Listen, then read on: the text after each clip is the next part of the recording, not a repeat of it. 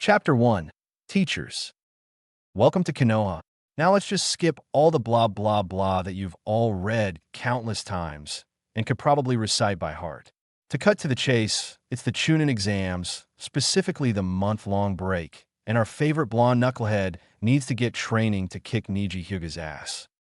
We find said blonde at the hospital since he wanted to check in on his friends before getting to training. What he doesn't know is that things are about to change rapidly for him, and his dream of becoming Hokage is going to be much more believable than anyone could imagine. Konoha Hospital, just after the preliminaries, day 1 of the month training. Naruto calmly walked into the hospital despite having no love whatsoever for the place. It wasn't that the doctors didn't do their job whenever he was here, or even the indifference they usually showed him. It was the smell and feel of the place. It reeked of disinfectant and death, while feeling like several people were still there even after their bodies passed. Shaking those thoughts away, Naruto entered and was only mildly surprised to see his supposed teacher, Kakashi Hitaki, there. Already guessing he was there for Naruto's teammate, Sasuke Uchiha, Naruto was merely going to greet him and check on the others. "Hey Kakashi-sensei," Naruto stated before being rudely interrupted by the man. "Sorry, Naruto, but I'm going to be training Sasuke during the month. However, I've gotten Ebisu to train you," Kakashi stated, not even looking up from his book, which was causing the nurses to twitch their eyes badly. Said instructor came over to the two while giving a nod to Naruto, and Naruto merely raised an eyebrow. Yeah, I wasn't going to ask you for training Kakashi. I was just saying hi. As for Ebisu training me, I mean no offense, but you're a sensor and tracking specialist, and I'm not suited really for either of those. Because of that, I'll have to decline training with you and see about one of the other Jonin or Chūnin for training since my so-called teacher couldn't bother to find me someone that suits my way of fighting. Although, do say hi to Konohamaru for me," Naruto stated, making Kakashi frown and Ebisu to nod with a smile before Naruto walked off to the patient rooms. Ebisu merely chuckled. "You're making a mistake not training that boy, Kakashi," Ebisu stated with his chuckle still going. Kakashi merely frowned. "Why? He's got no talent when compared to Sasuke," Kakashi stated, making Ebisu laugh loudly. "No talent? Kakashi, you're more blind than your handicap suggests. Not only does that boy have more energy and chakra than a quarter of our Jonin roster put together, but at the young age of 14, he could do both variants of the Shadow Clone Jutsu flawlessly. Jutsu, I remind you, that he learned by himself with no instruction or supervision. A Jonin and Kage level technique, and he performs them flawlessly. On top of that, he's an Uzumaki, and I can guess who his parents were just based on that alone. All that means he has more potential than possibly anyone else in the village, and that's without his tenant being a factor. If all that doesn't show his potential, then you truly are blind," Ebisu stated, making Kakashi frown heavily. "That brat is weak and will never live up to his parents or Sasuke," Kakashi stated, making Ebisu frown, but it was someone else that spoke. "Is that so?" A voice stated, making them turn and widen their eyes at the sight of the person. "I think the Hokage would be interested to hear just what your opinion of my godson is," the voice stated with authority while showing his displeasure by grabbing Kakashi by the shoulder. Hard. "Why wait, that's not what I meant." Kakashi tried to plead lamely, but the person wasn't having any of it. "Tell it to Sensei," the voice stated before disappearing with Kakashi, while Ebisu Mary released a sigh of relief, thankful that his opinion of Naruto had shifted after the incident with Konohamaru. After meeting Naruto, Konohamaru had gotten serious about training and had been progressing well. Granted, there were still times of him skipping out on lessons, but Naruto had helped Ebisu realize that Konohamaru had the right to enjoy his childhood before he was forced to grow up when he became a ninja. Ebisu would be a bit relaxed for now, but when the boy became Jonin, then he was going to become a teacher that would help mold Konohamaru into being a Hokage that surpassed his grandfather. Maybe Naruto would be both of those too. Training Ground 3. Later on, Naruto was doing some simple stretches while waiting for someone. After visiting a sleeping Hinata, a stubborn Lee, and a happily eating Choji in the hospital, Naruto was approached by an Umbu, informing him that someone approached the Hokage about training him for the month and to meet him at this training field. So now here he was waiting and hoping the person in question wasn't going to be a lazy ass like Kakashi was. He got his answer as a man walked in looking like a kabuki performer and the kanji for oil on his headplate. The man merely walked up to Naruto and stared down at him, looking him over. Well, you're nothing overly impressive at first glance, but neither was my last student. The man stated, making Naruto's eye twitch. I'm Jiraiya of the Three Sannin. I'll be training you for the month, and depending on how you do in the exams, I may become your permanent teacher. The now named Jiraiya stated, making Naruto blink. No offense, but are you a more offense-oriented fighter? I'm not really a huge tactician, defensive, or outmaneuver kind of fighter. My policy has always been a good offense is more useful than a good defense. Oh, and if you know anything about seals, could you check my seal? Your former snake teammate did something to it. Naruto stated since he didn't want his or Jiraiya's time wasted if Jiraiya's skill sets weren't going to match up to Naruto's style, and he wanted to remove whatever the snake did since his control fell out of whack.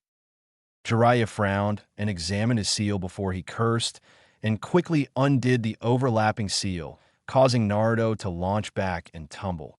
Son of a bitch. I'm gonna kick your ass, you gray-haired bastard. Naruto shouted as he got up only to pause at the face of Jiraiya, struggling to hold back some laughs.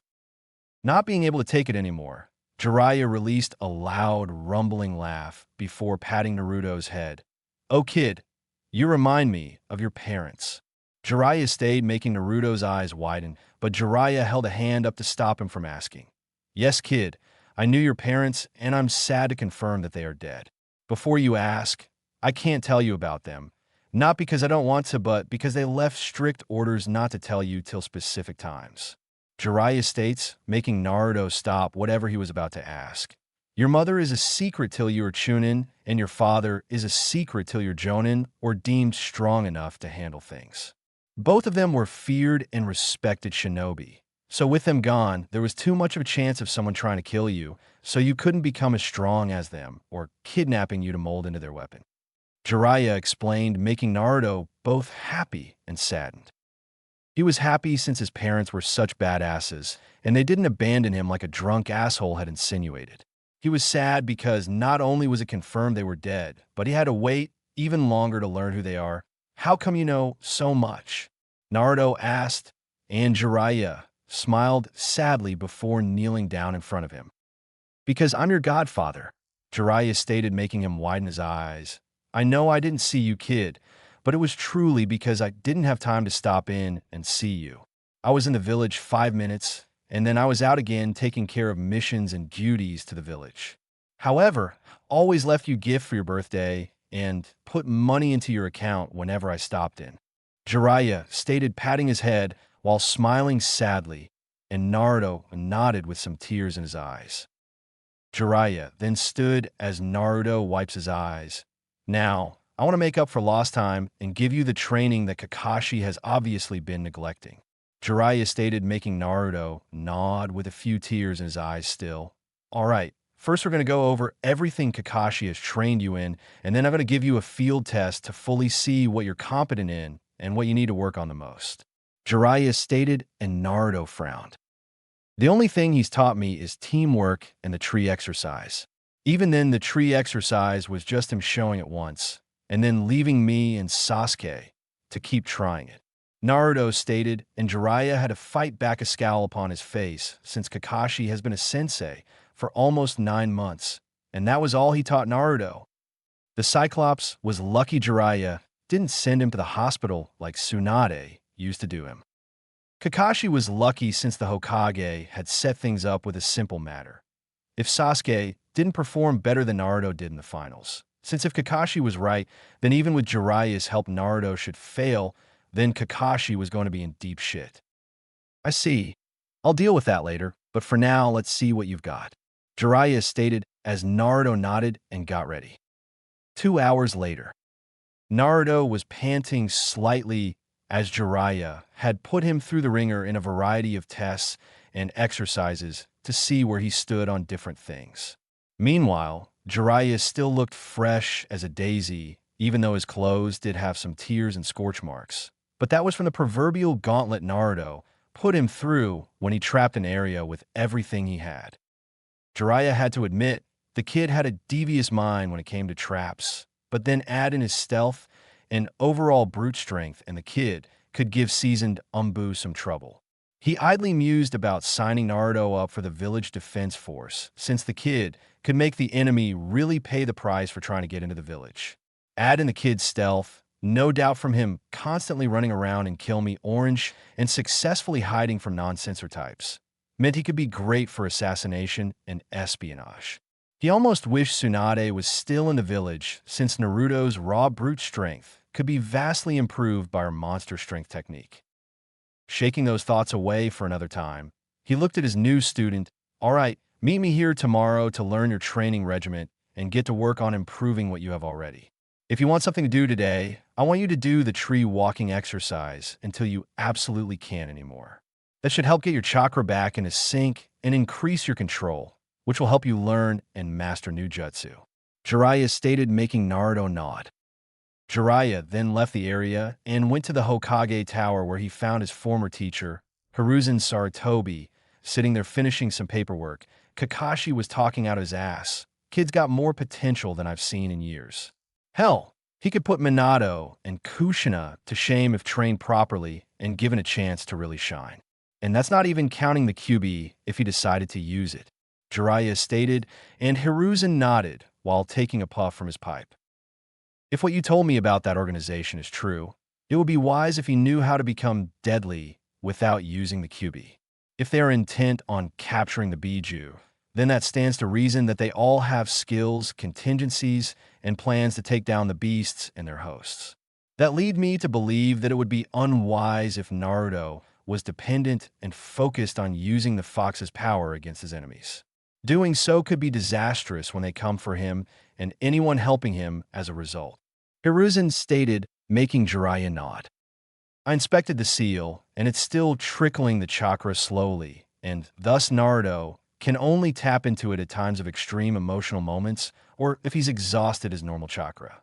Maybe when he's older, I'll help him start tapping into the QB's power. But for right now, I think the tighter the seal, the better in this case, since it will be harder for anyone to interfere with the QB, though that could also alienate the fox and the kid from each other. From what my sources in Kyumo told me, their eight-tailed host has complete control and synchronization with their Biju. That means he has access to all the abilities his Biju does and can even turn into the Biju without succumbing to its rage or base instincts," Jiraiya stated, making Hiruzen nod. "Do what you can, Jiraiya. Get Naruto into top form as a ninja, and then worry about him as a Jinchuriki.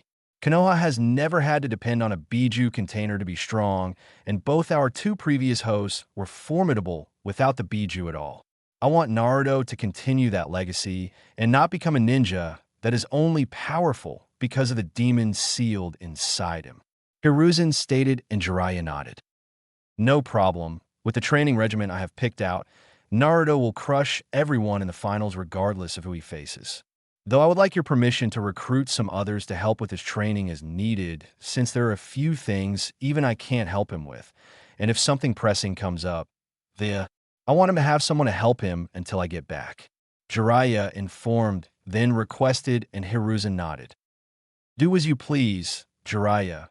Anyone is free to train Naruto, so long as there is no conflict of interest and it doesn't interfere in their normal duties," Hiruzen stated, making Jiraiya nod before he left to check in on some people he knew could help push Naruto in the right direction. Hiruzen merely leaned back, smoking his pipe, while thinking on the blonde bundle of energy that was Naruto Uzumaki.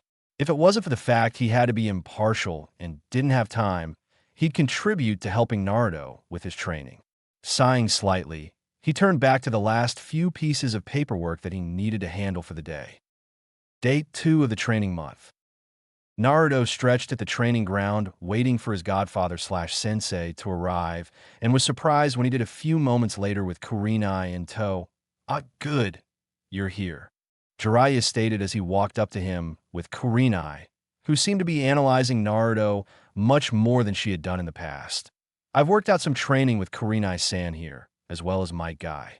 However, any of the training won't take place till the second week, as I want to drill you in chakra control exercises, as well as finding your elemental affinity and getting your schedule set up for the following 3 weeks. Kurenai here can help you with chakra control, as she has to have near perfect control to use her variety of jinjutsu. She'll also be helping you with breaking, escaping, and even casting jinjutsu, since there are some jinjutsu that just require you to overwhelm your opponent's chakra, which you can do easily. Jiraiya informed, making Naruto nod before thanking Kurenai, who merely smiled and nodded. Jiraiya then produced a slip of paper. Okay, what you've got to do is channel chakra into this paper, and the results will tell us your affinity. Depending on the results, I can train you or find someone who can train you in your affinity since, while I know the basic steps for each affinity, it's always better to have someone who's done what you'll be doing. Jiraiya stated, handing Naruto the paper, and waited for the results. Said results were surprising since the paper was cut into confetti, with a majority of the pieces becoming soaked and the rest crumpling up. Jiraiya and Kurenai were of course stunned, since it was extremely rare for a person to have 3 affinities right off the bat.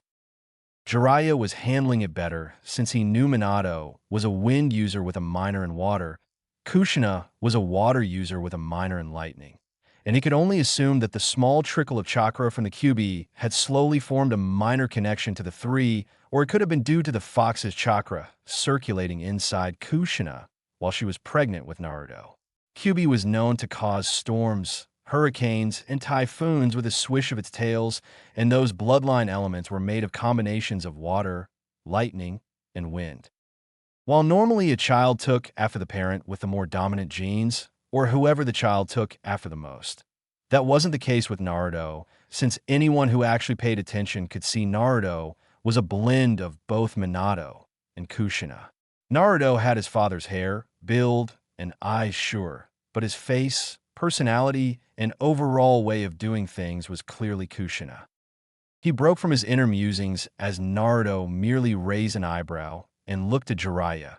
Well then, looks like you have a high affinity for wind with a lesser for water and lightning. Under normal circumstances, I would try to have you learn all 3, but for this month, we'll focus on the wind affinity since it will be the easier of the 3. If you show good progression in that, then I'll be able to help you with the other 2. Jiraiya informed, and Naruto nodded, since he had no idea how the affinities worked. Good. Now I need to go talk to someone that I know could help you with the wind affinity. While I'm gone, Kurenai here will begin your work with chakra control and jinjutsu, and I expect you to be doing the work and not complain about getting cool jutsu.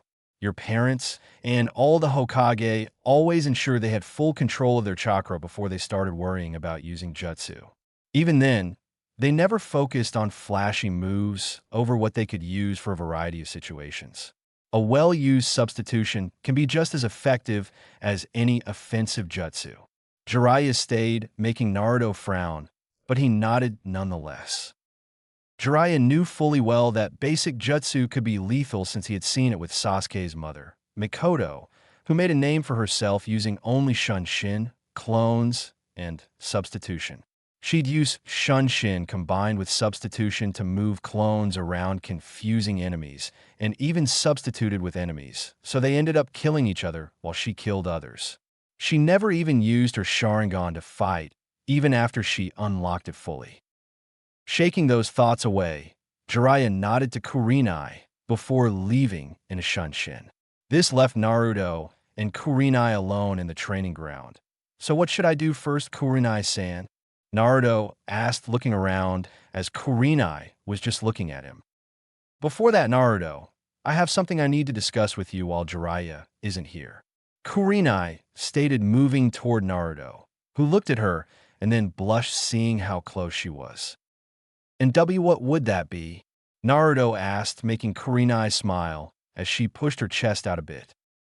Well, I'm sure you recall how Neji treated Hinata in the prelims, correct? Kurenai asked, and then smiled slightly as Naruto stopped blushing and grew both serious and angry. Kurenai continued when he nodded. Well, I happen to care about Hinata as if she was my daughter, and I'm pissed at what Niji did. However, there's nothing that can be done due to the rules and vouchers signed at the Forest of Death. Kurenai stated, and Naruto nodded. Okay, and what does that have to do with me? Naruto asked, and Kurenai smiled. Simple. While I can't do anything, you are not barred for such an action. Kurenai stated, making Naruto raise his eyebrows. Yes, with you as his opponent, he can pay, though Hinata still wants to have him forgiven because she loves her family.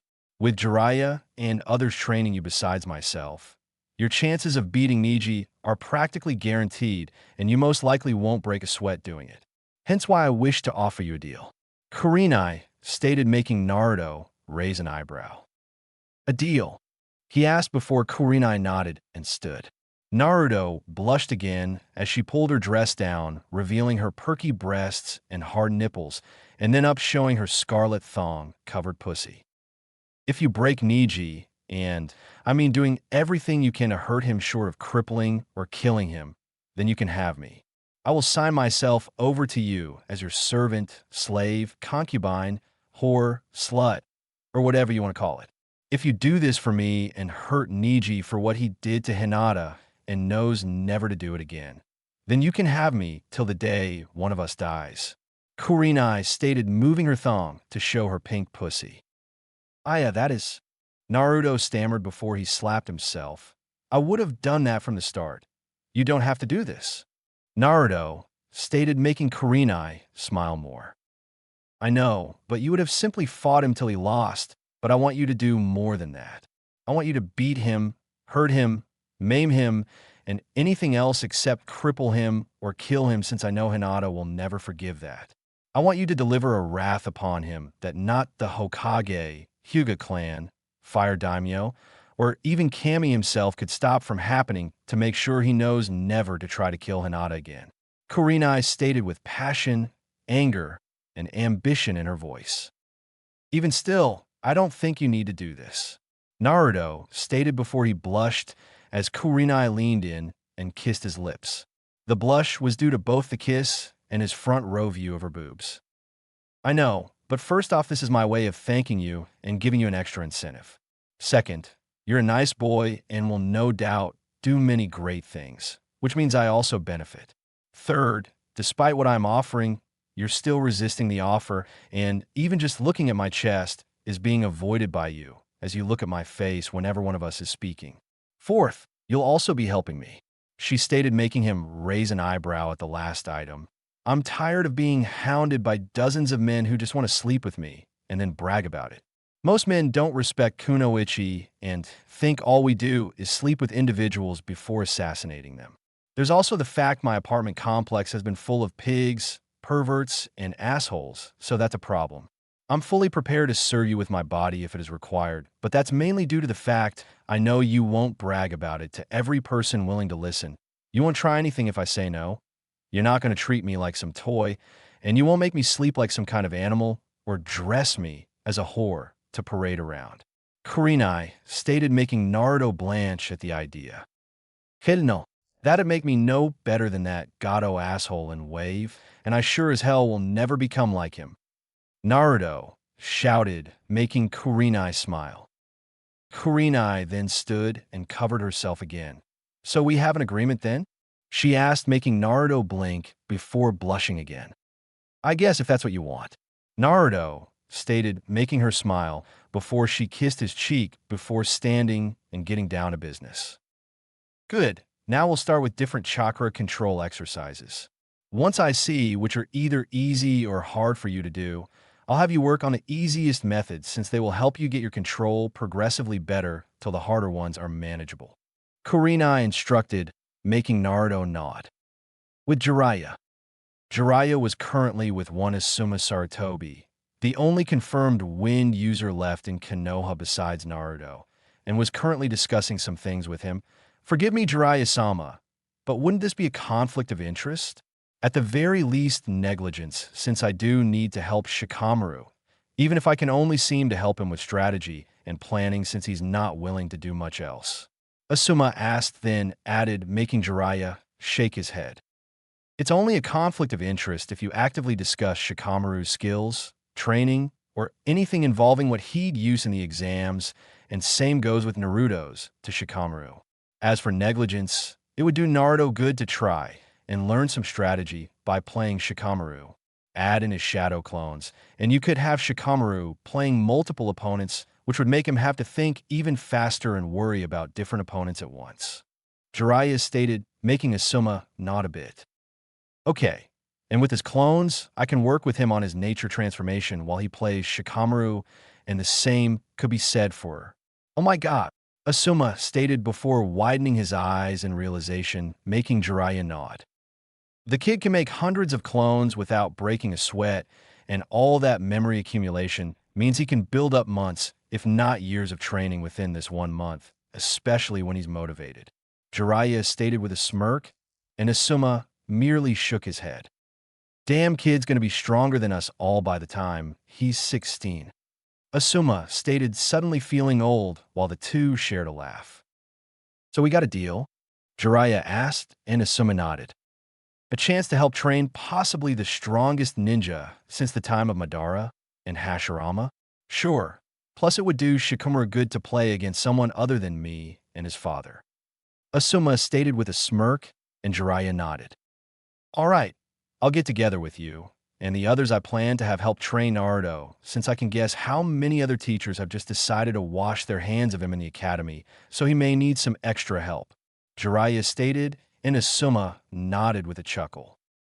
If it were any other kid, I'd say you were trying to work him to death. However, considering his boundless energy and massive reserves, I think it would be easy to whip him into shape. We just have to get through his impatience and need to be doing something constantly. Asuma stated with a chuckle, making Jiraiya nod and chuckle as well. I have to ask though, do you plan on training him with it? Asuma asked, wanting to know ahead of time, so he could have others stand down if the chakra from Kyuubi was ever felt. No, aside from the fact he's too inexperienced to truly use it, circumstances have made it clear to both myself and Sensei that it wouldn't be wise. Konoha has never had to rely on Jinchuriki, and we shouldn't start, especially with the fact there are rumors about a group looking to find and possibly collect all the Biju for themselves. This leads Sensei and I to believe they have to have a means or plan for each Biju to bring them down and capture them. Jiraiya stated, knowing Asuma would hear about this sooner or later from Hiruzen, since Asuma was technically an Umbu. He just wasn't given the rank due to the fact he already had a huge reputation after guarding the Fire Daimyo and being Hiruzen's son. Asuma nodded with a frown. That just means I have to train the kid into the ground even harder to make sure his skills are up to par with everything that he'll be facing. Asuma stated, making Jiraiya laugh. He'd probably want that of you regardless. The kid is motivated to train, he just needs the guidance to understand why he needs to be doing the training. Something I'm sure Kakashi neglected entirely. Jiraiya stated before becoming angered at the end, and Asuma frowned. We all warned him, Jiraiya, but he wouldn't listen. He was too obsessed with training Sasuke to care about his other students at times, and he had no faith in Sakura or Naruto's abilities to be ninja. Asuma stated, and Jiraiya nodded. I know, Kakashi has already been handled, and depending on how his two students do in the finals will result in his punishment. Considering what I've been setting up for Naruto, Kakashi will get what is coming to him, and hard. Jiraiya stated in a no-nonsense tone, and Asuma nodded, already guessing how much shit Kakashi will be in when his screw-up is shown. Back with Naruto. Naruto was currently standing upside down on a tree branch with a leaf stuck to his forehead, while several clones were spinning multiple leaves on their palms. Another group was water walking, another was running up and down trees, and still another group was spinning kunai on their fingertips. Kurenai knew fully well that shadow clones couldn't be used as effectively for chakra control, or rather she knew that was the belief many had. Because he distributed his chakra evenly, the clones would then work on controlling their smaller amount of chakra. Then the combined control would go back to the original. The overall control would increase as time went on. It wasn't as fast as other training could be with shadow clones, but it was still faster than doing the exercises normally. If nothing else, his skill doing the exercise would increase, thus allowing him to use the exercises easier. If he could use the exercises easier, then he could maintain his control better and begin reigning in all that chakra he had. In another hour, Kurenai planned to have him try some different jinjutsu to see what his level of control fully was, and then go from there. She broke from her musings as Jiraiya returned. "How's he doing?" Jiraiya asked, seeing the different clones doing exercises. "Better. He struggled with a couple, but he had water walking down on his first try. The kunai spinning is also going better, while I increased the difficulty of the leaf spinning and then combined the leaf sticking and tree climbing exercises for him." Kurenai stated, making Jiraiya nod, since if this was kept up, then he'd have enough control to handle the Rasengan and other jutsu easily before the month was out. "Good. I'll leave him with you today to keep this up along with any jinjutsu training you think he's ready for. I need to get some supplies and some information that I can use to help him both in his physical training and with his chakra control. I don't know how long it will take, but it shouldn't be any longer than a good portion of today," Jiraiya stated, and Kurenai nodded. "I'm not working with Shino on anything until next week, since he wants to get better control of his bugs by learning with his father and clan. Even then, we are only working on helping his bugs be better immune to jinjutsu, and me helping him achieve better chakra control," Kurenai stated, while Jiraiya held back a frown, since from what he was hearing, many of the clan heirs only knew their clan techniques and knew nothing outside of it. If another war broke out, then they'd get slaughtered, since numerous shinobi had found ways to counteract the skills each clan possessed and kill said clan members. Hopefully them seeing Naruto's soon-to-be wide arsenal of skills would motivate them to branch out. Day 3 of training. Naruto stood in front of Jiraiya, again only this time without his jacket and shirt, while more of his clones were doing the chakra exercises. Jiraiya was sitting right now, while having some ink and brushes handy along with some armbands, leg bands, and a waistband. "All right, I'm going to need you to stay still while I do this. The seals I'm going to put on you will help with your training and with your control. The first seal are gravity seals, which will make your body feel heavier the higher the setting, while the second seal will lock your chakra to your body and strength. What this means is if you don't have your physical power balanced with your chakra completely, then you'll not be able to move. This will increase your concentration and how well you regulate your chakra. Granted, I'm not making it as strict as it should be, since you have some work to do before your physical power is as good as your chakra, but it will still work. On top of that, you'll also be wearing these bands that have weight seals on them to push your body even further," Jiraiya stated as he began drawing the seals on Naruto, who was doing his best to wait patiently till Jiraiya was done. Naruto then put the bands on just as Jiraiya activated the seals, making him grunt as his arms and legs locked together, and he fell face first in the ground with a loud thud. The gravity seals are set at ×3 gravity, and the weight seals are set at 100 pounds apiece. Since muscles get stronger through tearing and healing, you can adapt to this much faster thanks to the QB healing you, meaning you could do this even faster than the other training regiments with the clones.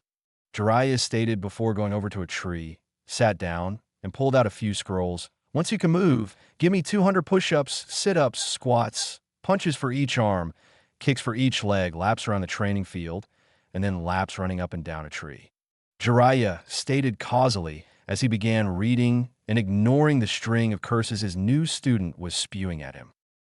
A few hours later had Jiraiya looking up and widened his eyes slightly to see Naruto doing the punches while drenched in sweat. He also noticed a couple bottles of water empty beside him and was glad his student wasn't so hard-headed that he ignored his body's needs. Jiraiya mused that if he could get the physical items done by lunch, then he'd treat the kid to ramen, even if it would probably break his wallet. Sure, Naruto needed to eat other things, but if he was going to put this much effort and hard work into training, then Jiraiya could let the kid have his favorite food, even if it wasn't as healthy as it could be. Then again, there was veggie ramen as well as low-salt ramen, so that could be a way to start getting him to eat better. Shaking those thoughts away, Jiraiya returned to his reading concerning his various reports from spies, favors, and informants. The information concerning Suna mobilizing ninja was not something he liked since he knew the Wind Daimyo was slowly strangling the village economically. It was only worse based on the fact that Orochimaru was here, which meant that his former teammate could have swayed Suna to attacking Konoha since they were taking the Wind Daimyo's missions rather than Suna. Adding in the fact that Suna's own Jinchuriki was here, and it clear that Konoha needed to expect trouble. Jiraiya sighed slightly since he'd have to look into this personally, which meant he'd have to change up his plans for training Naruto and maybe have the others start pitching in sooner rather than later. It wasn't necessarily a bad thing. He just didn't want the kid feeling like he was being ditched again. He'd explain it to Naruto after the kid finished his physical exercises. Lunchtime. Jiraiya could honestly say he hadn't been too surprised by any of his students over his years teaching. Sure, Minato's ingenuity in creating his 2S-rank jutsu was astounding, but it was a small mention compared to the lack of surprise throughout his training otherwise. Naruto, however, had gone through the entire training regiment he had given him to help adapt to the change on his body. A regiment that Jiraiya hadn't honestly thought he'd complete, let alone by lunch. Yet, not only did he complete it, but he had actually added to it by adding handstand flips, back flips, front flips, cartwheels, and tree hopping to help ensure his agility matched his new weight and restriction. The tree hopping was the most impressive, since to do it one usually used a burst of chakra from the feet, which could throw off the balance of physical power and chakra. Right now, said blonde was eating the veggie ramen that Jiraiya had a clone pick up.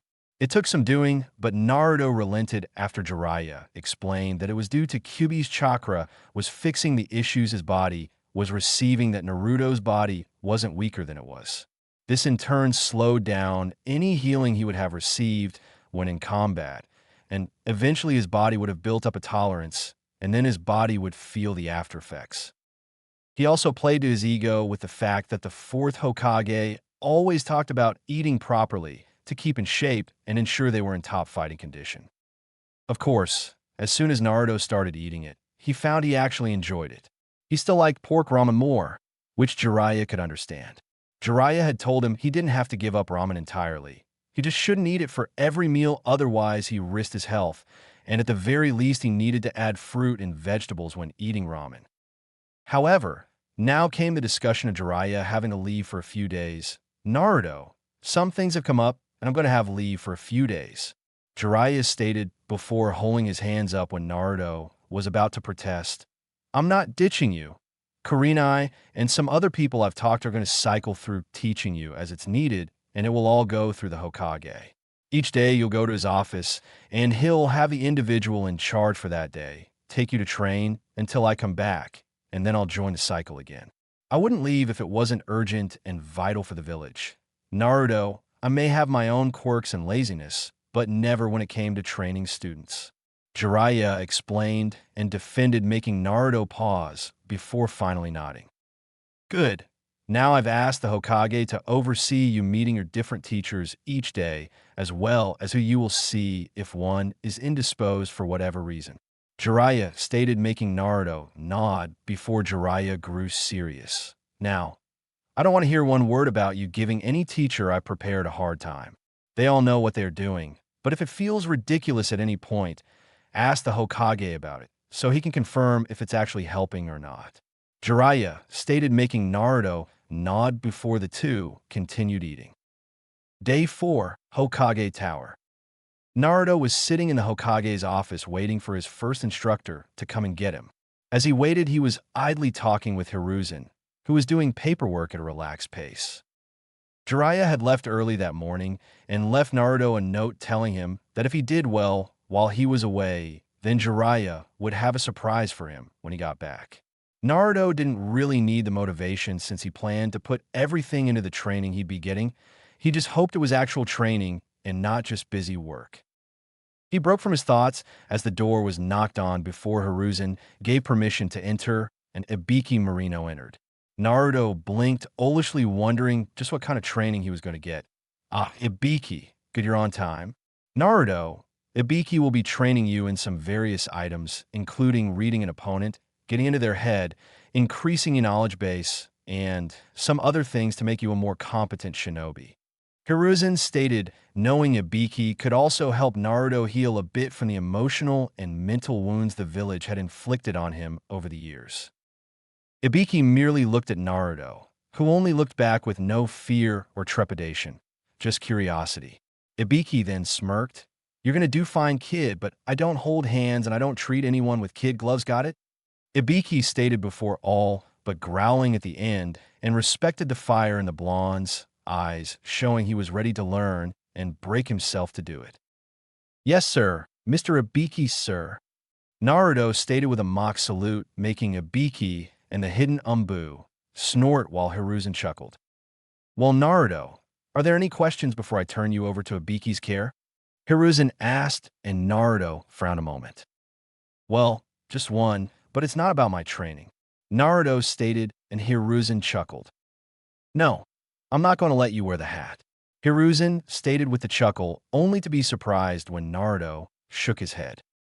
"No, that wasn't what I was going to ask," Naruto stated, wondering how he should ask his question. "Then what is it?" Ibiki asked, genuinely interested in the question. "Well, you two have piles of paperwork due to your positions, right?" Naruto asked, and they nodded.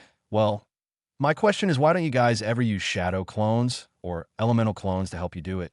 You guys could get hours worth of paperwork done in minutes." Naruto stated, making the two just look at him with a dead silence in the room. Even the Umbu were beyond their normal silence. Naruto was getting worried he said something wrong when he was engulfed in a hug by Hiruzen, who was crying, "Thank you." Hiruzen shouted in happiness while Ibiki was banging his head against a wall, calling himself a moron. Naruto was almost certain the Umbu were doing the same thing too. Naruto was a little disturbed at the fact the Hokage was hugging him and crying tears of happiness while doing so. Luckily, he didn't have to dwell on it much, because Ibiki spoke up. "Yes, well, I'll be taking him now, Hokage-sama," Ibiki stated before leading Naruto outside the office.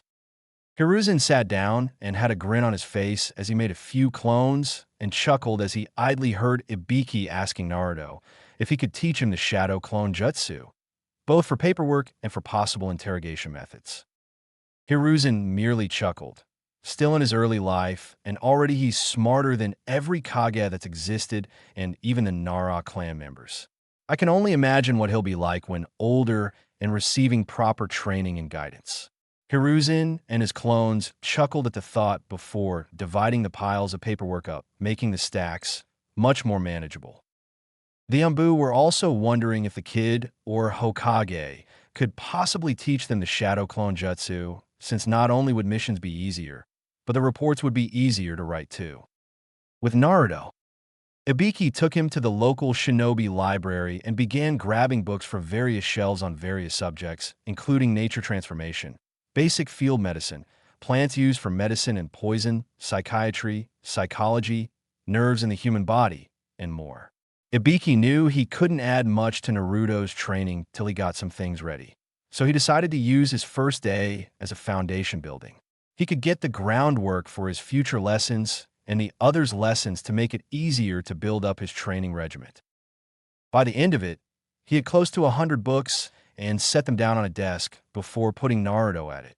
"Now, I want you to read every single one of these books. I don't care if you use shadow clones or not, but I want you to read these, and then I'm going to quiz you on them. If you fail, you'll have to read them all over again and again until you pass." Ibiki stated having been informed that Kurenai told Naruto about the shadow clones transferring memories when they dispersed and helping with training. Naruto grimaced since he didn't like reading much. "All right, but Jiraiya-sensei mentioned once, I'm more of a practical learner than a theoretical one," Naruto stated, making Ibiki smirk since he knew a few people like that. "I know, but trust me, having a handle on this information can help you in a lot of situations. Plus, the Nature Transformation book will help you get a grasp on things for when you start elemental training. My old teammates were the same way with learning, and it took some time, but they started becoming more into reading books if for no other reason than it gave them ideas for new attacks and methods of fighting." Ibiki stated, making Naruto nod a bit, before he quickly called a clone for each book and took one himself and began reading. Ibiki was about to go look up some old report books since he wanted to check some information on a few places and people, but paused as a thought occurred to him. Naruto, don't dispel all your clones at once. The backlash of information will either cause you to pass out or at the least give you a serious migraine. Ibiki stated, making the Naruto's nod before Ibiki went looking for the items he wanted. Hours later, Ibiki had been patient with Naruto, knowing that when dealing with an impatient person, being impatient was not the way to go. He had done well the first quiz and that he got 12 questions right before he had to read again. By the end of it, Naruto only had to read the books 3 times before he got through the quiz completely. It was actually impressive, since most would need to read all those books 4 or even 5 times before they could get through half the questions. He was also pleased to see Naruto send a few clones to look for more books to read, while Naruto himself stayed with Ibiki. Alright, you've got a grasp of the different basic knowledges and some of the advanced. Now it's time for some practical work. Ibiki stated before he produced a stack of 5 folders. These are reports and analyses on 5 different ninja within the village that I know for a fact that you've met. Ibiki stated and Naruto frowned. But just because I've met them doesn't mean I know them well enough to know who this is. Naruto stated and Ibiki smirked. Tough. In the field, you can't get to know your opponents through talking casually and the like. You'll have to analyze their behavior, speech patterns, actions, and anything else you can see, hear, feel, and so on. At the best of times, we can have a basic profile of an enemy, and you will have to go off of that alone, such as any entries in the bingo books. Being able to get inside your opponent's head, knowing what they will do before even they do, being able to essentially control your opponent by making them act how you want them to, all of this can be used to your advantage. Ibiki stated and Naruto nodded slowly. Good. Now, your job is to read through and see if you can decipher who each one is and then defend your choice against me. I will do everything I can to convince you that you're wrong, even if I know for a fact that you are right. You have to get the argument in your favor and stay there. Ibiki stated, and Naruto nodded before taking one of the folders and began reading it. Subject exhibits a wild personality to cover pain from a betrayal. Regularly acts wild, crazy, and impulsive to cover the pain of loneliness, and wears clothing that draws attention, whether negative or positive. Competent in shinobi work. Subject tends to enjoy work a bit more than usually seen, and if not for the few friends a subject has, it could be a sign of mentally unraveling. That was part of the profile as Naruto kept reading while mentally going over who he could have met that fit this profile. He noted that he fit a part of it, but the only person he could even remotely think of that fit this kind of thing was second Proctor Anko Mitarashi. He didn't know much about her, but if his read from this profile was correct, then he and her were similar in a few ways. Setting aside the current folder, he went to the next and read it over. Ibiki suppressed a smirk at that, since it meant Naruto had an idea of who was in that first file, but wanted to read the others to help raise his chances of being right. Identifying any of the folders was one less person he had to consider for the others. The drawback was that if he was wrong on any of them, then he'd discount someone who very well could fit perfectly. Ibiki was honestly curious about how he'd do. Day 5. Naruto sat in the Hokage's office waiting for his next teacher to come in. Yesterday had been eventful since Naruto had gotten into some heated debates/arguments with Ibiki over who the first 4 profiles belonged to: Anko, Guy, Hiruzen, and Kurenai. The biggest came when Naruto argued that the last file was Ibiki's own, and Ibiki stood his ground in the argument to the point of threatening Naruto with being disqualified from the Chūnin exams and being sent back to the academy if he didn't stop. However, Naruto persevered and called his bluff since he'd need the Hokage's approval for that, and Naruto hadn't done anything wrong and had done just as he was instructed to. Consequences he damned. Ibiki could honestly say he'd never had anyone tell him to go fuck himself, and actually mean it entirely. It had made him laugh when he told Naruto he had passed another test, since he couldn't just go about being told he is wrong and just accepting it and seeing through deception, no matter how much it could be risky to disbelieve it. Ibiki did warn about doing such a thing to the Hokage, but Naruto also had to understand even people in a position of power can be wrong. However, proving them wrong could be just as dangerous as letting them simply be wrong. If lives were endangered, then he should speak up, but he had to be ready to accept the consequences of such an action. Naruto understood, and from there Ibiki began picking his brain on different ways to torture someone. He didn't like doing it, but there were missions where interrogation was needed and not planned. Naruto recalled the demon brothers and even the two thugs that went to kidnap Tsunami. If he had interrogated the latter two, then he could have learned that Gato was going to betray Zabuza, and thus he and Haku could have lived. Naruto shook those depressing thoughts away since it wasn't going to do him or anyone else any good to dwell in the past. Who would voluntarily do that? A certain Cyclops, large-breasted gambler, fate-believing asshole, and half of IW suddenly sneezed violently while wondering who was talking about them. Anyway, Naruto had helped Ibiki as much as he could, including some simple things that Ibiki was surprised they had overlooked. By the end of it, Ibiki had offered him a place in the T/I department if he ever wanted to vent or maybe even improve his psychological and interrogation skills. Ibiki did inform him he'd be getting a practical lesson in using it once he cleared some things with the Hokage. Naruto wasn't sure if he should be excited or worried about testing out these kinds of skills. At the here and now, he broke from his musings as the door opened and in walked Asuma Sarutobi. "Hey Dad, I'm here for the kid to train." Asuma stated to Hiruzen, who nodded and motioned Naruto to go with him. Naruto complied and followed Asuma as they went to the Nara household and found Shikamaru laying back looking at the clouds while 3 shogi boards were set up near him. When they got close, Shikamaru looked to them and raised an eyebrow at seeing Naruto. "Hey Naruto, hey Asuma-sensei, what's up?" Shikamaru asked with a yawn, making the two chuckle. "Well, I'm helping Naruto with some training during the month and figured it would do you both some good if you and he played shogi together. Naruto needs to learn some patience and strategy, while you could use a new opponent, especially one that is unpredictable like Naruto. So while I'm training him via his clones, you'll be playing him in 2 of his clones, as it will let you learn to keep multiple strategies in play and beat more than one enemy at once." Asuma stated, making Shikamaru look surprised, while Naruto merely shrugged and made a batch of 102 clones. This surprised Asuma while shocking Shikamaru. This is the same Naruto that couldn't make 2 normal clones? Shikamaru thought incredulously since he could tell that the clones Naruto used weren't normal ones. That was evidenced against Kiba when the clones could actually hit him and not just phase through him. He decided not to dwell on it too much since it would prove troublesome, and Naruto normally was troublesome enough without adding more to it. Asuma merely shook his head in amusement. "Well, come on, you lot. Let's get to work." Asuma stayed as he led 100 clones to a different area to train in wind release. Naruto and the 2 remaining clones shrugged before each sat at a different board with Shikamaru in the middle of the 3 with one on his left, one on his right, and one in front of him. "You'll have to help me out a little at first. I've never played." Naruto stated, making Shikamaru shrug before they started playing.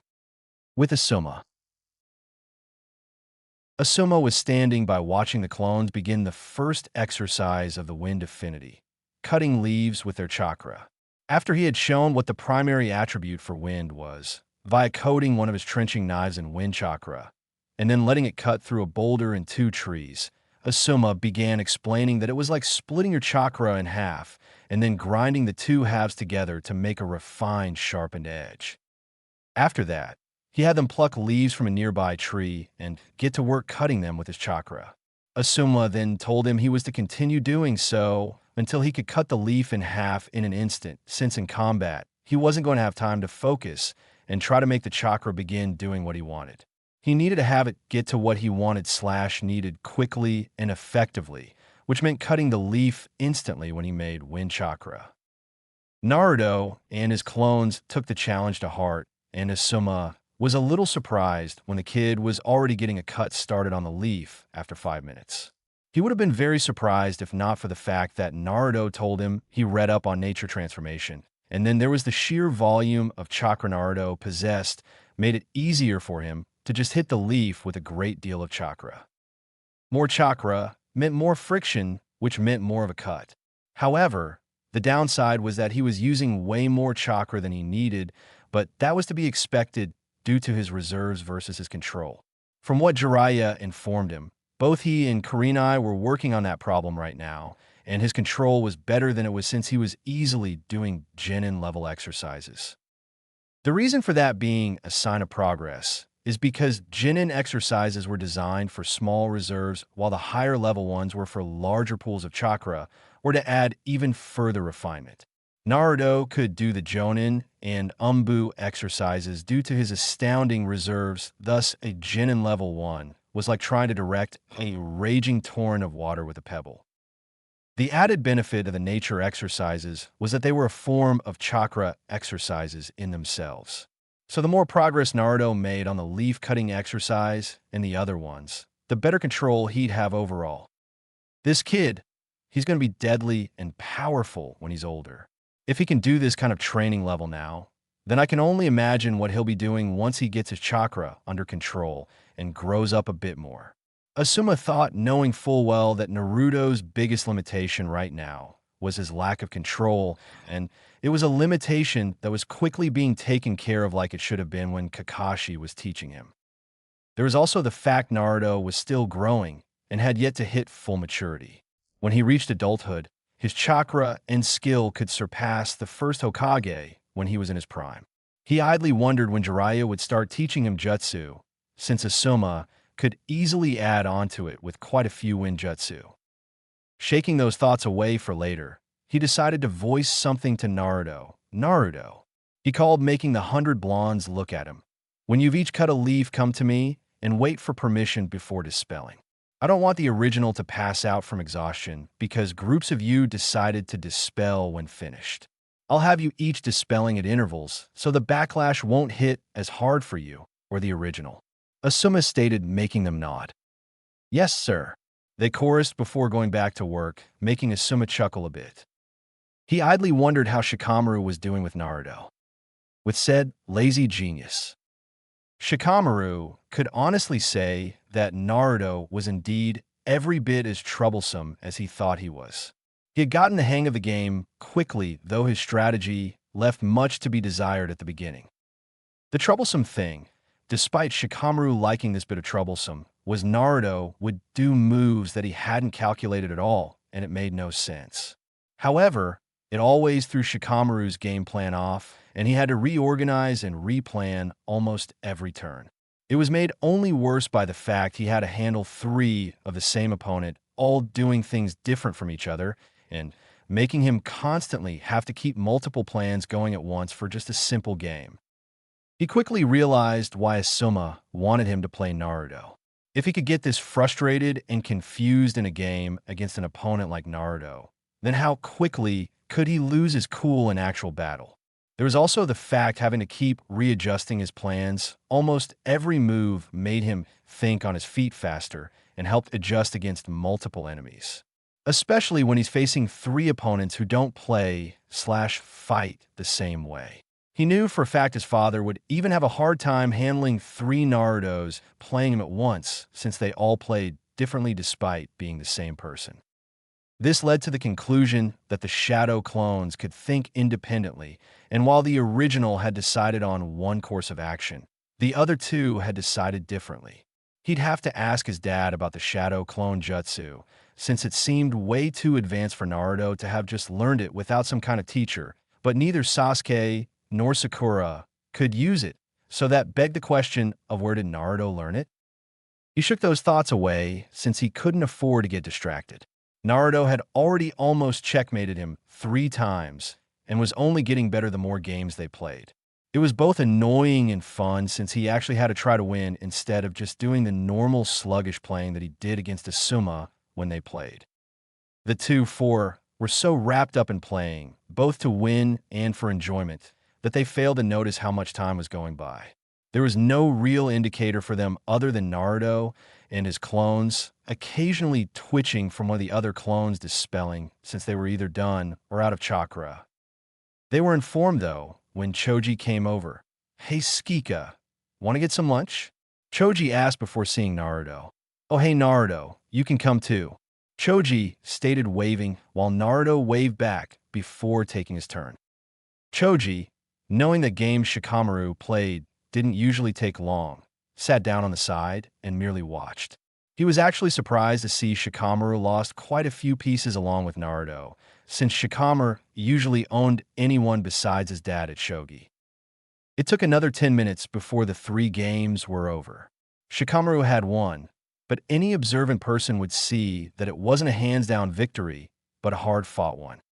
With that said and done, though, Naruto had his 2 clones pop and then waited a moment before some of his other clones popped. "Asuma will be here in a minute. He's just managing my clones into groups to dispel before coming here," Naruto stated, making Shikamaru shrug and Choji to be confused. "Asuma is helping me with some training for the month, so I sent a batch of clones with him to train while I played Shikamaru," Naruto elaborated, making Choji blink. "What good does sending the clones do?" Choji asked, and Naruto smiled. "Because the shadow clones are solid. Whatever they learn or experience, I get the memories of. Thus, using them, I can cut training time down quite a bit, depending on how many clones I have doing the training," Naruto explained, making them widen their eyes. "Wow, that sounds handy. Do you think you could teach me?"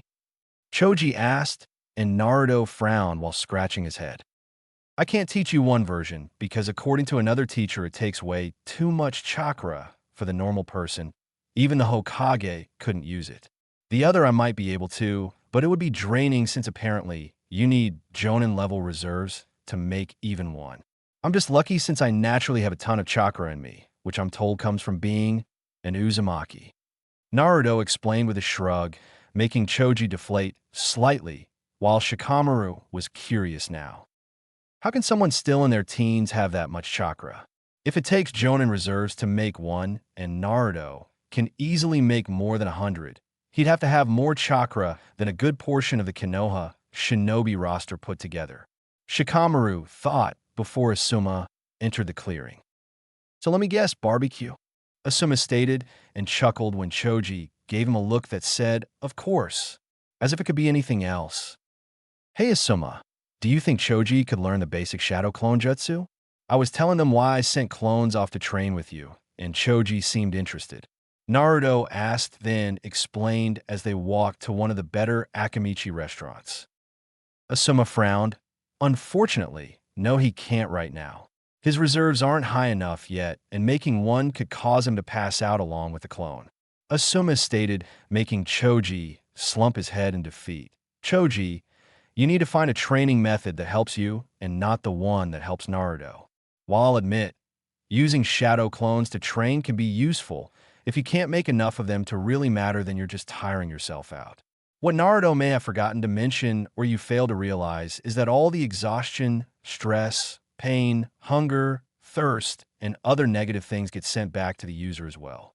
Naruto can take it better since he has stamina and endurance in spades, since as you've seen, he can outlast and outrun Umbu when needed. If Naruto wasn't the way he was, no one would let him train like he is," Asuma explained, and reason making Choji frown and nod. "Okay, though still it would be cool to do that, even if it's just for during really hard training. Being able to cut the time down for it would be awesome. Though I think Shikamaru would just end up playing shogi with his clones or watching the clouds with someone who can sympathize with him fully." Choji stages with a chuckle, while Shikamaru honestly didn't think that idea was all bad. He'd never do it, of course. It'd be too much work to get his reserves high enough that he could make a clone. Arriving at the restaurant, the 4 saw Ino already at a table relaxing and raised her eyebrow at seeing Naruto. "Naruto, what are you doing here? Shouldn't you be with your own sensei and teammates?" Ino asked, and Naruto shrugged. "Kakashi ditched me and Sakura to train Sasuke, so I found a different teacher, and I haven't seen or heard from Sakura since the end of the prelims, so I assumed she was busy with her parents or hanging out with you. My other teacher had to handle a mission, so he asked a couple others to help out. Today was Asuma's turn, so I trained with him while playing Shikamaru and Shogi by using shadow clones. Naruto stated as they sat down. Isn't that a conflict of interest or cheating? Ino asked with her eyes narrowed, and Naruto shook his head before Asuma could answer. No, it's only a conflict of interest if Asuma tells me or Shikamaru what the other is training in. And it's only cheating if I was spying or Shikamaru was spying on the training. Since I was technically with Shikamaru helping the both of us with strategy and patience, and Asuma isn't telling either of us what the other is doing when we aren't together, there's no issue. If Shikamaru or I choose to tell the other what we are training in, then it's our own fault if it is used against us later.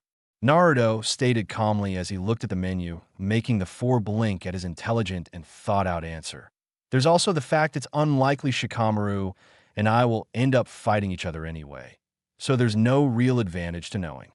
Naruto stated, making Choji and Ino raise their eyebrows in curiosity. Why's that? Choji asked, and Naruto chuckled. Because for me to be in a position to face Shikamaru, I have to beat Neji, which I will, and then beat either Sasuke or Gaara. Though fighting Gaara is more likely because of Kakashi. For Shikamaru to be in a position to fight me, he'd have to beat either Temari or Dosu, and then beat either Kankuro or Shino. Since Shikamaru isn't that highly motivated, my guess is he'll have his first opponent in a spot to be defeated and then give up. The second most likely option is he beats the first opponent, just so you and others will give him a break about what he did for the month, and then give up against the next opponent. Naruto stated having improved his analytical skills by working with Ibiki and clones spamming his reading. It was also for this reason that his mind felt that he was missing something that he should have noticed, but he couldn't for the life of him think of what. He then looked back at the group and saw Ino and Choji blinking olishly at him. Wow, Naruto really has been working hard since the academy. Choji thought, seeing the change in his friend since their days causing mayhem at the academy. Ino was a different matter entirely. Is this really the same knucklehead that could barely get through the academy? When did he change so much? Ino thought while remembering her first surprise when he beat Kiba. Granted, it wasn't smooth or skillful, but Sasuke's wasn't either. Her second surprise came in him being so angry over what Neji did, and then even swearing a blood promise to win against him. It was both cool and kind of romantic when she thought about it. Shaking those thoughts away, they all gave their orders and just talked peacefully. As they ate, Naruto noticed Ino was barely eating anything. Ino, why aren't you actually eating? Naruto asked curiously, since both Jiraiya and the health books he read stated you needed a steady amount of food and nutrients to stay healthy and train. The males groaned slightly. Don't bother Naruto, we've all tried to talk her into eating more, and she won't listen. Asuma stated, making Ino puff her cheeks out and glare. Well, Naruto, I'm on a diet to lose some weight. She stated, only for Naruto to look at her in confusion. Why? You're not fat at all, and you can't get much skinnier without harming your body and taking away from how pretty you look now. Naruto stated, while making Ino blush a bit at the unintentional compliment.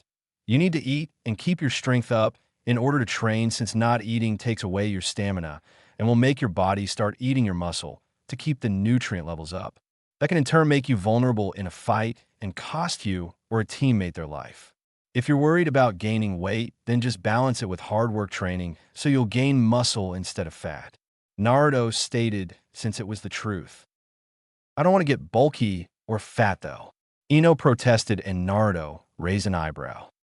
Have you seen any kunoichi that are bulky or fat? Naruto asked, and Ino opened her mouth before closing, since she really didn't see any kunoichi like that. Actually, all the kunoichi she had seen all had bodies she'd kill for and assets that would make any guy's head turn. Plus, they had skill and power to back up their womanly bodies instead of being scrawny or uptight like several civilian women were. See, if you're that worried about it, then why don't you ask some of the veteran kunoichi how they balance food and training? Like Kurenai Yuhi, Anko Mitarashi, or even your own mother. Then you'll have someone to give you advice and help you stay in shape without starving yourself. Naruto stated, making the other three males blink, wondering why the hell they hadn't tried that argument. Ino frowned in thought for a few minutes before she nodded. All right, I'll do that. Thanks, Naruto, she stated with a smile, which Naruto returned. Asuma merely smiled and shook his head. That kid does it again. Changes someone without fully realizing what he's done. And if my eyes aren't fooling me, I think my blonde student just gained a bit of crush on my temporary student. Asuma thought, while noticing Ino still having a bit of the blush Naruto caused earlier on her face. Asuma could only hope that Ino would take her training seriously now and not be at risk when they took harder missions in the future. Day 6. Naruto was once again within the Hokage office, only this time he had arrived even earlier than the previous 2 days. The reason why was because Hiruzen decided to do something to help Naruto by teaching him politics, economics, diplomacy, and some of the school subjects that Naruto was lacking in. He made a mental note to have a little sit-down with the different teachers of the academy. There was a strict policy of just letting a child go through the academy knowing they were struggling with some subjects and then doing nothing to correct it. He knew the head of the academy didn't have an issue with Naruto. The woman had been there a long time, including when the academy once taught the basics of sealing, so she knew fully well the difference between the item sealed and the item holding said seal.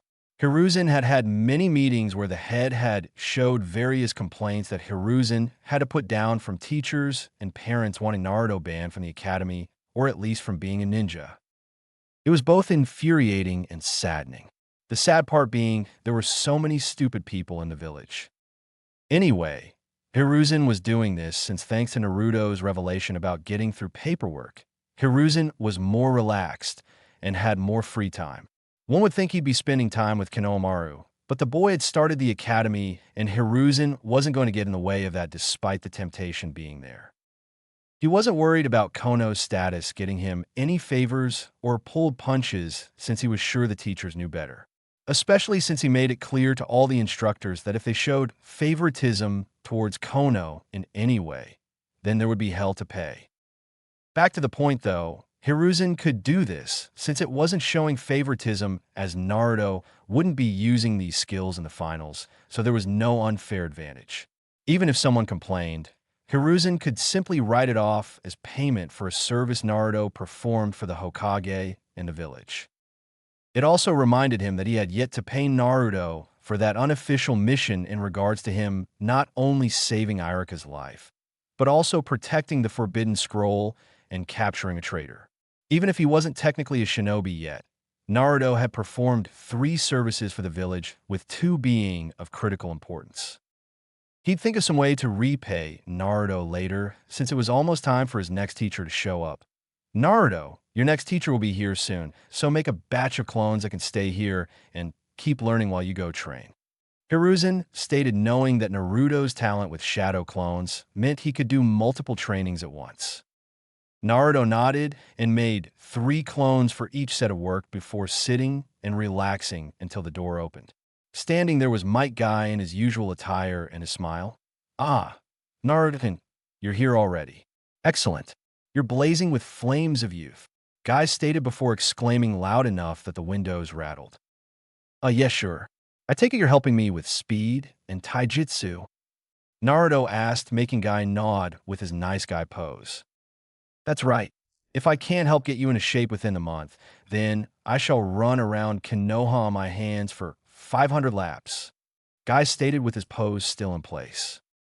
Whatever motivates you and makes you stronger, Guy-sensei, Naruto stated, making Guy smile further, if possible, before he led Naruto to the training ground he picked for this. Hiruzen merely watched them go with a foreboding feeling about him.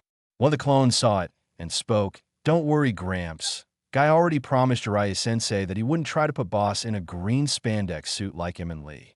The clone stayed, making Hiruzen sigh in relief before he turned to helping the clones. Training Field 52.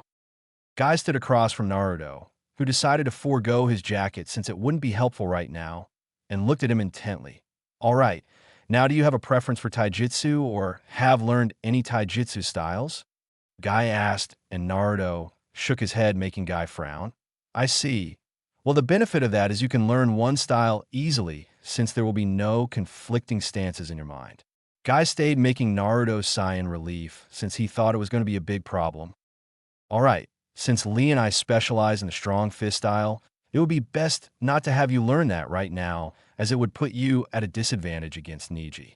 He's seen myself and Lee training and using it too many times for it to be fully effective.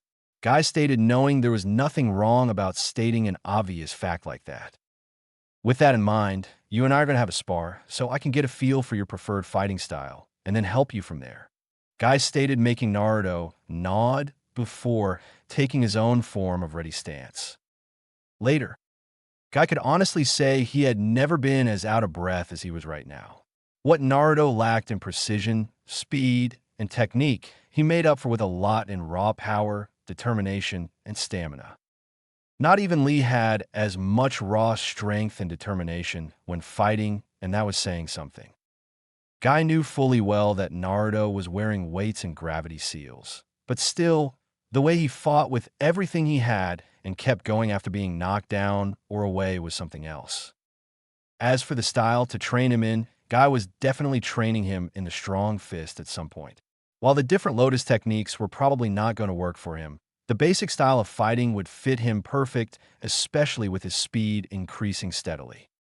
For now, though, there were a couple of styles that would fit Naruto, and one stuck out as the best option for him to increase his skill and help him in the long run. All right, Naruto, I've seen enough.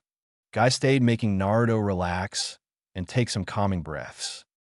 Naruto isn't even breathing heavily yet, and we've been fighting for a good 3 hours. Guy thought before shaking those thoughts away. I've got a style that should suit your needs both currently and in the future. The only issue is I'm not well versed in it, so I can get you started and help you with it, but can't fully train you in it. Guy stated making Naruto frown in confusion. I may be a taijutsu master, Naruto, but that doesn't mean that I've mastered every style there is. It just means that when it comes to taijutsu, I am very hard to defeat and that I've mastered at least one style. Guy stated seeing Naruto's frown and making Naruto nod. Now, since I can't fully teach you the style I have in mind, I'm going to teach you a style I know very well that can help set the groundwork for the style. The reason being that they are very similar to each other, but one relies more on speed and deflection, while the other is pinpoint accuracy and power in the hits. Guy informed and then elaborated on making Naruto nod again. Good. Now the style we will be starting with is the Ekani fighting style, and upon getting the hang of it will set the groundwork for the Wing Chun style that I believe will be of use to you, even if it doesn't fully fit your style of fighting. Guy informed, causing Naruto to get a fire in his eyes that told Guy that the boy intended to master them both. Part of Guy actually believed he could too. All right, let's first get you comfortable in the starting stance. Guy stated as he began instructing Naruto on the different forms of Ekani that he can work towards, as it was based around giving options and different characteristics of fighting for their user. The user also had to be able to endure attacks too, since sometimes the best way to strike an enemy is to let them get a hit in before making them pay for said hit. Wing Chun, though, was an all-around form of fighting, as it was about quick, precise, accurate strikes while deflecting and reading your opponent's moves quickly and effectively. The user, though, needed to build up muscle and tolerance around the forearms, since they usually were used for blocking a variety of hits, and a wooden training dummy with multiple arms was used. One user was reported to have taken down 10 highly trained taijutsu users single-handedly all at once. Naruto could honestly say that he was looking forward to the training a great deal. Day 7. Naruto was still a bit sore from his taijutsu training the previous day, but it had been well worth it. Thanks to the shadow clones, he had been able to get the stances they had covered down so he could move into them on reflex. While the clones trained in the stances, Naruto was sparring with Guy and a batch of his own clones to better get acclimated to the way of fighting. As an added bonus, he had his clones remove their weights and seals so he'd have to adapt to fighting opponents that were faster than him. When Guy asked why, Naruto merely informed him that he couldn't take the chance that someone he faced would be faster and not be able to somehow keep up. When Lee fought Gaara, Naruto couldn't follow him at all, so what would happen if Naruto ever fought someone that was as fast or even faster than Lee? The answer, he'd get his ass kicked 6 ways to Sunday. Hence why he wanted to start training to be able to track, follow, and react to opponents of that speed. Even if he never fully achieved the speed that Lee did, Naruto wanted to be sure he could at least keep up with his eyes and brain so his body could possibly react in time. Guy had agreed and even suggested that next time they trained that he himself would remove his weights and fight Naruto and his clones while a set of clones would sit off to the side, focusing on watching the fight. If they could follow the movements from an observer's point of view, then it would help to follow it from a fighter's point of view. Naruto broke from his thoughts as the door opened, and he was surprised that Anko Mitarashi came in with her usual attire. "Come on, kid. I got 3 weeks to help whip you into shape, and I'm not going to waste a minute of it," Anko stated, making Naruto quickly follow her, leaving a chuckling Hiruzen behind. Naruto was idly surprised as they were back at the Forest of Death. "Listen up, kid. I'm going to be helping you with accuracy, agility, my own style of taijutsu, poisons, quick herbal remedies, and fighting unfairly. We're ninja, that means we sneak in, slit our enemies' throats, and then sneak out. If you want honorable or the like, then become a samurai or challenge someone to an honor duel. Otherwise, you play and fight to win always," Anko stated, making Naruto nod as he stood straighter. "Good. Now I plan to work you to the bone, and I better not hear any whining or complaining about it, or I'll send you to the hospital faster than you can say Hokage," Anko stated, and Naruto nodded again with a fierce look in his eyes that actually impressed her. "Okay, first up is agility training, which is easy. You're just going to have to dodge," she stated with a sickly sweet smile as she started throwing kunai, sunbon, and shuriken at Naruto, who yelped before dodging and weaving through the sharp metal instruments of death and pain. The whole time Anko just kept her smile and laughed viciously at him. 3 hours later, Naruto was panting slightly while his clothes were a bit cut up and torn in some areas, as Anko was smiling at him, pleased with both herself and him for doing so well since she didn't draw more than a few drops of blood from him. The few times she didn't throw at him, she'd attack in taijutsu, using her flexibility and agility to attack him at different angles. Naruto looked at his clothes and frowned. "At this rate, I'm going to need a bunch of new clothes," he thought, since the training was slowly killing all of his clothing and dwindling it down to near nothing. He broke from his musings as Anko spoke up. "Not bad, kid. I've seen Chūnin do far worse than you did, and you didn't even have any real warning. At this rate, I'll have you able to dodge almost anything," she stated with a sickly sweet smile that made Naruto sweat drop a bit. However, a thought came to his mind that also reminded him of something concerning Kabuto, Anko's sensei. Naruto started making Anko freeze and look at him in surprise, which confused him. "Sensei?" Anko asked in confusion, and Naruto shrugged. "Well, you're teaching me, aren't you? Should I not call you sensei?" Naruto asked, and Anko blinked before shaking her head. No. It's fine, just never had anyone call me that before. Anyway, what did you want?" Anko asked, and Naruto blinked before speaking. "Well, I was just wondering why you have the smell of snakes around you exactly. Is it because of the forest, or is it something else?" Naruto asked, making Anko stiffen slightly and turn away with a saddened expression. "It's because I have the snake summoning contract, something my bastard of a former teacher let me have before he betrayed me in the village." "Why do you ask?" Anko stated bitterly before looking at Naruto questioningly with a slight undertone of anger. "Well, it's just you're not the first that I smelled the scent of snakes on. There was that creepy guy Orochimaru in the Forest of Death, then the Sound Team, and then another leaf shinobi, but I guess it could have been if he was hanging out with you," Naruto stated, making Anko tense a bit at the first mention, narrow her eyes at the second mention, but she was confused on the third. "Who was that?" Anko asked, since she was around a few people, but no one ever mentioned smelling of snakes. "That guy Kabuto Yakushi," Naruto asked, making Anko frown. "I've never met or interacted with the guy," Anko stated, making Naruto frown. "Well, if he didn't get the scent from her, then he had to have gotten it from—" "Oh shit," Naruto started thinking before widening his eyes in horror. "What is it, kid?" Anko asked with a frown. Anko, was your teacher Orochimaru? He asked frantically, making Anko nod. Then we need to get a Gramps now. The village could be in trouble. Naruto stated, and Anko frowned before quickly grabbing him and using a Shunshin to get to the tower quickly. Hiruzen, of course, was surprised at Naruto and Anko appearing in his office. Anko, Naruto, what's wrong? He asked, seeing Anko looking serious and Naruto looked frantic. Gramps, I think Orochimaru has a spy in the village.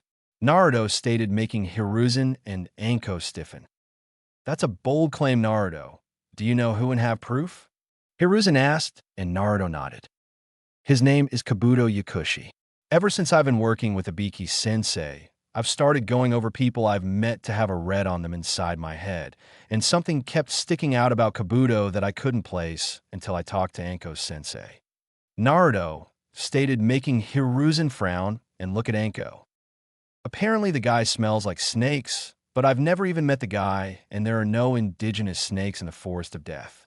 Anko stated, and Hiruzen frowned further before asking an Umbu to retrieve Ibiki to join them, which he did a few minutes later and was being filled in. That's suspicious, yes, but is there any other evidence? Ibiki asked, since they needed to be sure, and all three turned to Naruto. Well, for one, he's taken the Chūnin exams 7 times now. Naruto stated, making them widen their eyes in shock since no one took the exams that many times without something being seriously wrong. Ibiki quickly got his file and looked it over. He's right. All 7 times he made it past the second exam, and then suddenly just quit, claiming he had no more chakra to go on. It also shows that he's been staying by the hospital and hasn't been out on many missions besides C-rank border patrols. Ibiki stated with a scowl, knowing that this had slipped past his notice, and it would be easy for Kabuto to get information out of the village because the Hokage sent him outside it. This is serious. Naruto, what other evidence do you have to further your case? Hiruzen stated, since they needed as much ammo as possible in order to ensure they got the right person. Well, he also had information on native and foreign shinobi like Gaara, but he had detailed information down to how many of each rank mission they had taken. He knew that Gaara had taken B in a rank missions without even getting a scratch. He knew how many missions Lee had been on, who his teammates were, what their specialties were, and everything else too. Naruto stated, making them all look on in shock and horror, since there was no way a genin could access that kind of information without some form of treason occurring. Ibiki, get Kat and her squad and find this boy and his teammates. I want them found, captured, and interrogated, no holds barred. If they can't be captured, then I want them seriously wounded to ensure they can't make it far. If needs be, then eliminate them to keep from reporting to any possible enemies. Hiruzen stated, going into full military mode, making Ibiki nod, and was about to leave when Naruto interrupted. Wait, those sound genin. They smelled of snakes too, and I think Sakura mentioned they worked for Orochimaru when they attacked us in the forest. Naruto stated, making them stiffen in fear. If Orochimaru had a village at his beck and call, then there was no telling how much trouble the Leaf could be in. Get them as well, Ibiki, but do it as quietly as possible and do not tell anyone what you are doing or why. If they ask, tell them it's a Hokage mission and a prize to be tried with treason.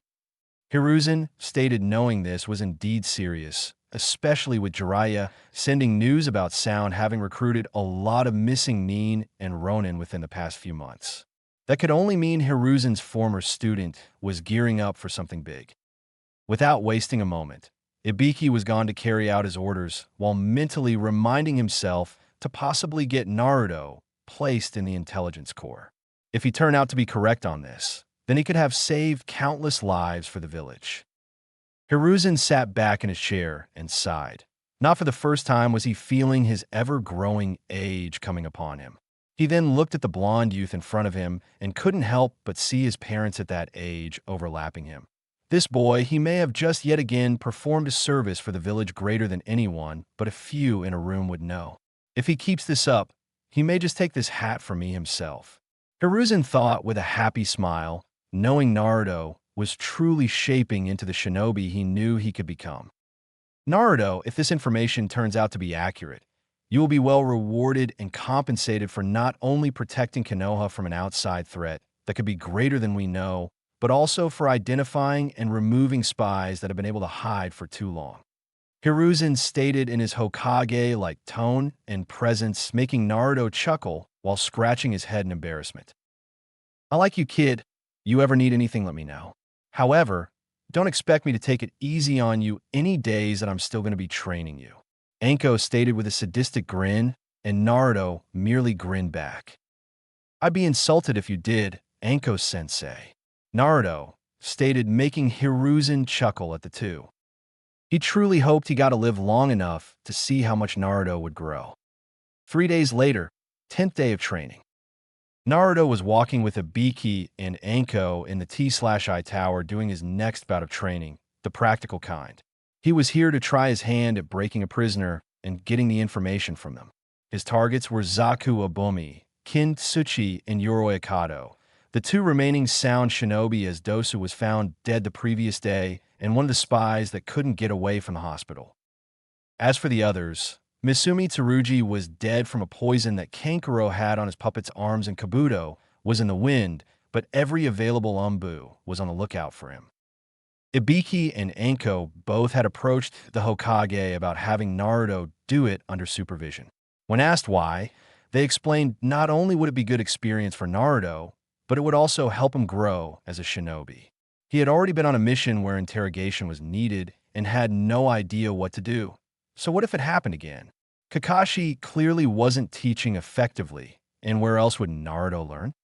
Better that he try his hand at it in a controlled environment than trying first in the field where screwing up can ruin things.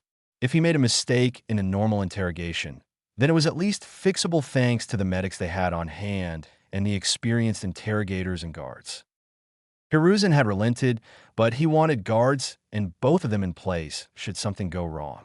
The two agreed before informing Naruto and telling him to think of ways to extract the information himself while giving him what info they had in the three targets.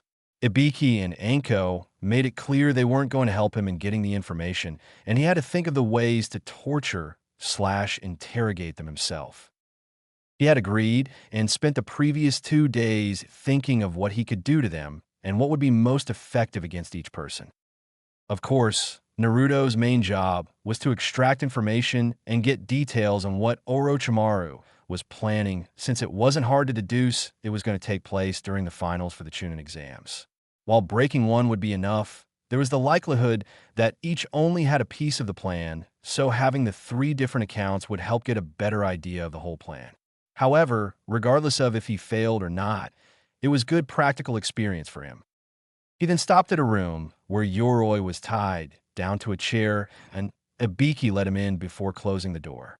Ibiki and Anko would be watching and making notes of anything that came out, as well as Naruto's methods, since he could be as cruel or kind as he pleased so long as he got the results and didn't cross a specific line. Naruto walked in and pulled a chair in front of Yoroi. Really? Out of everyone in this piece of shit village that they could have sent, they sent the loudmouth ninja wannabe from the Chūnin exams. Yoroi mocked before he was forced to turn his head as Naruto backhanded him, making him lose a few teeth. You don't talk unless I ask you a question, Naruto stated coldly as he sat in his chair in front of Yoroi. Now let's make something clear. You're a traitor to my village, which means I have carte blanche to do whatever I please to get you to talk, and I know how to do so while being painful about it. Naruto stated, knowing that he had to be serious and cold right now, since the safety of the village was at stake. Now, you're going to answer my questions about what Orochimaru is planning, and before you say you're not going to answer. Naruto stated before stabbing Yoroi in the foot, making him yell in pain. Naruto then placed his hands on the arms of the chair and looked at him. I will get the information from you, whether you decide to cooperate with me right away or not. Naruto stated before Yoroi started chuckling before laughing as he grabbed Naruto's wrists with his hands. Let's see how talkative you are when you don't have any chakra. Yoroi stated with a dark grin, knowing he'd try to pull away and thus help Yoroi get free of the chair. His plan was trashed, however, when Naruto started laughing. You think I'm worried about you stealing my chakra? You're mistaken. I have enough chakra that I could stand here all day and not feel tired at all, but I won't need to since you're just going to harm yourself doing this. Naruto stated with a dark smirk, making Yoroi frown in confusion before he screamed as his arms started to feel like they were on fire. What? What is this? Yoroi screamed in agony and Naruto just smirked. Apparently Kabuto or Orochimaru didn't tell you just who the fuck I am. Naruto stated before leaning into his ear, I'm the Jinchuriki of the Kyuubi. Naruto stated, making him stiffen and widen his eyes in horror. My seal slowly puts Kyuubi's chakra into my own to be absorbed and changed into my own, but it takes time to do that, and your body isn't accustomed to a Biju's chakra. So right now the chakra is slowly eating away at your chakra coils, and the pain will only get worse the longer you're draining me. Naruto stated before he grabbed Yoroi's hands when he tried to let go. Ah, ah, ah. You don't get off that easily. Looking back on how you acted with your teammates, you were always so careful not to touch them, which leads me to believe you can't control when you start draining chakra and when you stop. So until you tell me everything, I'm just going to hold on and keep letting you drain my chakra, thus letting your coils slowly deteriorate while your body is in agony. Naruto stated, making Yoroi panic as he tried to get free, only to scream as the burning reached his shoulders and started to travel down his back. This will end if you tell me everything you know, otherwise I'll hold on to you until the chakra starts getting to your vital areas. Then I'll let go and just leave you in the agony of having your coils burned out while your chakra starts to eat away at your own body and you slowly succumb to a painful, agonizing death with no way to fix it or numb the pain. Naruto stated coldly, and it didn't take more than another minute before Yoroi was spilling his guts about everything he knew about Orochimaru's plan, including his Misumi's and Kabuto's roles to play when the time came. When he finished, and swore pleadingly enough that it was all he knew, Naruto released him and left the room. However, no sooner did he close the door did he rush to the nearest trash can and empty his stomach. It felt wrong and somewhat sickening to do that and mean it. But Naruto knew he had to, since part of his career choice was interrogation, assassination, torture, resisting torture, and other dark aspects that civilians were better off not knowing about. He caught his breath as he felt a hand on his shoulder and turned to see Ibiki there holding a handkerchief, which Naruto took and wiped his mouth and face with. First one's always rough. Anyone tells you differently is a liar. Just take it one step at a time and you'll start being able to stomach it better, but you'll never truly be numb to it. Ibiki stated, making Naruto nod before he took a cup of water and splashed his face a bit with it to help him relax a bit. Once he was settled, he was led to Zaku's room while still hearing Yoroi screaming in pain for what the bit of Kyuubi's chakra had already done.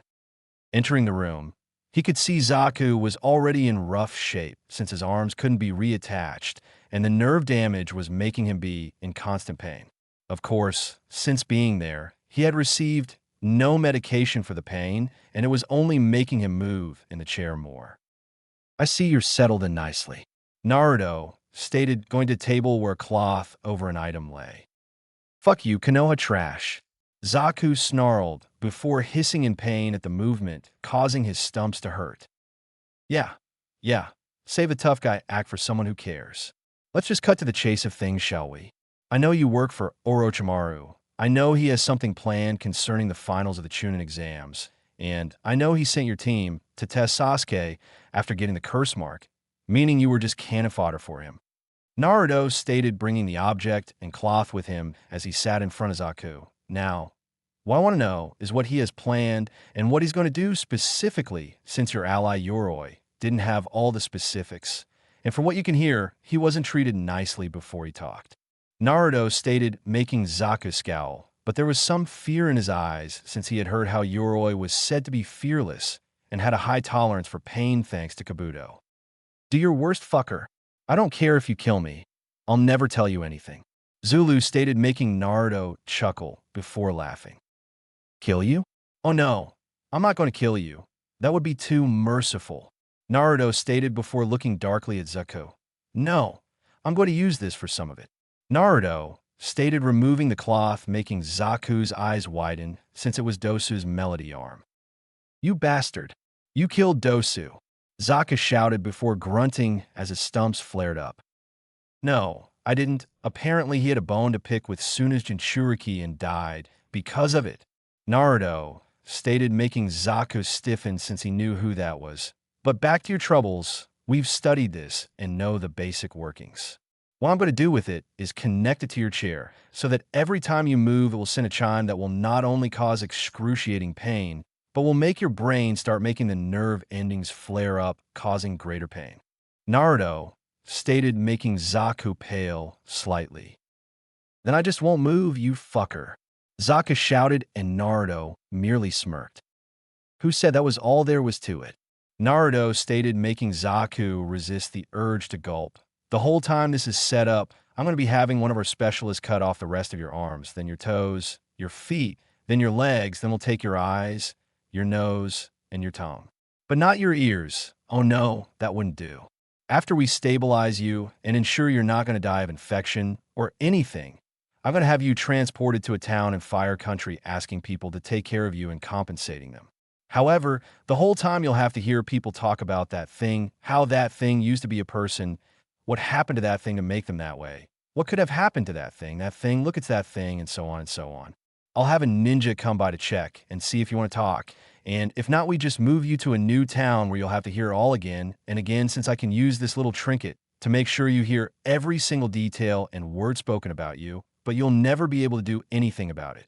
Then, once you've broken and told me everything, will I be merciful and kill you? But if the info is wrong or becomes useless, then I'll leave you like you are for the rest of your life, as you drive yourself mad hearing everything," Naruto threatened, making Zaku pale considerably while looking sick at the thought of that. Needless to say, Zaku quickly spilled his guts, figuratively, as being in prison was better than that. Ibiki took down everything since Anko was, "Well, I think I'm in love," Anko shouted with hearts in her eyes.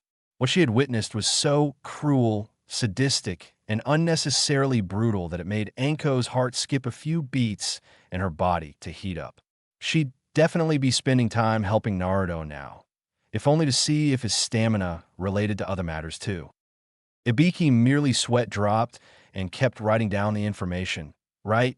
Maybe keep taking the information since we need to know everything," he stated, making her pout before she started writing down things too. Within 10 minutes, Naruto had all that he needed and left Zaku to stare at the melody arm in fear, since it could still be used to inflict some pain just for the hell of it. Now, it was Kin's turn, and Naruto had an idea, even if it was a bit unorthodox and maybe a tad perverted. He honestly didn't like to hurt women that couldn't fight back, so he went with the other form of torture. Entering the room, he held down a blush since, unlike the other two, Kin was in her underwear, which were both black and showed her budding figure and nothing else. The reason being because Kunoichi typically had more areas to hide things with than males did. He also idly noted that she was a C-cup. Looking up, she snarled at him, already guessing he was her interrogator/torturer. "I see they made you comfortable," Naruto stated before going and grabbing a tray covered by a cloth before moving to sit in front of Kin. "Do your worst, pervert. I can take pain and torture," Kin stayed, making Naruto shrug. "Torture will happen, but it's not going to be painful," Naruto stated, making Kin stiffen and narrow her eyes. "Fuck you, bastard. I'll bite my own tongue off before I let you rape me," Kin stated before she was slapped hard and helped by the throat. Kin looked up and shivered in fear, seeing the dark look in Naruto's eyes, as well as them flashing red for a second. "Let's make one thing perfectly clear. I do not rape women. Is that clear?" Naruto growled out, and Kin mutely nodded her head before Naruto let her go. "Good. As for your torture, don't worry, neither myself or anyone else is going to lay a finger on you while I'm interrogating, but you'll still be enjoying it," Naruto stated, making her frown in confusion before Naruto took the cloth off the tray. Those are my bells," Kin exclaimed in shock while seeing there was something else on them that looked like weird scribbled lines. "Correction, they were your bells." After examining them and then working out how they operate, I had 2 teachers of mine help me change them to suit the need I have. Naruto stated as he took the bells attached to Senbon and stabbed them at different spots in the chair before sitting and showing he had ninja wire connected to the bells and his fingers. So what? You're going to put me in a pain illusion? Kin asked, not seeing what the big deal is. Naruto's reply was merely to smirk before he flexed his fingers, causing the bells to jingle. Immediately, Kin jolted in the chair with a squeal as her panties got wet and her nipples hardened. Anko and Ibiki were both surprised at the reaction since they didn't know what Naruto had planned, just that he did in fact have a plan. What was that? Kin panted as her whole body was hit with a wave of pleasure the moment she heard the bells ring. Oh, with the help of my teachers, I reversed the effects of your bells. Instead of pain, they give pleasure by taking some of my chakra and sending it to your brain via sound waves. It's only hitting you even harder since it turns out my chakra is actually a body stimulant close to that of an aphrodisiac, so it has even greater effects on women. Naruto stated as he jingled them again, making Kin release a long moan. And depending how hard I make them jingle and the order, then the various levels of pleasure you receive. Naruto stated as he jingled them again. And how is this torture? Kin asked, panting with a blush on her face. Simple. The bells are also wired so that no matter how much pleasure they give, you'll never be allowed release. Naruto stated, smiling as Kin looked at him in horror. Yup, I can give you as much pleasure as possible, but that knot and itch you feel will never go away. Stuck in a perpetual aroused state with no hope of achieving orgasm. Naruto stated, making Kin pale considerably. You fucking bastard. She started before moaning again as Naruto moved the bells. Also, before you go thinking that I'll be affected, the bells have a range limiter applied to them. Nothing outside of a foot radius is affected by them, meaning I can sit here all day relaxing as the bells ring and you get pushed to the edge of orgasm, but never able to achieve it. Naruto stated as he jingled the bells another 3 times. On the outside, both Ibiki and Anko were shocked at the plan Naruto had created since both male and female prisoners could be affected by that trick. Kid's going to make our jobs easier than before. Can't wait to see what he cooks up later. Ibiki stated, making Anko nod.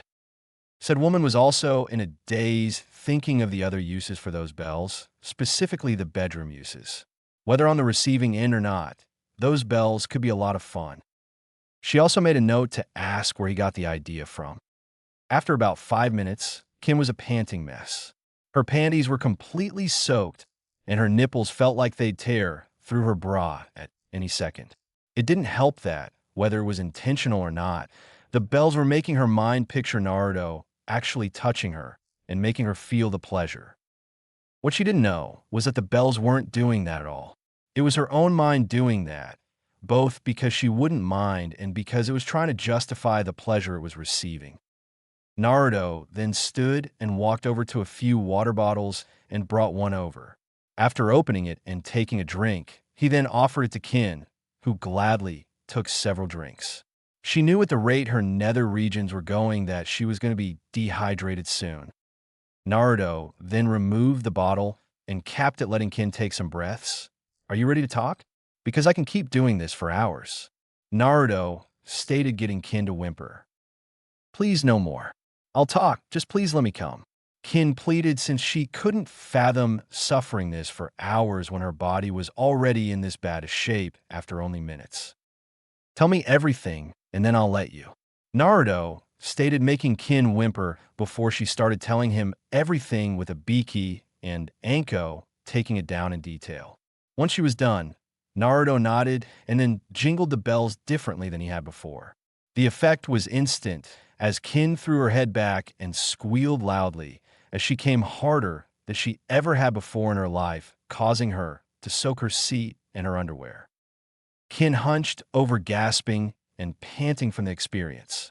She almost felt like she was floating during the experience, as it was that pleasurable and satisfying. Well then, besides someone coming in to re-verify the information you gave us, we're done here. Naruto stated as he stood to leave. Wait, Kin asked, breathlessly, making Naruto pause. Please, take me as your slave. She asked, making Naruto stiffen and the two senior interrogators to raise their eyebrows in surprise. I know what awaits me, death or imprisonment in an unimaginable hell. I don't want that. The pleasure the bells gave me, my mind saw it as it all coming from you and made up various scenarios for it. Please, I'd rather have the pleasure than the pain, and I've already betrayed my village entirely. Kin stated in a desperate tone as her body wanted a full sexual release instead of just a sensational one. Naruto was silent a long moment before he answered. I can't promise anything. I don't know the laws and procedures concerning this, and I believe the Hokage has a say in it.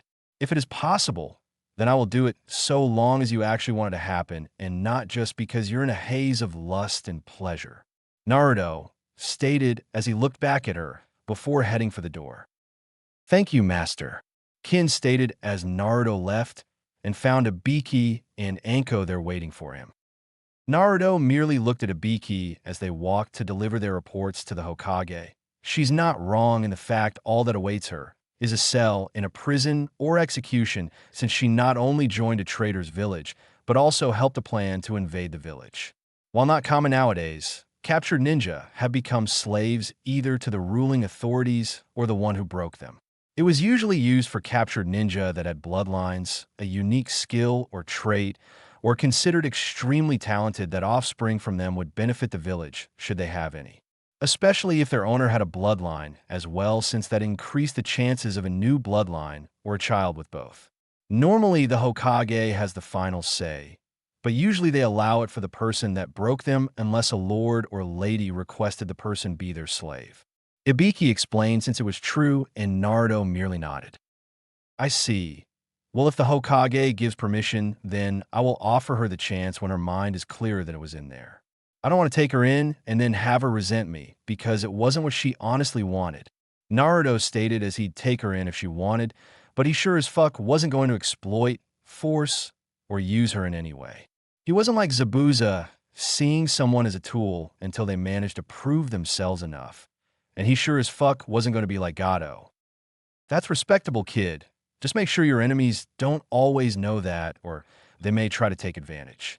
Ibiki stated since a person could have honor and respect, but you can't let it be the leading forces when in battle, since in their world the only thing that mattered was you won and lived and your enemies lost and died. Granted, there were exceptions, since capturing enemies for information, bounties, hostage exchanges, double agents, spies, etc. were always a good thing to do/have. They were more key in wartime, but having them in times of peace meant there was a chance of preventing war. Ibiki broke from his musings as Naruto nodded. I know, Ibiki-sensei. Naruto stated, making Ibiki nod as they walked before Anko chimed in. By the way, kid, where did you come up with that torture for Kin? Anko asked, and Naruto chuckled slightly while scratching the back of his head. I had help from Jiraiya-sensei and Kurenai-sensei. I had the idea when I heard some women complaining that their partners were torturing them by never letting them finish. I hadn't fully understood what they meant until later, but I figured it out and then asked Jiraiya and Kurenai for help in making the bells able to do that for the Genjutsu 2 days ago. Jiraiya made seals, and Kurenai helped figure it out for Genjutsu related, thus the final product. Naruto stated, making them blink a bit, since it was an ingenious way to use the Genjutsu since it was bulked up by the seals. Okay, just one more thing. Any chance I could get my own set to play with? Anko stated, then asked with a grin, making Naruto and Ibiki sweat drop. I guess. I need Jiraiya to make another batch of the bells, though. Naruto stated, making Anko grin as they enter the office, seeing Hiruzen and Jiraiya there. The three then lost all relaxation and faced the Hokage seriously.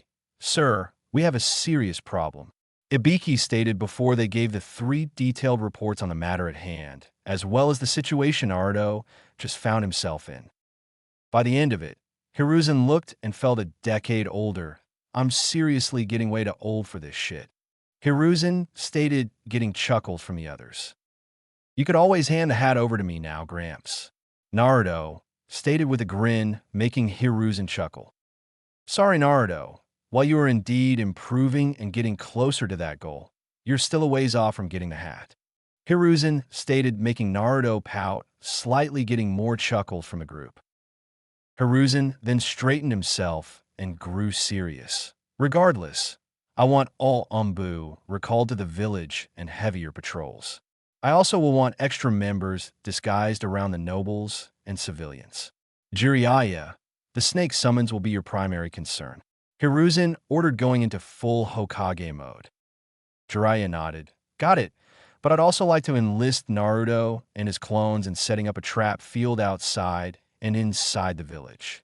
The kid nearly took my head and my arm when I tested him in trap making, and I can only imagine what he'll do if we give him better supplies. Jiraiya stated, making them raise an eyebrow and look at Naruto.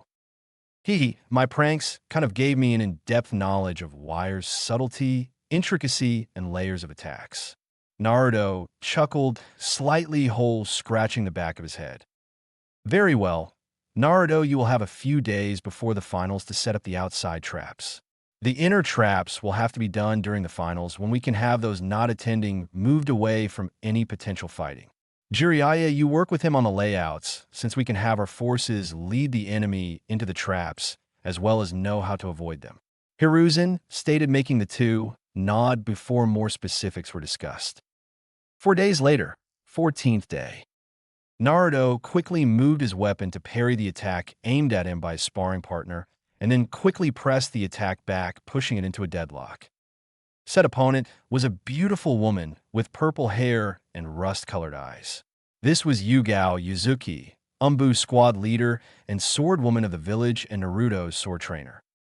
While Jiraiya was away, he had stopped in Wave Country and heard about what Naruto had done. However, he also knew about certain traditions and rules the seven swordsmen lived under. With that in mind, he explained some things to the people of Wave, and they gladly helped move the 2 graves to within Wave's borders and had 2 proper headstones crafted and put in place while Jiraiya took the sword to give to Naruto. It was in the written report by Sakura, Tazuna, Kakashi, and Naruto himself that Zabuza stated Naruto had beaten him regardless of if Kakashi had wounded him or Gato's thugs had killed him. Because of this, under tradition and code followed by the 7 swordsmen, the Kubikurabocho belonged to Naruto now. Naruto had objected at first until Jiraiya informed him of the traditions and the fact that someone at any time could just walk up and take the blade, meaning that Zabuza's blade could end up in the hands of someone who wouldn't respect it like it deserved. Naruto had relented at that and began practicing with it while Jiraiya worked on something to help giving him more options in a fight, which partly led to the current situation as Jiraiya has placed had a seal engraved into the blade to allow it to shift in size. It could be its large and intimidating Zanbato appearance, or it could shift down to the length of a katana, or even further to that of knife. This was for practicality as well as usage, since if Naruto was in a tight corridor or in close proximity to allies, then the sword would be near useless. But if it could change size, then he could use it regardless of the setting or situation. The one thing Naruto had requested with the seal was that the weight of it wouldn't change unless he put some chakra into it. He didn't want to risk losing it while in the short version to an enemy. But if the shortened blade still weighed the same, then it would be hard for an enemy to steal it. Plus the added bonus of swinging it while light, then increasing the weight upon contact would be hard to match and fight off.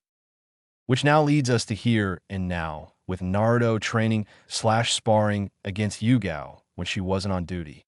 Yugao had been happy to train Naruto since few ninja had a weapon of their own, let alone took up the sword. She also hadn't had an apprentice before, and from the reports the Hokage was getting, she wasn't sure if there was someone better than Naruto to have as an apprentice. The first day, she had him perform stances and basic swings before having him do them over and over again till he could do them on near reflex, which wasn't hard because of the shadow clones. After that, she started helping him with more advanced attacks and forms leading up to now with them clashing blades on near equal ground.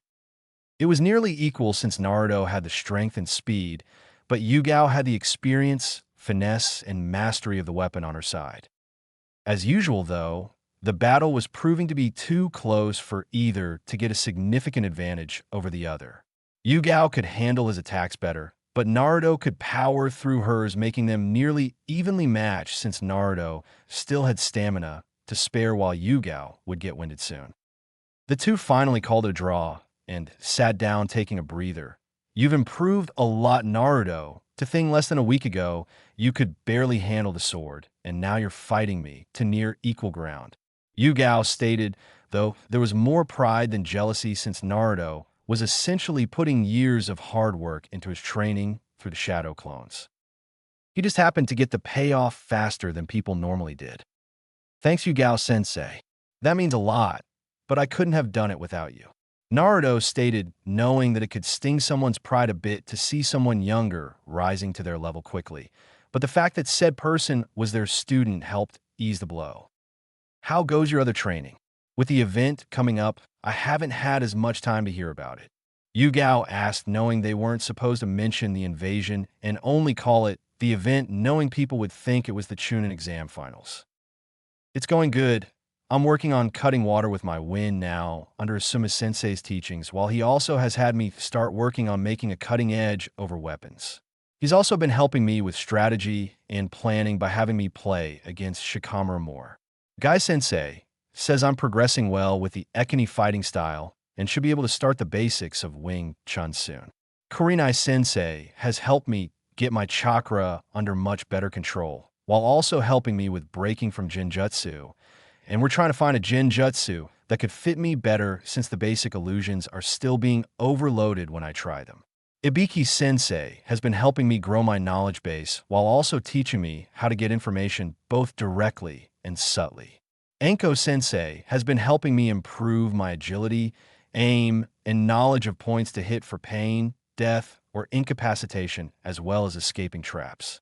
Jiraiya-sensei has been helping me with strength, speed, sealing, control, patience, and ninjutsu.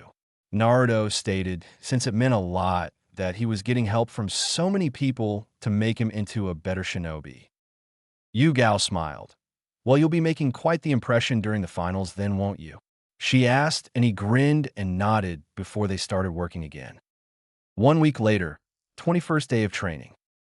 Naruto could honestly say the past week could only best be described as busy, as he hadn't done much else besides sleep, eat, plan his traps, and train as much as he could. If one of his teachers wasn't available due to preparation for the final/invasion, then he was refining the different areas further and trying to expand on others. Today, though, was different. Jiraiya had informed him that he had something special planned, and it wasn't toad summoning. Naruto had done toad summoning 3 days prior and got to know a few of the toads before summoning the boss toad Gamabunta.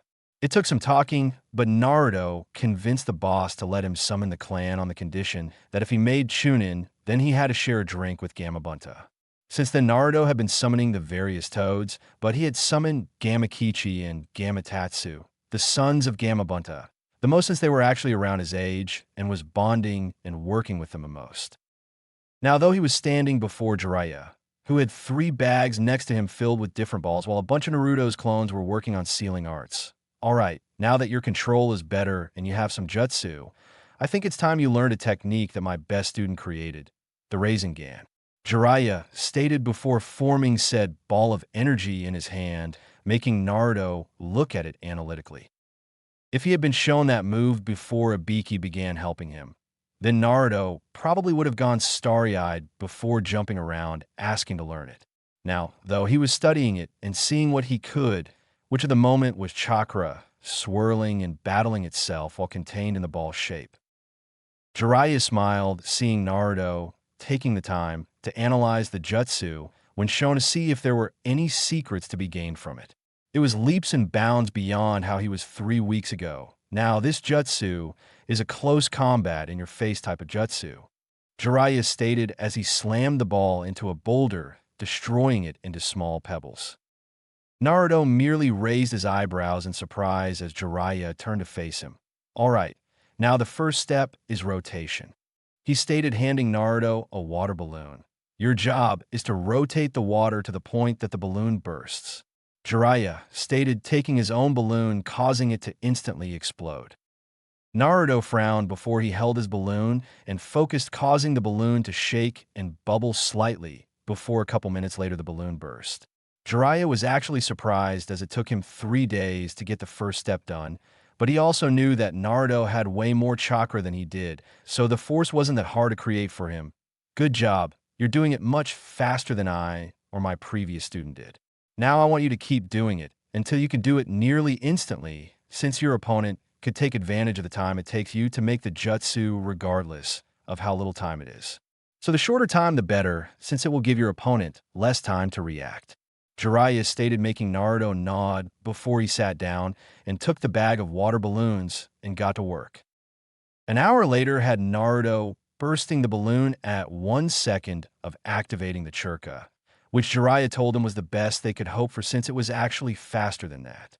The reason being is that it took Naruto a quarter second to think to do it, 1/4 to actually do it, 1/4 for Jiraiya to perceive him doing it, and finally 1/4 for Jiraiya to react to it. So in reality, Naruto was getting it done in about half a second despite them not being able to track it faster. Good job, Naruto. Now the next step is power. Jiraiya stated as he took a rubber ball and caused it to burst loudly. This rubber is stronger than the balloons, and there's no water to churn and help burst it. Jiraiya stated, handing one to Naruto, who quickly made it pop on one side.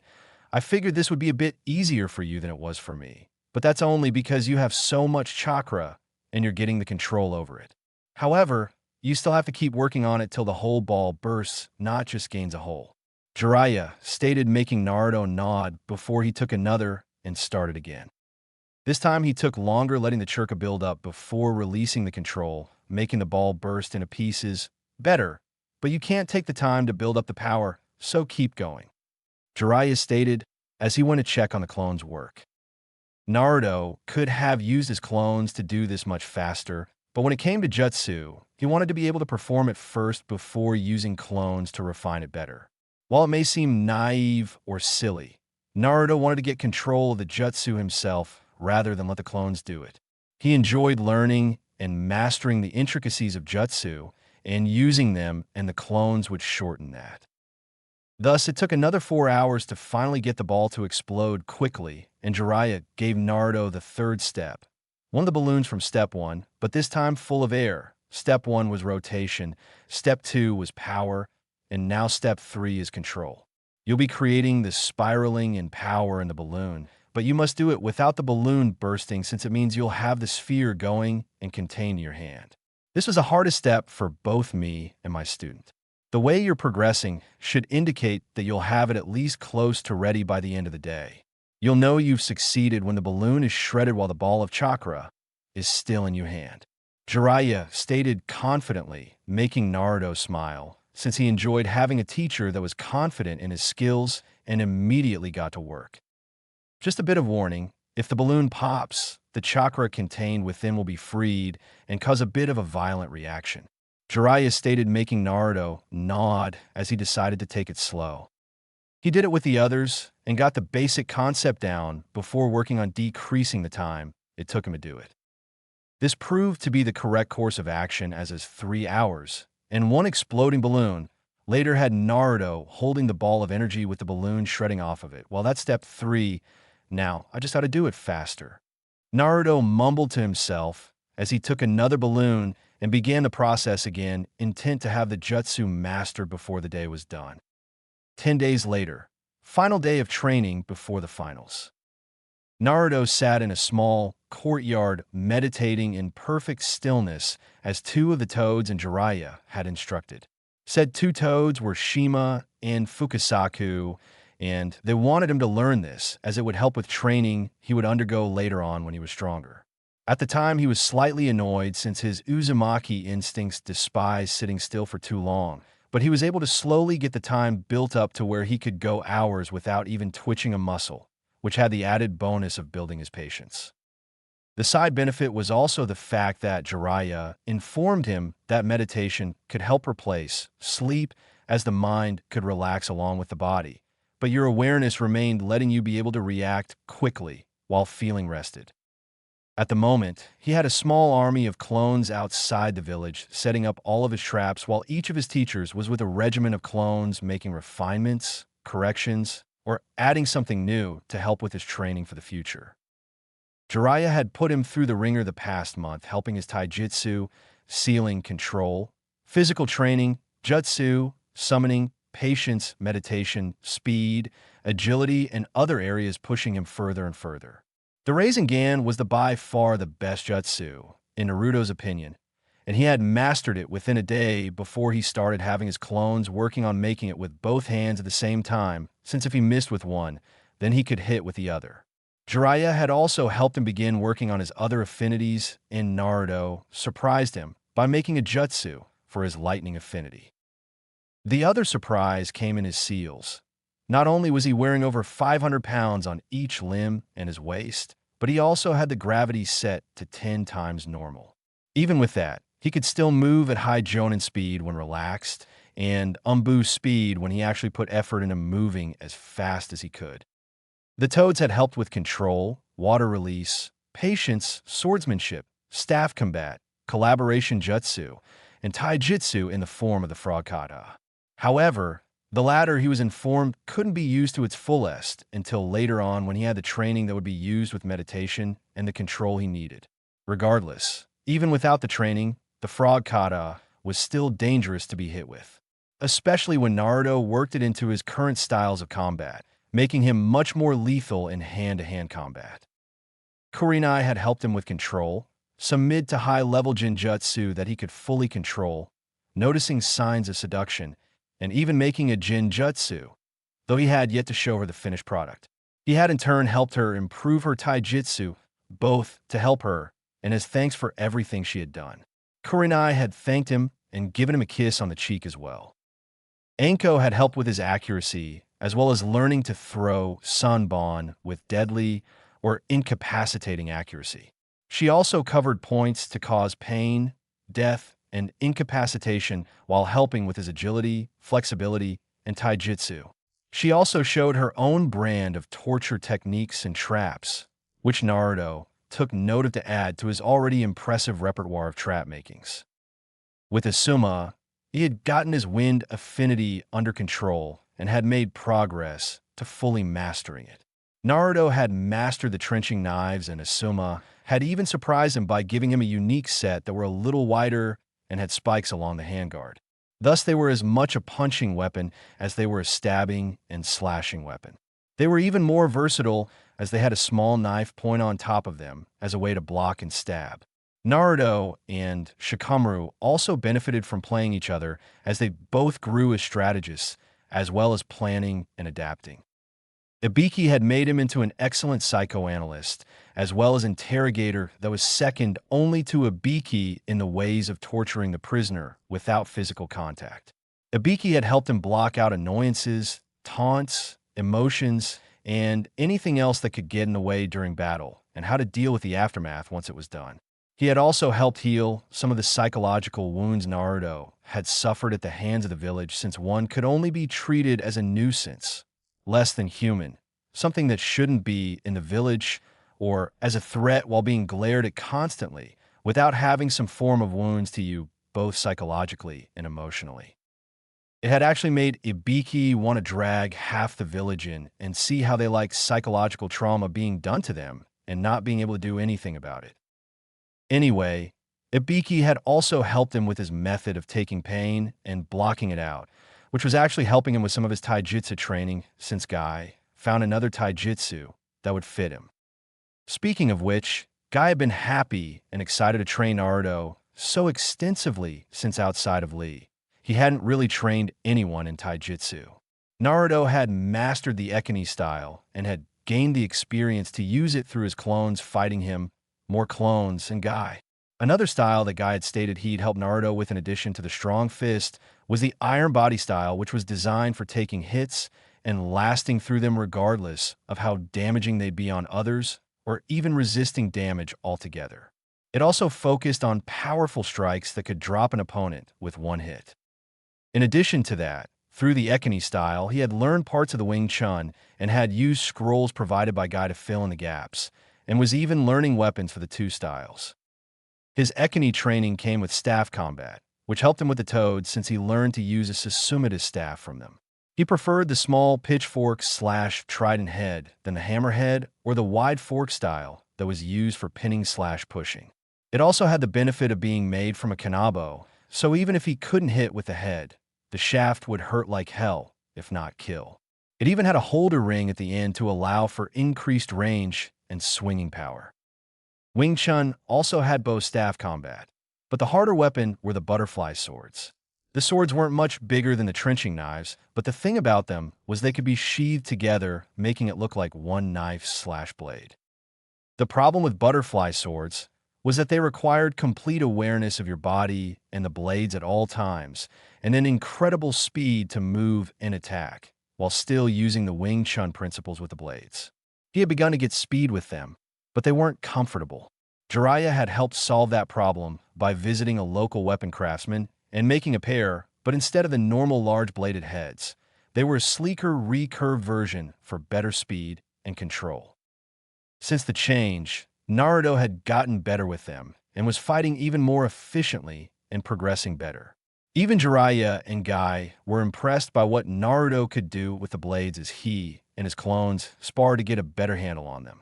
Even with the weights and gravity, Naruto could still move faster than a few could track with those blades. Speaking of blades, Yugao had turned Naruto into a truly accomplished swordsman to the point that Yugao was trying her hardest to keep up and at least match him. He had learned different moves for Yugao's style of sword fighting and was quickly getting the hang of the Kubikurabocho in its large form and its knife form. Naruto could also swing at the same speed regardless of the weight the blade had from the seal. This in turn made him dangerous and deadly regardless of the size and weight of the blade. Naruto broke from his reviewing as a voice reached him. "Naruto-sama, it's time for you to come home, as you requested," Kin stated, standing in a modest maid outfit that showed off her figure and midriff, yet not so much that she looked like a slut. She only wore it in private settings, such as in their home or the walled-off yard around said home. Which was another thing. Naruto had gone to Kin 5 days after her interrogation, and she still wanted to serve him over the alternative. So after filling out paperwork, Naruto had let Kin choose the methods to show how she would be shown as his slave/servant. Apparently, she not only had to have a seal upon her to ensure she never betrayed Naruto or Konoha, but she also had to have a physical marking to show that she belonged to Naruto. The choices were a collar/choker, a seal/tattoo visible, piercings with tags, or any combination of them. Kin chose a choker and belly button piercing, though Anko had talked her into piercings for her breasts as well. Since then, he and Kin has been living in their new accommodations. Said accommodations were the old apartments Naruto lived in, but Hiruzen had bought the place, renovated it, and turned the entire top floor into a penthouse before giving the deed to Naruto under the direction of payment for 3S rank missions integral to village security and safety. Even put the Hokage seal on the paperwork to make it official and unbreakable. Meaning anyone with a problem with his ownership and living arrangements could take their problem and shove it up their asses since no one would listen. Kin had also helped him with training, as she had told him about the different sound-based jutsu and attacks her village had. It had given him some ideas and had a series of clones begin experimenting on it with a few promising results. He'd still need to experiment a bit, but if the early showings were this promising and then he'd have some attacks that were unique to him and him alone. Shaking those thoughts away, Naruto stood and smiled at his roommate/servant since Kin refused not to stay in the penthouse with him. "Thank you, Kin. Let's head home. We got a big day tomorrow," Naruto stated, making her smile and nod as the two walked back to the complex. Tomorrow, Naruto had a tournament and a war to win, and he'd ensure all of his opponents knew his wrath. Deep within Naruto, a certain fox watched with interest. Chapter 2, Experience. Konoha, Chūnin Exam Stadium, day of the finals. To say that Konoha was bustling with activity would be an understatement. Shops were open early, having extra workers doing advertisements, showing off their different wares and trying their best to get the wealthy visitors to stop in and purchase their wares at reasonable prices. Of course, as soon as the final started, all those merchants and shopkeepers would be rounded up and taken to various shelters for the coming invasion. While the more knowledgeable highly doubted, there would be many getting inside the walls after seeing the layout for Naruto's proverbial and literal minefield of traps. They still needed to be more safe than sorry. Said Blonde had been careful to give the full layout of his traps, and ensuring that dodging one meant you'd potentially set off 3 others if you didn't know where to move. Within the village itself, he ensured the traps were designed to inflict death and pain while not damaging the building themselves, though he did have a couple set up for capturing enemies, since he knew information was vital. Outside was primarily the killing field, since with such large groups coming, it would be ideal for area of effect traps.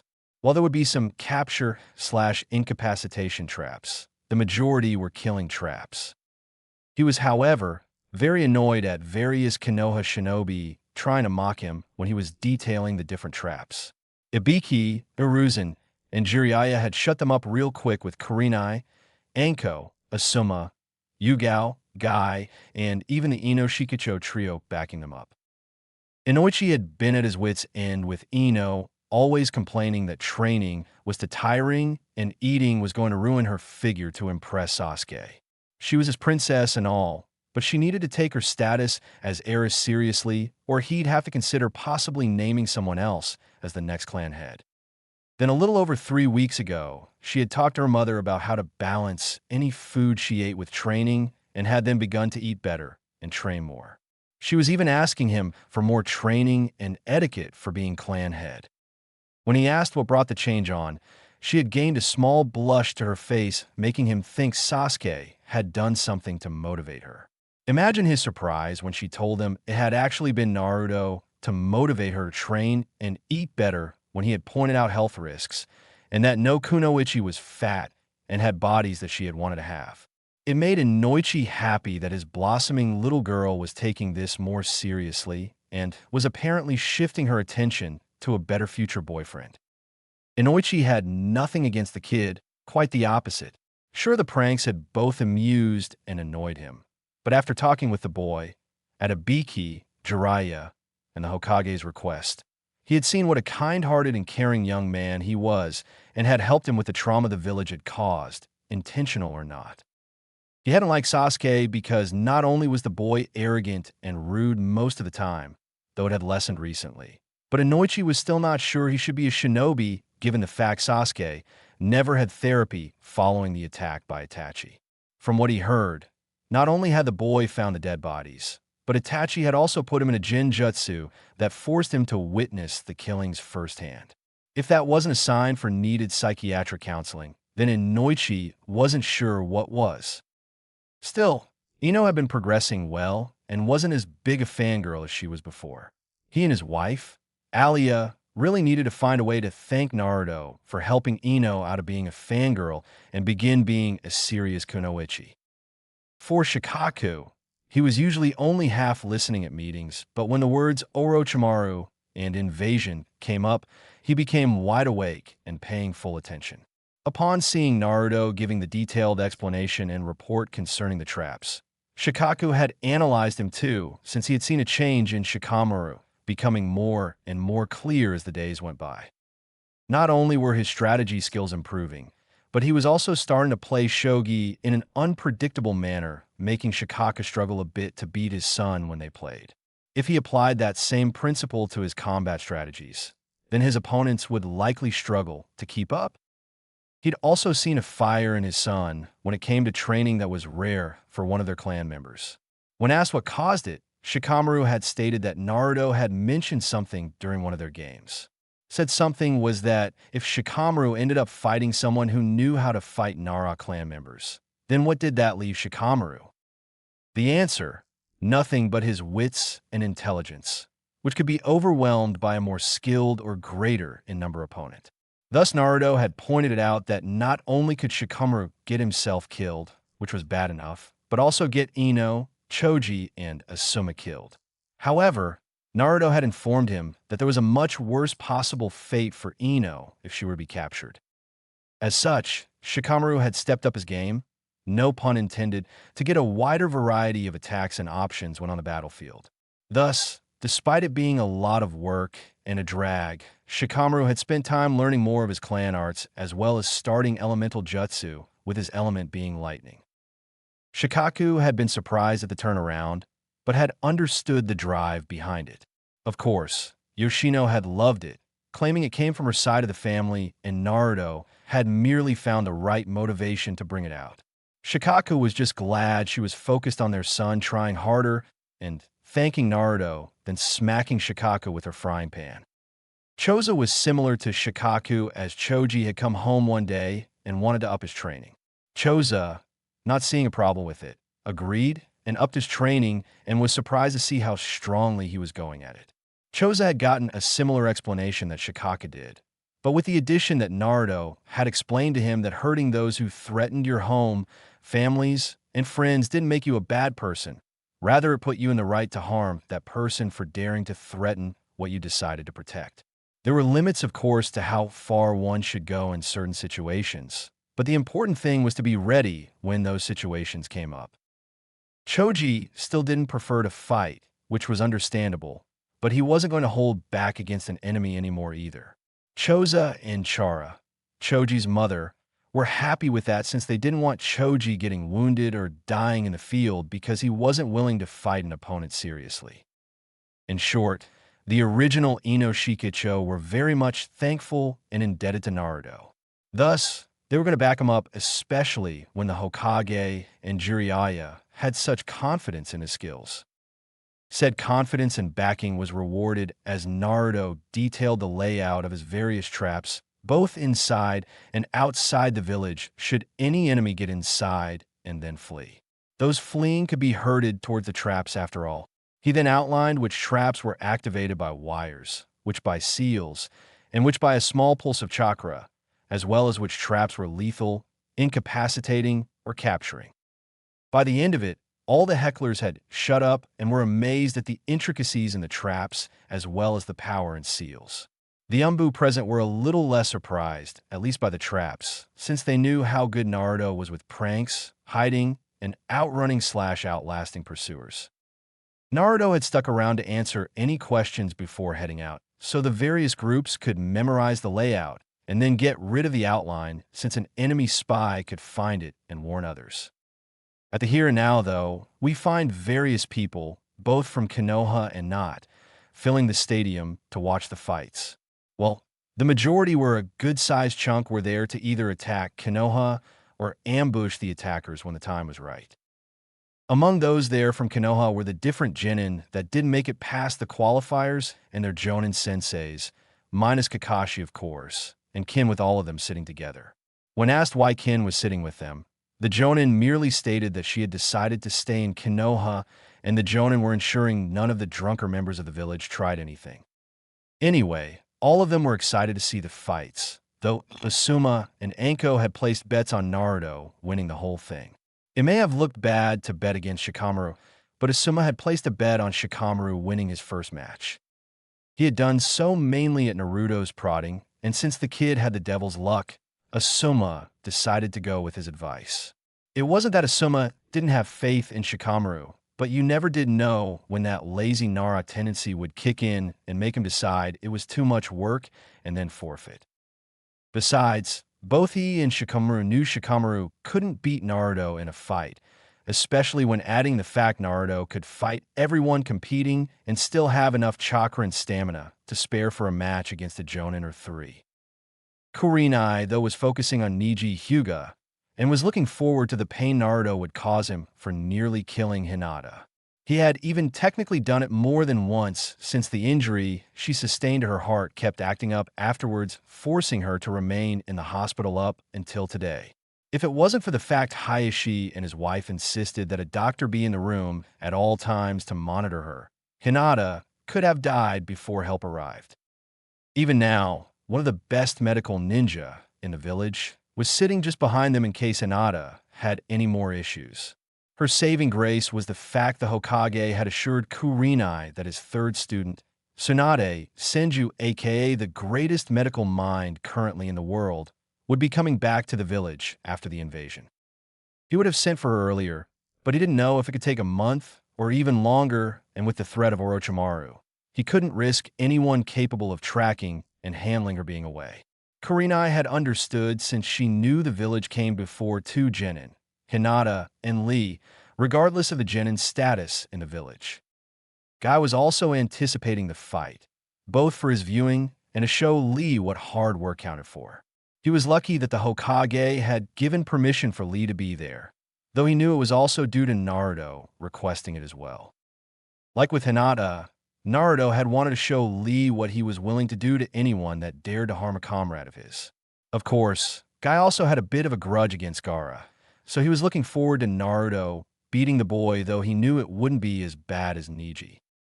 Despite the seriousness that Naruto showed, Guy knew he couldn't hate Gaara that much just for the fact Jiraiya had informed him of Gaara's life. While Naruto had the emotional and psychological trauma of being hated and glared, Gaara had it intensified by constant assassination attempts that his own father condoned, and it was even worse when Gaara's own uncle tried to kill him. That had been the breaking point for Gaara's mind. As such, Naruto couldn't hate him as much since his village and father had turned him into what he was. Neji, however, was choosing to be like this. He was smart enough to realize that Hinata had no chance at all at defeating a Jonin-level opponent when she was only 3, let alone a Jonin with years of experience and training. So yes, Neji was in some deeper shit than Gaara was, but Naruto fully intended to make them pay for their transgressions one way or the other. The Jonin broke from their musings as Sakura spoke up. Where are Naruto and Sasuke? If they don't get here soon, then they'll be cut from the finals. She stated, equally worried about her teammates. Asuma merely hummed while not having a cigarette today. Sasuke, I don't know, but knowing Kakashi they'll be late and Sasuke will get disqualified. He stated, making Sakura slump her head before he smirked. As for Naruto, don't worry. He'll show up. He's got a lot to show and prove, and he's not going to miss a chance to do it. Asuma stayed, making the other Jonin smirk. You got that right. He's going to kick Neji's ass and any other opponent he faces. Anko stated with a grin, hoping to see the same brutal and cunning Naruto that had interrogated Zaku and planned out the traps. Yes, I don't think Naruto will have that much trouble against the opponents down there. Even Shino won't be able to keep up, I'm afraid. Kurenai stated, knowing Shino's insects would get full before even a quarter of Naruto's chakra was consumed. Yash, Naruto will show off his blazing flames of youth against all his opponents. Guy exclaimed, clearly excited. The Genin merely looked at the Jonin in confusion, since they had blatantly stated that none of the contestants down there had a chance of defeating Naruto. Sensei, shouldn't you have more faith in Shino? Kiba asked in confusion, and Kurenai merely smiled. I have faith in Shino. I believe he can defeat his opponent and the next person he faces. However, I know for a fact he won't be able to defeat Naruto. He's too dependent on his bugs, and such a thing is useless against Naruto. Kurenai stated, not looking from the arena floor. You mean because of his huge reserves, right? Choji asked, making the other Genin blink, as Kurenai nodded. Huge reserves? What do you mean? His chakra pool can't be any greater than any of ours. Tenten stated, making the Jonin and a few other ninja nearby chuckle. Tenten, Naruto has more chakra than any of us, including the Hokage. Guy stated, shocking the Genin there. That's why he struggled so much in the academy. He couldn't do a normal clone because he was trying to strangle his chakra to the point he could make 1 or 2. If he had just let it flow and made as many as possible, then he would have passed easily. Guy stated, since he had heard how Naruto had the opposite problem that Lee did, and the Hokage had taken it up with the different educators on just why no one thought to test Naruto or Lee on their chakra capacity to see if they could even attempt to do the standard graduation test. With Lee, they made the excuse that they figured the boy just didn't like jutsu, but what pissed Hiruzen off was the so-called excuses about why not for Naruto, meaning he was lucky enough to even be in the academy, and some other borderline law-breaking remarks. Needless to say, Ibiki had some new clients after that discussion, and Hiruzen made it a new standard that they had to test the Genin's chakra capacity every 6 months. No excuses. Guy broke from his musings at the sound of the genin, gawking and chuckled to himself. It was a natural reaction to someone so young having more chakra than season a Hokage, but still amusing to actually see. And it's for that exact reason that Shino can't defeat Naruto. By the time his bugs will drain enough to affect Naruto, he'll be in the middle actually fighting Naruto. Shino is smart and skilled, but he focuses on his bugs too much and leaves his body weak to close combat. There's also the fact he has no defense against jutsu. Kurenai stated, since after seeing Naruto broaden his skill set, she had begun to do the same and had encouraged Shino to do so as well. The quiet boy had asked what brought the subject up, and Kurenai had replied that she was helping another genin with genjutsu, and had made her realize she overspecialized. She then hypothesized what would happen should she ever fight someone that was better in genjutsu, or one of the few that could be immune to it. The answer was obvious. Defeat followed shortly by death or capture. She then posed to him the question of what if he faced an opponent that had survived facing Aburame opponents before, or that had too much chakra for his insects to feast on, or faced an opponent like the Raikage who could coat his body in lightning. Again, the answer was obvious. Defeat followed shortly by death or capture, with the first and third opponent likely resulting in his hive being harmed. Shino has taken the discussion to heart and began working to improve his taijutsu and strategy, as well as getting a second hive of insects to add more variety and versatility to his choices, particularly a type immune to poisons and toxins that were harmful to other insects and even humans. She had told him to seek out Naruto after the finals for help, since if a Jonin wasn't available, then Naruto was the next best choice for helping him train. She broke from her thoughts as Sakura spoke again. "How come you guys know about this?" Sakura asked in confusion, and Anko grinned. "Because we helped train the kid for the past month." Anko stated, grinning, making the genin look confused. "Isn't that a conflict of interest?" Hinata asked, and Asuma shook his head. "No, we never talked with Naruto about what our respective student knew or were being trained in, and we never talked with them about what Naruto was training in or knew. Anko isn't in conflict since she's not the proctor for the third section. Besides, the Hokage signed off on it along with Naruto's new teacher," Asuma stated, since there was no point in hiding that fact. "New teacher?" Sakura asked in confusion. "Yeah, Naruto, depending on how he does in the finals, is being taken as a private student to Jiraiya of the Sannin.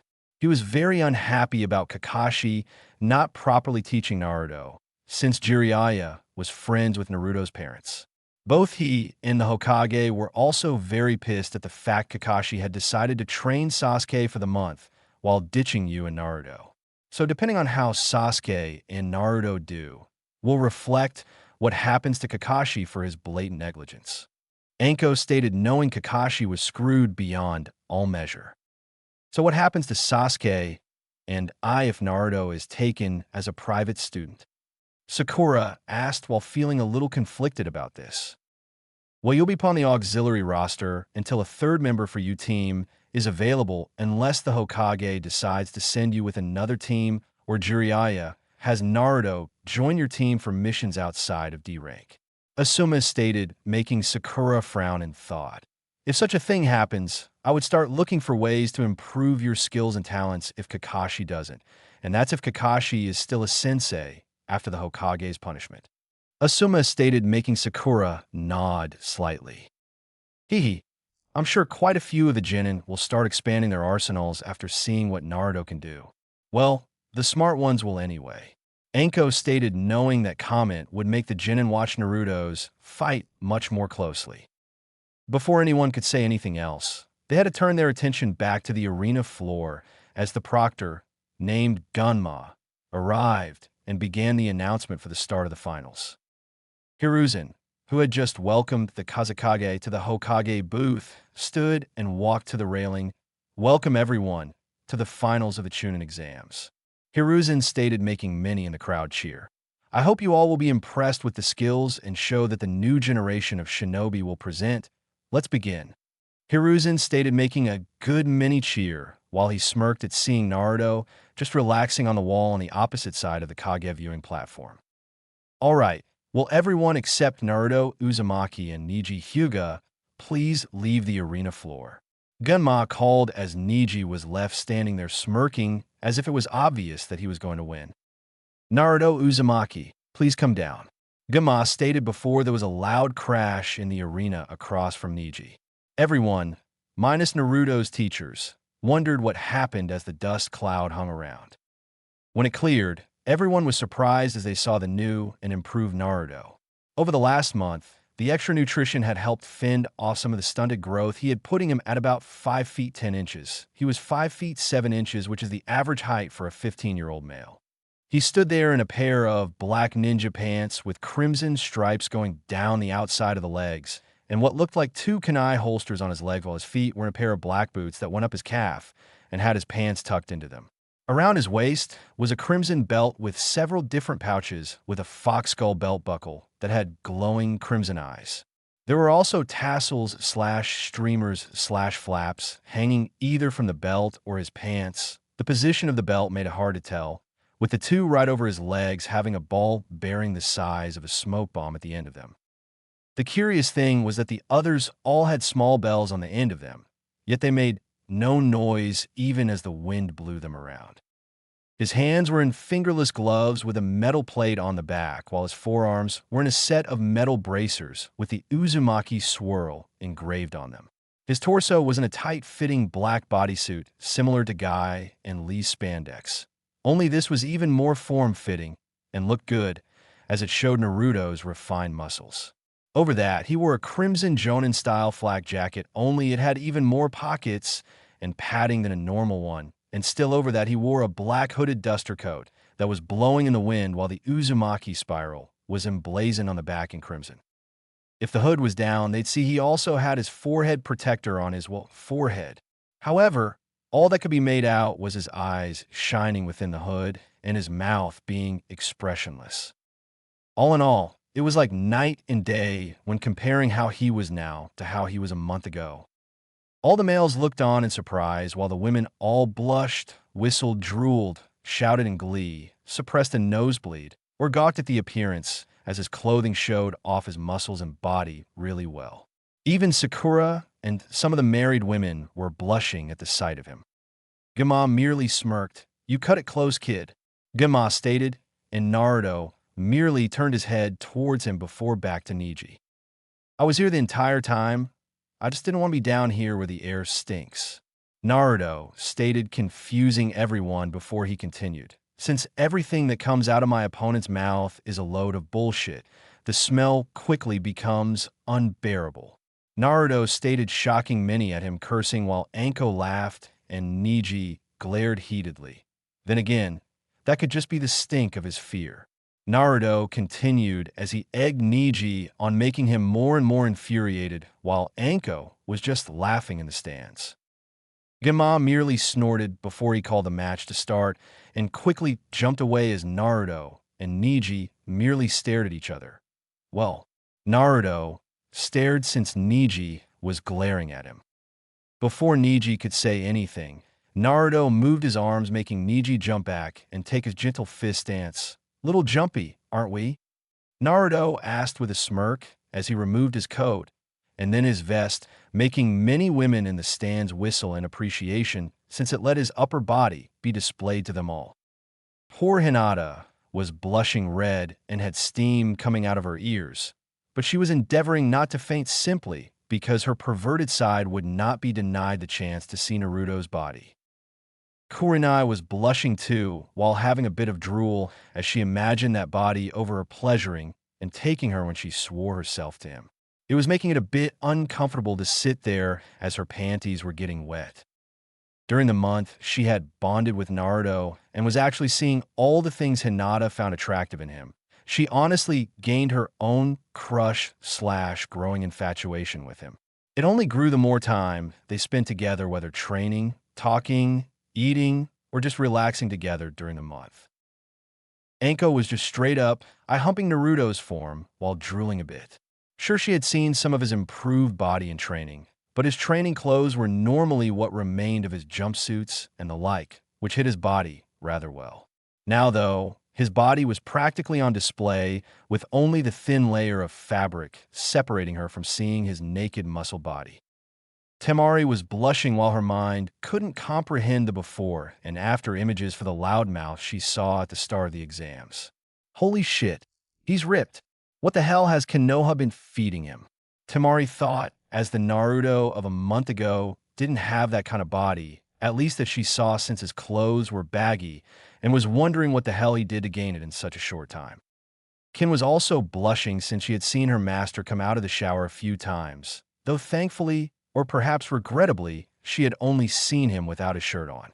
However, she had gotten some new doses of pleasure as Naruto, after her requests and endless begging, had given her massages that included her breasts, ass, and pussy.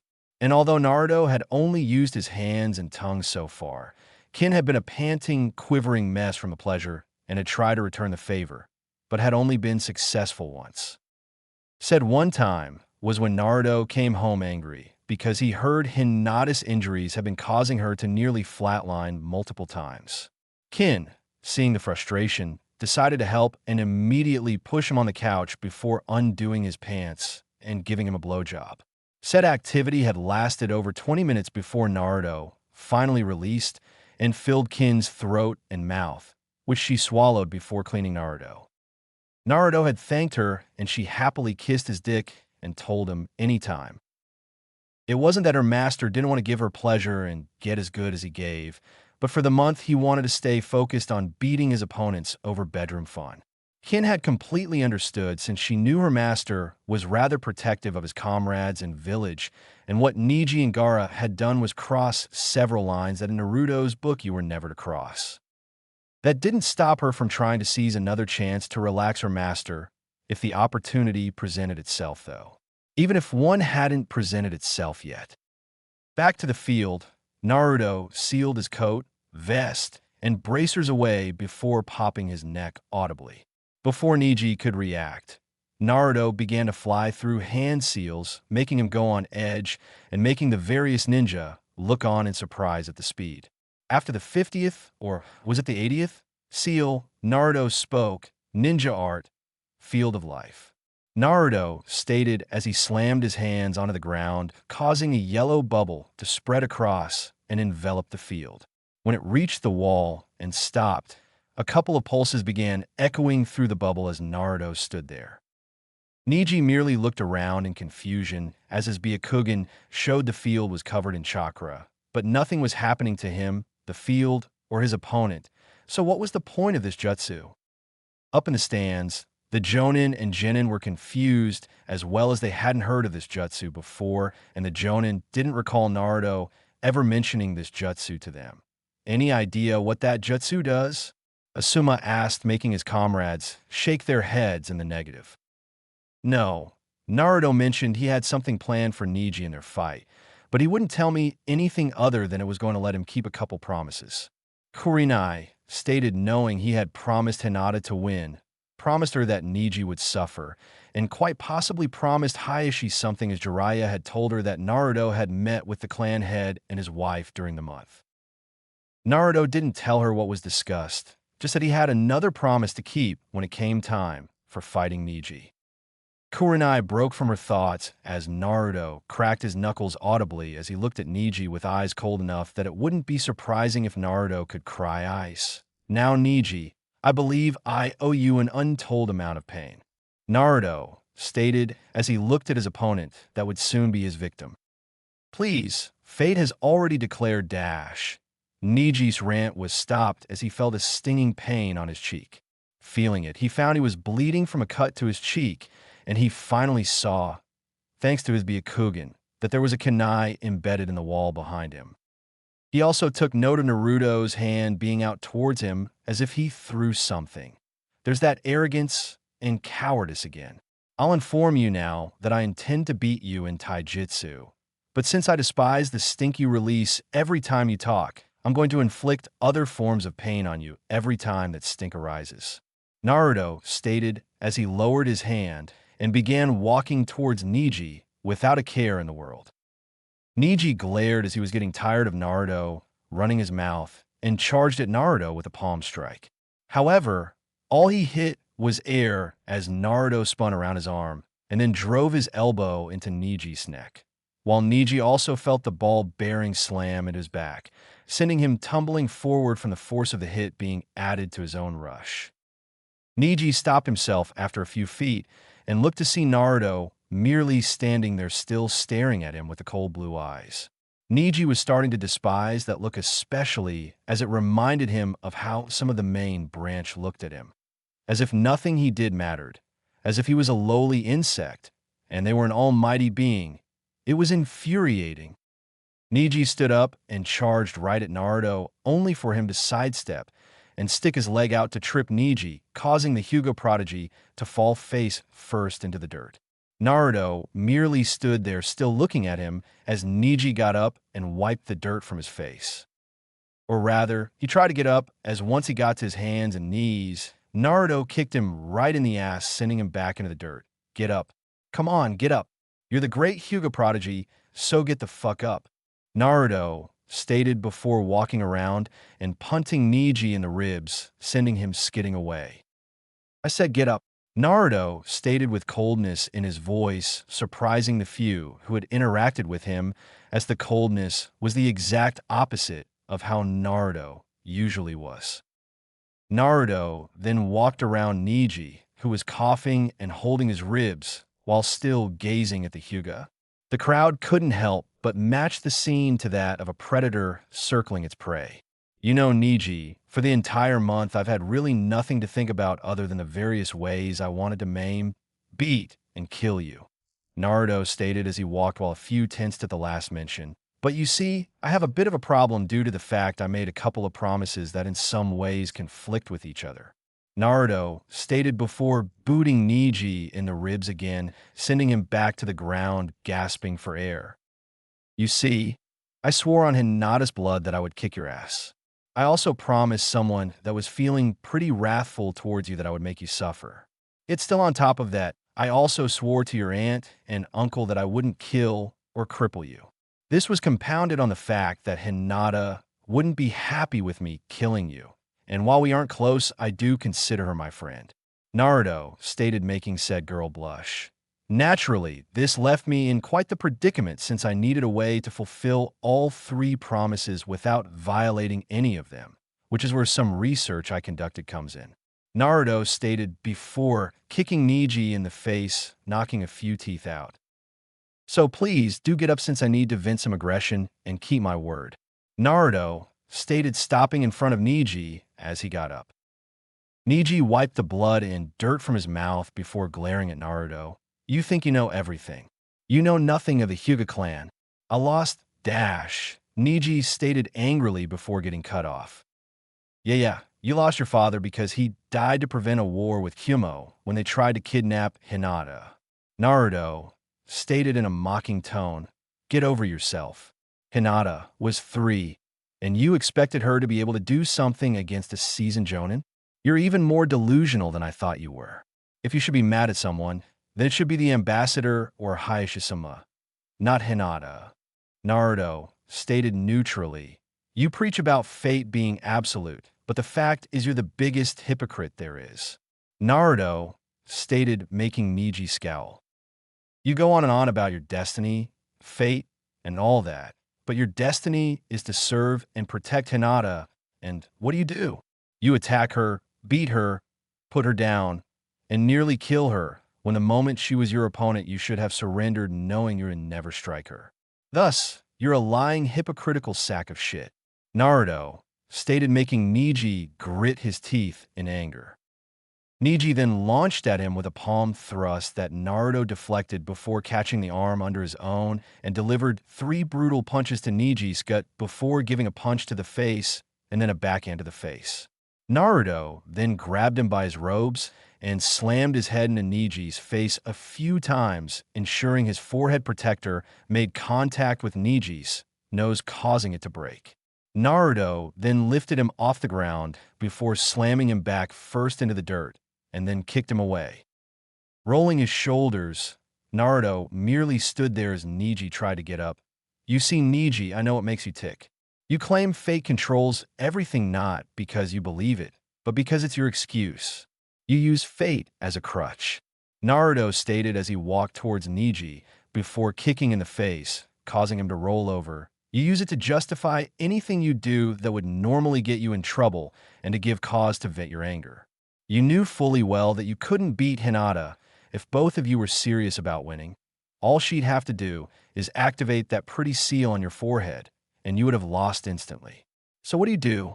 You tear down her confidence. You break her spirit. You twist and manipulate her feelings towards family to ensure she can't possibly fight at her best. I saw it when Lee was fighting Gaara. You were angry and scared at what you saw because Lee's skills were something you thought a dead last could never achieve.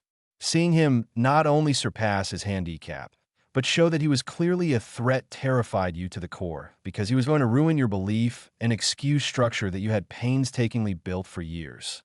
Naruto stated shocking Niji's team. The crowd, though, was stunned at how analytical Naruto was being as he planted his foot on Niji's chest. You see, Niji, I know how to set you off. I know how to make you angry. I know how to make you lash out.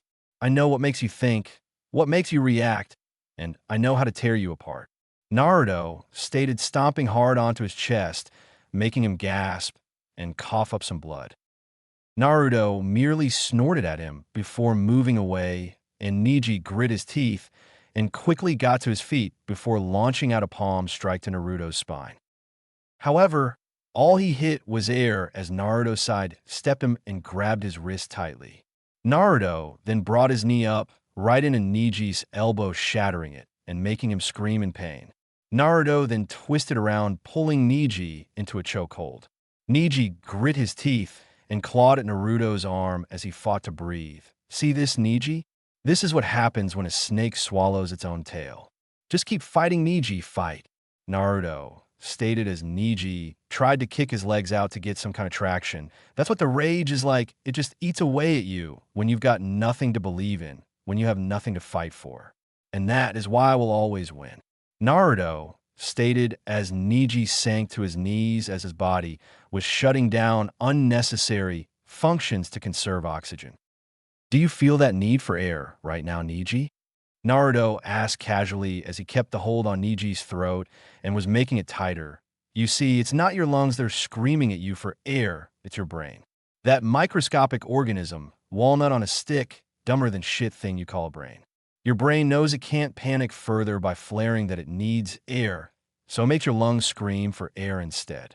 Naruto stated calmly as he kept strangling Niji. I bet I sound very far away now, don't I? Naruto asked before he frowned, and then grabbed Niji's head tight before snapping his neck. Up in the stands, those that had no hand in training Naruto could only watch in stunned awe as he dismantled Niji like he was an academy student fighting a seasoned umbu. The dead last of the last academy graduation, tearing the former rookie of the year apart like he was nothing. For the other Genin, it was shocking to see the drastic change in Naruto's skill level, ferocity, and how willing he was to hurt his opponent. The loudmouth that only barely defeated Kiba was tearing Niji, the rookie of the year and Hyuga prodigy, apart like he was nothing. Such a massive spike in skill and change in personality in only 1 month was baffling to them all. For Gaara, though, it was making his bloodlust spike. The power, strength, bloodlust, rage, and brutality being shown were making him react even more than Sasuke ever had. The underlying power hidden underneath, combined with a threat that Naruto made, was making him react even stronger. 2 weeks into training, Naruto had gone to visit his friends in the hospital and found Gaara there trying to kill Lee and finish the job. Only Gaara found a blade right at his throat and his liver with Naruto there holding them. Naruto had warned him against doing such a thing, especially since all his precious sand was over next to Lee. When Gaara had stated he wouldn't be denied confirming his existence, Naruto called him a fool. Why kill Lee in a secluded room where no one would know it was him that did it? Why get a morsel when he could wait for the finals and kill multiple people for hundreds to see? Who would be able to deny his existence when they saw him crush and destroy opponents with such brutality and bloodlust? In short, why have a simple dumpling when you could have an all-you-can-eat buffet? Naturally, Gaara accepted the logic and warned Naruto that should he interfere again that he would die painfully. Naruto's reply had only spiked Gaara's bloodlust. "Well, don't worry, Gaara. We'll fight soon enough, and then you're going to know fear, pain, and loss as I tear you apart and show you why your demon is nothing compared to mine." Those have been Naruto's words, and it was only further punctuated by him using a sliver of Kyuubi's power to turn his eyes blood red and slit the pupil. Gaara knew right then that Naruto was like him, and the fact his demon was a higher number just meant he was even more worth killing. And now, his most recent actions were only heightening his bloodlust. When Gaara saw him kill Neji, his blood boiled at the prospect of fighting a fellow Jinchuriki that was willing to kill. Naturally, everyone else watching was shocked at Naruto killing Neji, especially when he had stated that he promised not to kill him and was going to fulfill the promise. Now, though, they couldn't help but wonder why he lied. Kurenai was biting her lips since she appreciated Naruto dishing out so much punishment, and part of her was glad that Naruto killed Neji, but the look of horror and pain on Hinata's face was killing her. She knew Naruto never broke a promise. So why did he kill Neji after promising not to? Sakura, Ino, and Tenten were horrified at the sight of Naruto killing an opponent, let alone killing a fellow Leaf Shinobi. What could have happened the past month to cause such a shift in his personality and fighting? Guy, however, was merely looking at the arena floor with an unreadable expression while Lee was horrified at the death of his teammate. "Calm down, Lee. Hinata, Tenten. It's not over yet." Guy stated seriously, since he knew Naruto would have only done that if he had something planned. But Guy-sensei, Naruto just killed Neji," Tenten stated angrily, and Guy merely gave her a serious stare that immediately shut her up.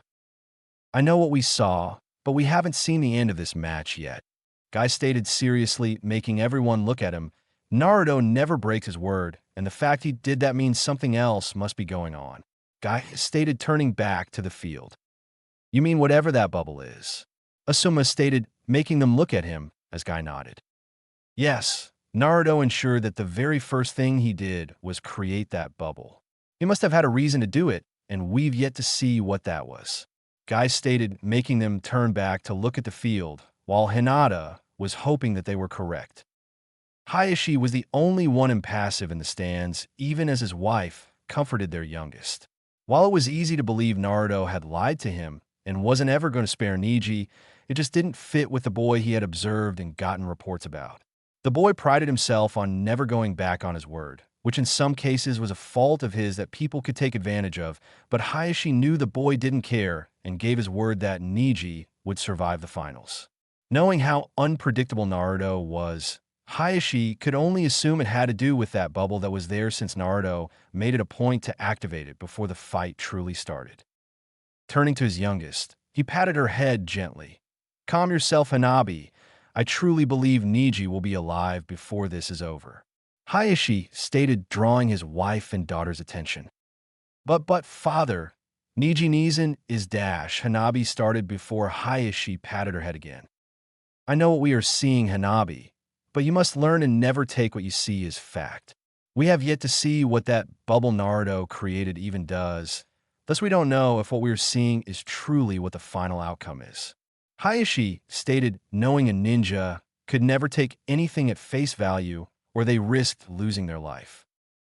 Hayashi then turned his attention back to the field as Hanabi worked to calm herself and looked to the field along with her mother.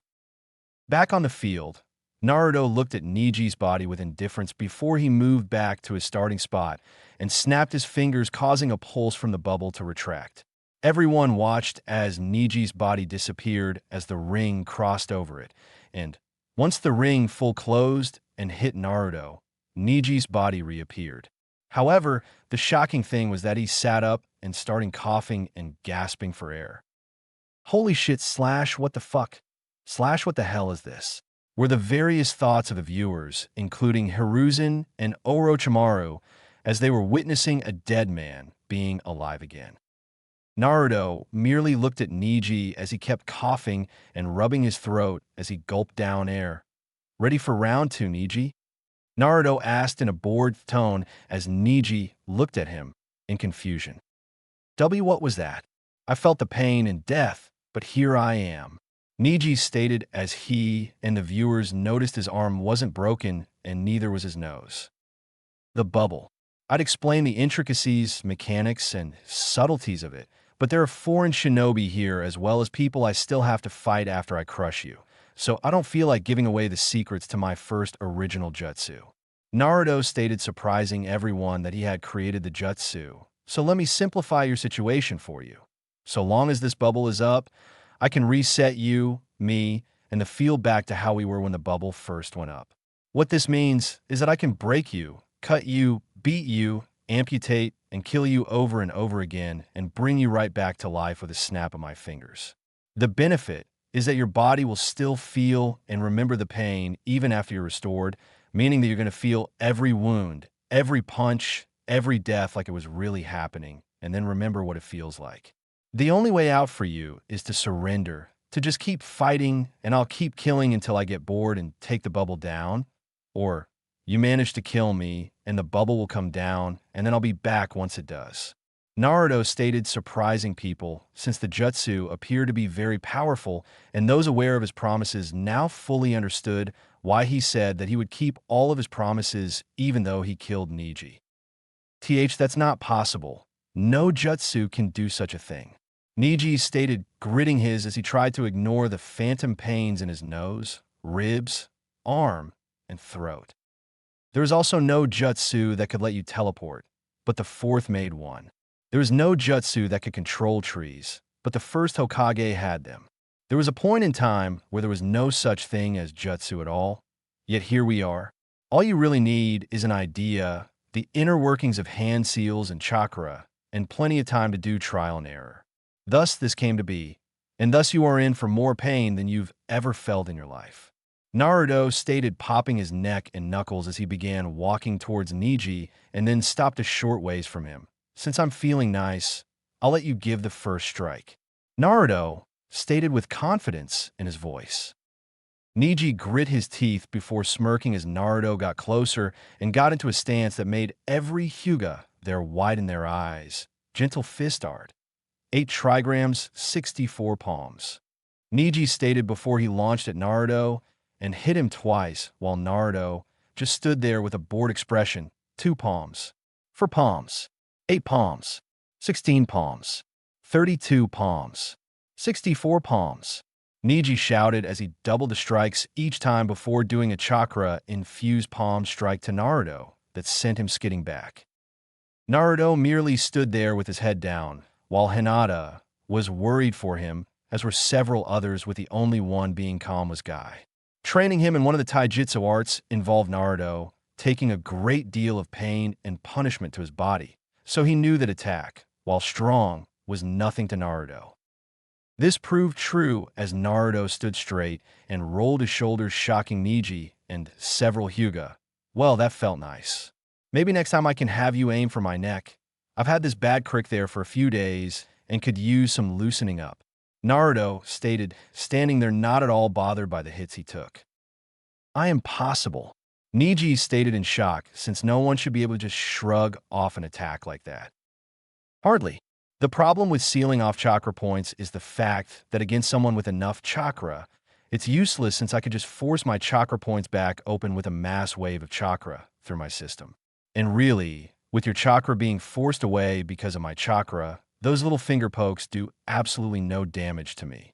Though I will give you props for that palm strike, it actually tickled. Naruto stated, since his body was just a wall of solid muscle, and with chakra being regulated through him to harden the muscles, it just meant that any hits were not going to reach his organs. Neji's chakra attacks did hit his chakra points, but they didn't go any further than that. Neji grit his teeth in rage before he launched at Naruto, unleashing a barrage of attacks as he did. Unfortunately for him, Naruto had known how he would react and was ready for him. Naruto quickly deflected the blows with ease, making the blows miss him by a mile. Naruto kept this up for a few moments before he turned sideways and began to deflect the attacks with one arm. Finally, he pushed him away with a bored look on his face. "Come on, stop trying to hit me and hit me," Naruto stated, making Neji grit his teeth and attack again. This time Naruto just leaned back and stepped back, dodging before he brought his elbow up, knocking one of Neji's strikes away and throwing him off balance. Naruto then brought his hand to Neji's midsection and did a 1-inch punch directly into his right kidney, making him gasp in pain. Naruto then followed it up with one more 1-inch punch to the same kidney, dropping Neji to his knees as he was clutching his side. He was then sent back as Naruto Spartan kicked Neji right in the face, breaking his nose again. Naruto stood there and shook his head. Seriously? This is it? This is the famed and proud prodigy of the Hyuga clan? I'm starting to feel insulted for having my expectations raised so high, and I only get this farce, Naruto stated as Neji glared and cradled his side as he tried to stand up. Up above, Hiruzen sat impassively, though inside, he was impressed and proud of how far Naruto had come and was showing his skill. The brutality he understood, since Naruto had made it clear from an early age that he'd harm anyone that dared to hurt someone he counted as a precious person.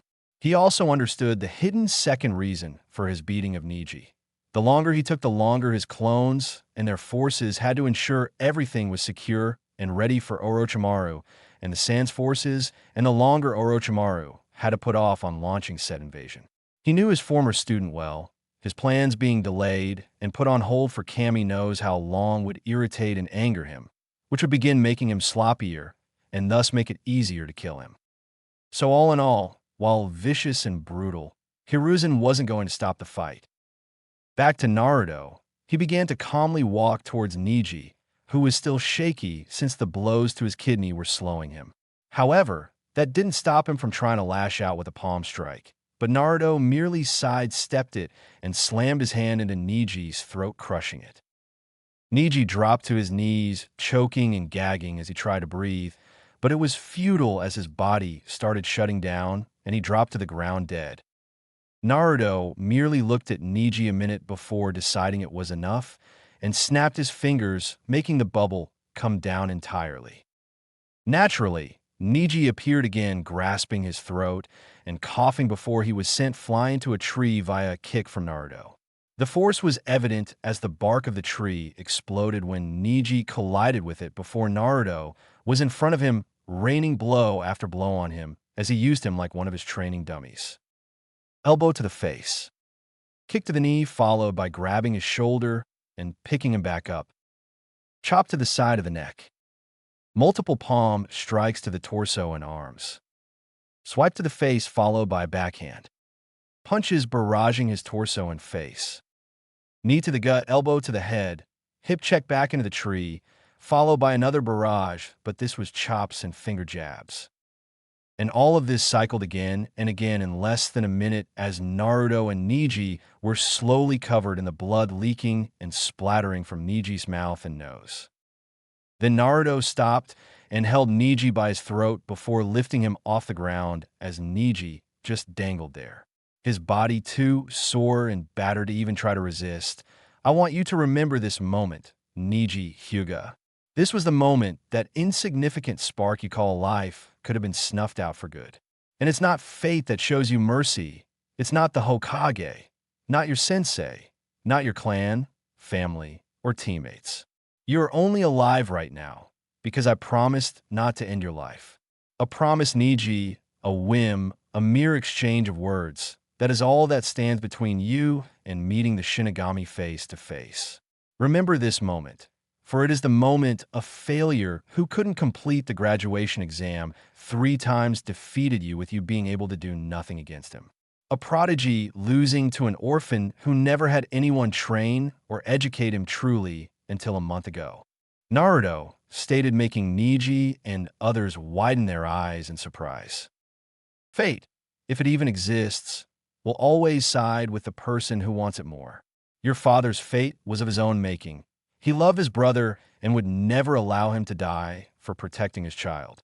Your father chose to leave this world on his own terms, and you disgrace him and his memory by using it as a means to harm and hate. Naruto, stated as Neji, for the first time in years, let tears leave his eyes. You can still change and be a man worthy of you, father, but I warn you, should you ever commit such an act again, then I will look for you, I will find you, and I will kill you. And nothing, not your clan, your team, the Hokage, the Fire Daimyo, nor even Kami himself will stand in my way. That is my promise to you, Neji. Nowhere on this world or in the next will you be able to hide from me. Do you understand? Naruto informed, threatened, and then asked as Neji mutely and weakly nodded before Naruto tossed him to the center of the arena. You can call it, he's done. Naruto stated as he walked for the stairwell. Winner, Naruto Uzumaki. Genma called as the medics came to retrieve Neji, and the people that taught Naruto over the month were the first to start applauding. They were soon joined by others throughout the stadium, with some cheers echoing out too. Hayashi then kissed his wife's and Hanabi's heads before standing to go and speak to Neji, since it was time he learned the truth. Hanabi, though, was still stuck on just watching Naruto until he disappeared into the hallway leading to the stairs, and Hitomi was the same. The other genin were just frozen in stunned awe and shock at seeing Naruto break Neji down completely and utterly. Hinata was mainly just grateful Naruto hadn't truly killed Neji, though she was blushing since he had technically done all of that for her, even if it was because he didn't like Neji's action. It showed that he did indeed care. Kurenai, meanwhile, was smiling and blushing since she knew what Naruto's victory meant, and she wasn't opposed to it since she had spent the last month getting to know him while training. While she would hope for a more romantic relationship, this one with Naruto wasn't going to be bad. It didn't hurt that Kin had told her about his tongue, hands, and dick either, so she knew there was something to look forward to. She broke from her thoughts as Anko leaned in towards her ear. Guess he owns you now. Anko stated with a whisper and smirk, making Kurenai blush a bit more since Anko had heard her and Naruto talking about it one day and had been teasing them since. Kurenai, though, smiled and whispered back, yes, he does, but don't be jealous. I'm sure he'll fuck you too. Kurenai stated, making Anko, yes, badass bitch Anko, blush before she looked away, making Kurenai giggle softly. Naruto just keeps getting stronger and stronger, while I don't think I've improved at all since we became a team. Sakura thought, both impressed with Naruto and saddened for herself, though she was happy for Naruto and that he got to show off what he could do.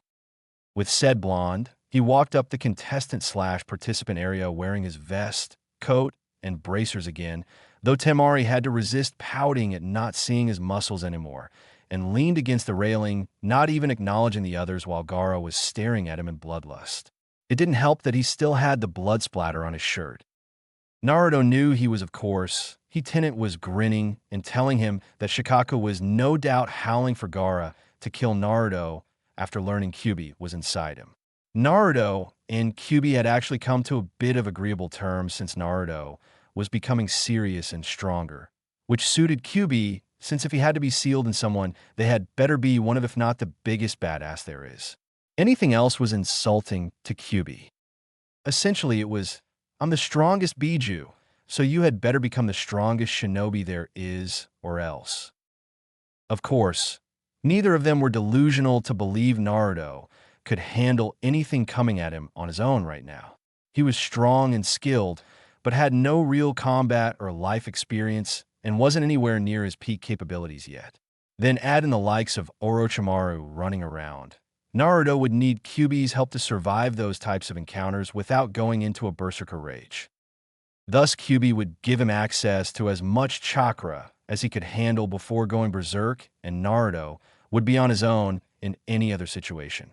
Naruto had also read up on mindscapes and altered his from the sewer. It was to better accommodate Kyuubi, and for the fact he didn't like the idea of his mind being a sewer of all things.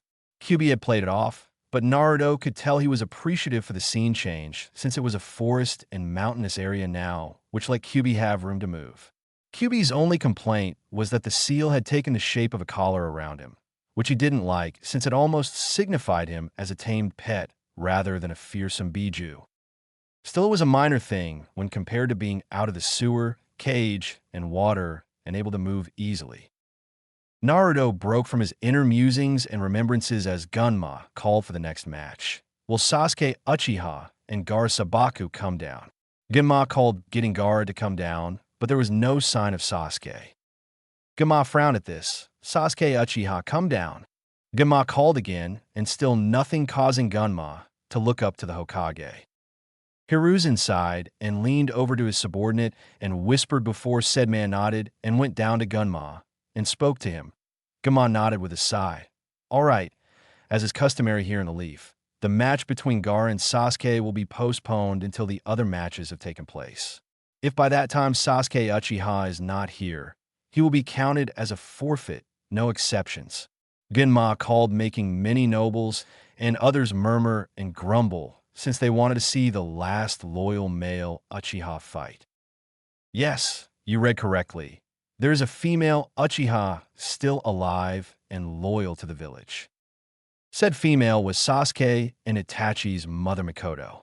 Said woman had only barely survived the massacre, and the village higher-ups never dared to try and touch her, since she knew why Itachi had done what he did, and both she and Fugaku were proud of him protecting the village above all. The only reason she was alive is because she had a rare condition called situs inversus, which meant all of her organs were on the opposite side of a normal person's.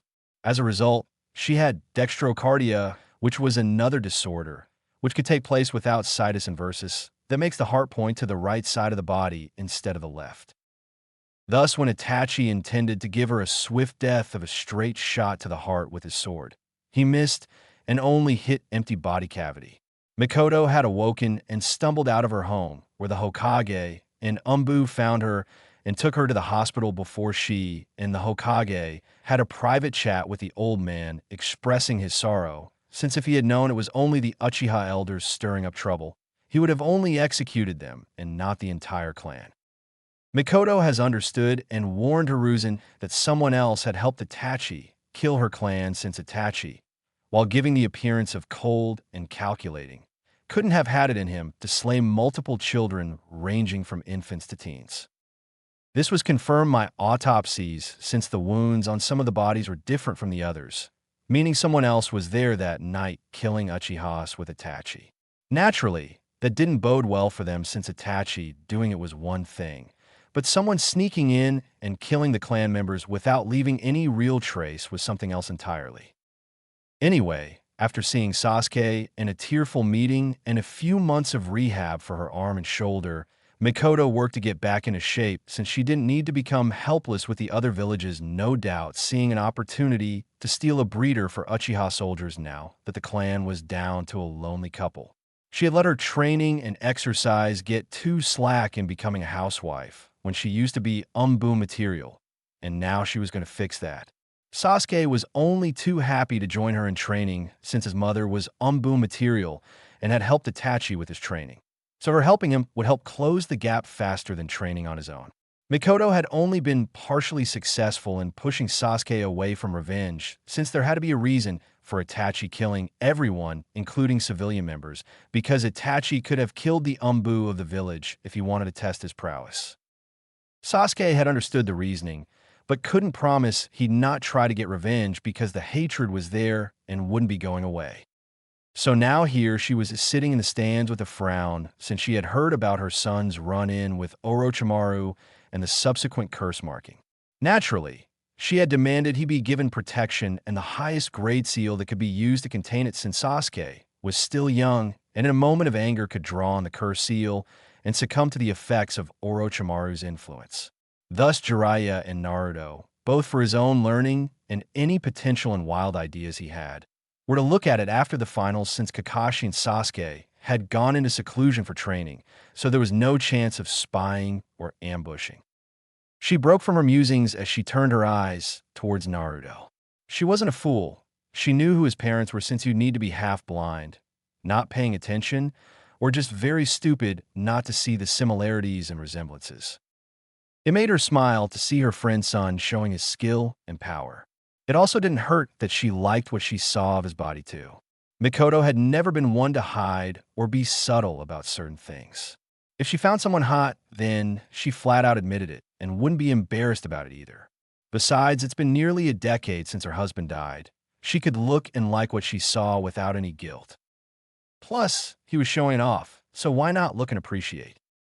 Shaking those thoughts away, she idly looked to the two men in front of, beside, and behind her, knowing they were sound ninja. No doubt they would capture her, or at least kill and harvest her eyes for Orochimaru. Poor fools didn't know who they were fucking with, but they would learn soon enough. She then turned her attention back to the floor as Genma spoke. Will Shino Aburame and Kankuro Sabaku please come down? Genma called, making Shino prepare to head down, but he didn't need to. Proctor, I forfeit. Kankuro called, knowing he couldn't risk showing off his puppets before the invasion. Shino of course frowned, since why wait till the match was called a forfeit? He idly looked toward Naruto and saw him make hand signs. Watch him closely and don't drop your guard. Shino gave an almost imperceptible nod at Naruto and had a few of his bugs fly over to Kankuro and land on both him and his puppet carefully, just in case he was trying the same trick from the prelims. He then turned his attention towards Temari, who jumped the railing and floated down on her fan in a grand fashion, no doubt to take attention from her brother and keep suspicion to a minimum. Naruto, Shino, and Shikamaru thought seeing it was the only reason to do such a grand entrance unless you wanted to show off. Shikamaru then sighed and began lazily walking down after nodding to Naruto. No sense hurrying down when he had a couple minutes to get down there. He wasn't blind. He knew something big was going on, so why not delay it a bit by taking his time getting down there? He was still deciding if it was troublesome enough to prolong the fight itself, though. Upon arriving at the field, he saw Temari was a bit annoyed, which no doubt stemmed from him taking his sweet time getting there. But hey, what was she going to do? Try harder to hurt him? Uffed. He dealt with that daily with his mother and her frying pan and rolling pin. Why would he worry about a teenager with an iron fan? Shaking those thoughts away, Shikamaru merely reached his starting point. Both contestants ready? Genma asked, making Temari nod and Shikamaru to shrug uncaringly, which caused Temari to twitch her eye. Naruto, meanwhile, smirked and shook his head. Copycat. Naruto thought, since he saw that Shikamaru was using his laziness to piss Temari off so she wouldn't be focused, calm, and collected. It was arguably the easiest strategy for someone like Shikamaru, since he just had to be himself while looking like he was reacting to Temari. Naruto has primarily done it as a way to break down the thick wall of bullshit that Neji had built up for his beliefs and delusions, which meant Naruto had to tear it apart to get through to his brain and get it back to thinking intelligently. Naruto then turned his attention back to the field as Gunma called the match to start and jumped back. Temari ran at Shikamaru and leapt into the air to bring her fan down on his head, while Shikamaru merely looked at it coming at him. A huge cloud of dust occurred when her fan hit, and many held their breath in anticipation before everyone was surprised to hear Temari scream in pain before she was launched out of the cloud and rolled across the ground. When she came to a stop, everyone saw her body twitching, and she had some burn marks on her body, while her hair was a bit frizzy too. Looking back at the dust cloud, they saw it clearing and saw Shikamaru standing beside the fan, which was still partway in a crater when it hit the ground, and he had his hand on the fan. The main thing, though, his hand was coated in electricity, which meant that Temari had received a massive jolt thanks to her fan being a powerful conductor. Shikamaru may not have been able to progress very far in his elemental training, such as being able to do some of the jutsu, but he did know how to coat his hand or weapon in it, and it was useful for such an occasion as this. Shikamaru merely walked and looked at Temari as she tried to get up, but it was hard since her body was tingling and numb in some areas while the burns were also slowing her. You showed your cards in the prelims, you know? Shikamaru stated, making sure he didn't walk too close just to be safe. You're over-dependent on your fan, just like your brothers are over-dependent on their puppets and sand. It's not that hard to come up with a plan, no matter how simple, to make that dependency work against you. Shikamaru stated, making Temari grit her teeth. Why you p purposefully m made me am mad. Why you knew I'd attack with my fan as a b bludgeoning t tool. Temari stated with her mouth twitching and making it hard to talk. Call it personal experience when it comes to pissing off a woman. Shikamaru stated before he pulled a kunai out and then had his shadow launch out and snag her. Now you can either surrender or I can come over there and either kill you or make things very painful and possibly embarrassing for you. Shikamaru stated seeing her flinch and twitch in pain as her body tried to mimic his movements, but the electricity was still making that hard and painful.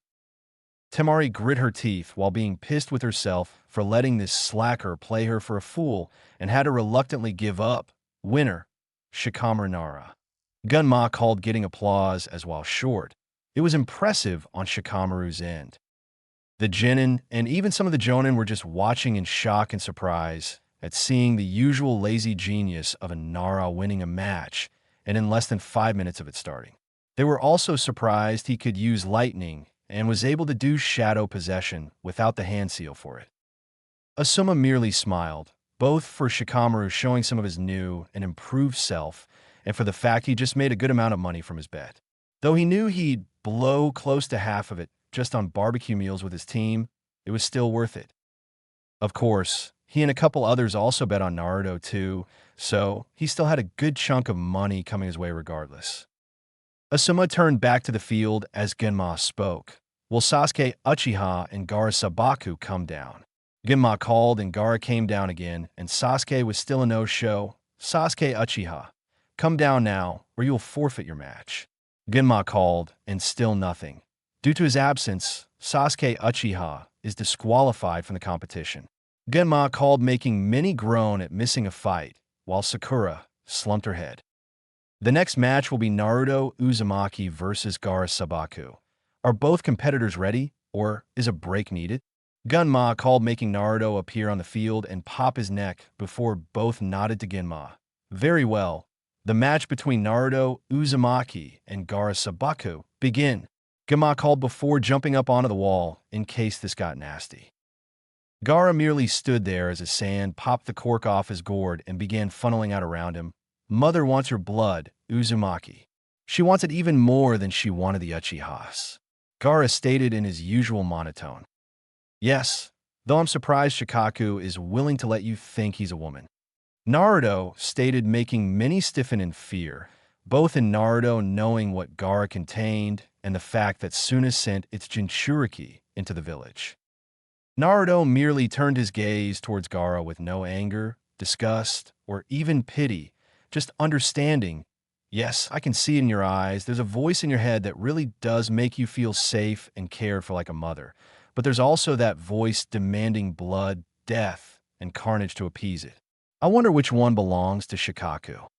Naruto stated, then asked, making Gaara frown before he sent the sand at Naruto, who merely sidestepped and swiped through it, while coating his hand in wind chakra, causing the sand to scatter. See? The sand you attack with has to be told to attack, while your inner amount of sand protects you without you even knowing of a threat. Naruto stated as he had seen it in Lee's fight. Lee was too fast for Gaara, but the sand would still react and protect him. Gaara merely frowned further before gripping his head in slight pain. Shikaku's getting annoyed, isn't he? He doesn't like that I'm breaking down his little mother wants blood routine that he's been doing to get you to kill. Naruto stated before dodging the sand again, moving efficiently around the field with little trouble or issue. You know, I had to think this past month on why it was that some of your sand had to be controlled and the rest acted on its own. And for the longest time, I didn't have an answer till I learned about your sealing. Naruto stated, dodging another blast of sand and then some shuriken as Gaara was scowling as his head was hurting. Up in the stands, Kankuro was nervous since not only was Naruto surviving, he was actually egging Gaara on and messing with his head.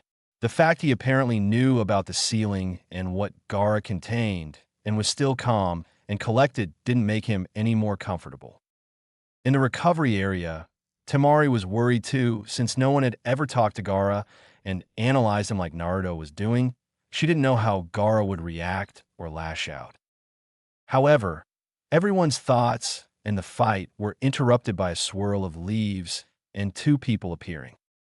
Gaara merely frowned and recalled his sand, while Naruto stood there with a bored look as Sasuke and Kakashi stood there back to back. "Are we late?"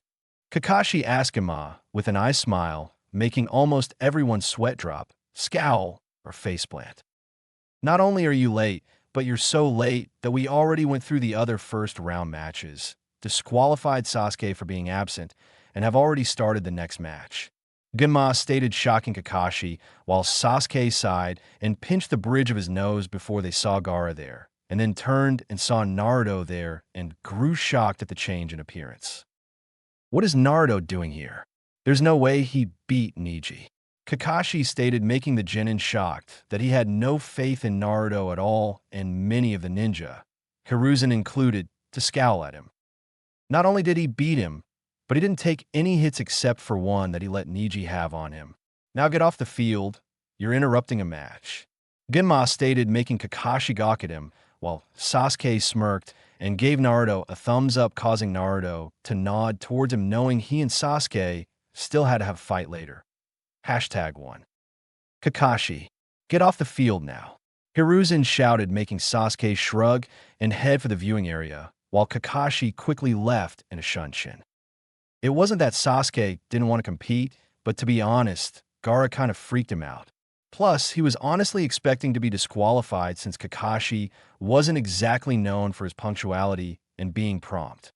So he was honestly expecting to be disqualified, which wasn't that bad since Kakashi had run him through a few drills before they left, so he wasn't 100%. Oh well, he'd talk with the others about the matches he missed, and then watch to see how his teammate had improved. Alright, let the match between Naruto Uzumaki and Gaara Sabaku continue, Genma called, leaving the field once more as Gaara and Naruto stared at each other. "See, Gaara? Doesn't matter the village we come from, those like us are all the same.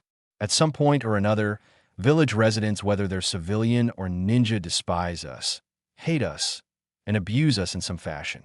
Granted, you had it worse, since your village actually tried to kill you while mine just wanted me to fall in a ditch and die. Still, unlike you, I refuse to become the thing they see me as. I refuse to stoop to their level, and I refuse to become anything other than what I want to become," Naruto stated, merely staring at Gaara, while the genin were all confused, while the older ninja were wondering if he was actually going to state he was the container for the Kyuubi or not. Hiruzen and a few others merely sighed, since Naruto was free to tell whoever he wanted and only hoped the younger generations wouldn't turn their back on him should he reveal his secret. The sand and sound shinobi, though, were scared shitless at Naruto, hinting he had a biju sealed inside him too. "That just makes you weak. Why help others when you could just fight for yourself?" Gaara stated as his sand floated around him.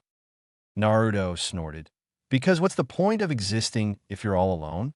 What's the point of being the best if you have no one to share it with? How can you get stronger when all you want to protect is yourself? Your mother knew this lesson. It's why her strength is so impressive," Naruto stated, making the Sabaku siblings tense.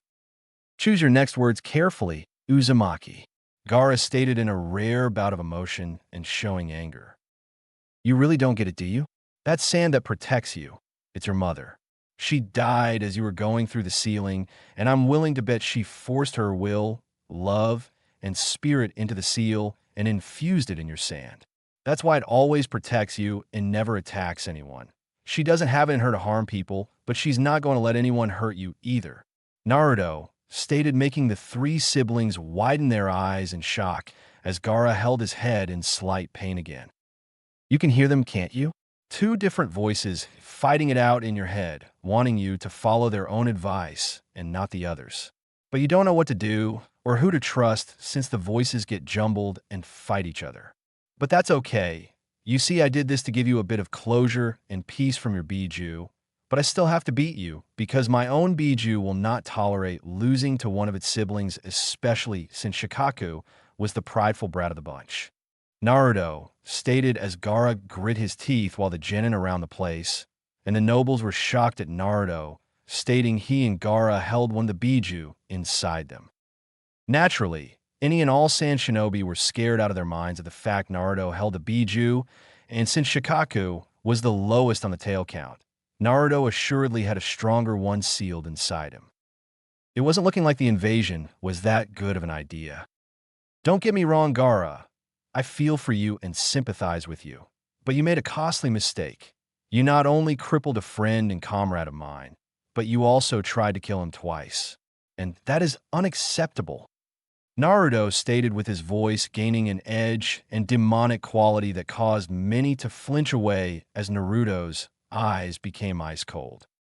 Before anyone could say anything, Naruto vanished from his position and Gaara's sand quickly rose to protect him from harm and exploded as a foot passed Gaara's head by mere centimeters. However, when the sand tried to grab the foot, it burst into smoke, showing it was a shadow clone before several more bursts of sand occurred as Gaara saw various limbs get within spitting distance of him. The problem Lee faced was that he had only one body to attack with, but I can make hundreds. Naruto's voice echoed from around the area as explosion after explosion of sand occurred.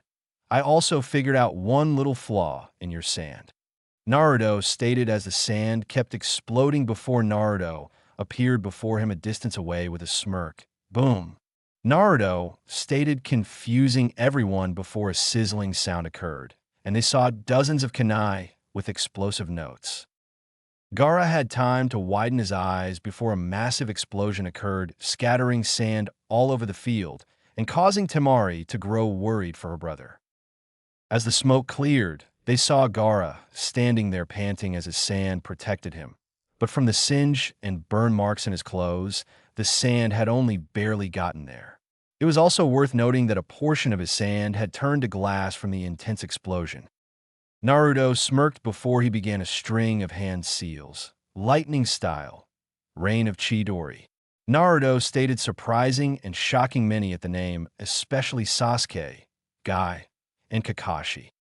Naruto smirked and looked up, causing everyone else to do so, as dark storm clouds had gathered and everyone widened their eyes at seeing a swarm of chirping birds made of lightning launch from the cloud and heading right for Gaara, who quickly used his sand to shield him. However, that was what Naruto wanted. As the birds impacted the sand, they exploded in a large display of lightning going in all directions and even fueling some of the other birds to become even bigger. In fact, the lightning was so intense that it was superheating the sand and turning it into liquid glass. However, this just distracted Gaara from the next attack. Said attack came from a half-dozen clones launching out of the ground and flipping through hand seals water style, wild water wave. The clones called, spewing large torrents of water at Gaara, who quickly made more sand and commanded it around him, turning the sand to sludge. But that was only the first reaction.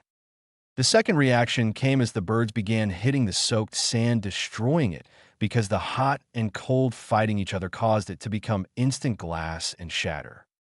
Gaara grit his teeth, since no one had ever pushed him this hard or found ways to combat his sand. It was making him feel elated, scared, excited. Finally, someone worth killing, and that could give him a real fight. Yes. Fight me, Uzumaki. This is the most fun I've had in years. Gaara stated with a bloodthirsty grin as the ground began turning more and more into sand as it lashed out and grabbed the clones and Naruto, sand coffin. Gaara called as Naruto looked at him impassively, while many tensed, having seen what that move could do to people. Sandbird dash. Boom! Naruto said before he and his clones all exploded, forcing Gaara to shield himself with his arms since his usual sand was depleted. When the smoke cleared, Gaara began looking around wildly before the ground beneath him cracked, and he looked down wide-eyed as Naruto emerged holding a blue spiraling sphere.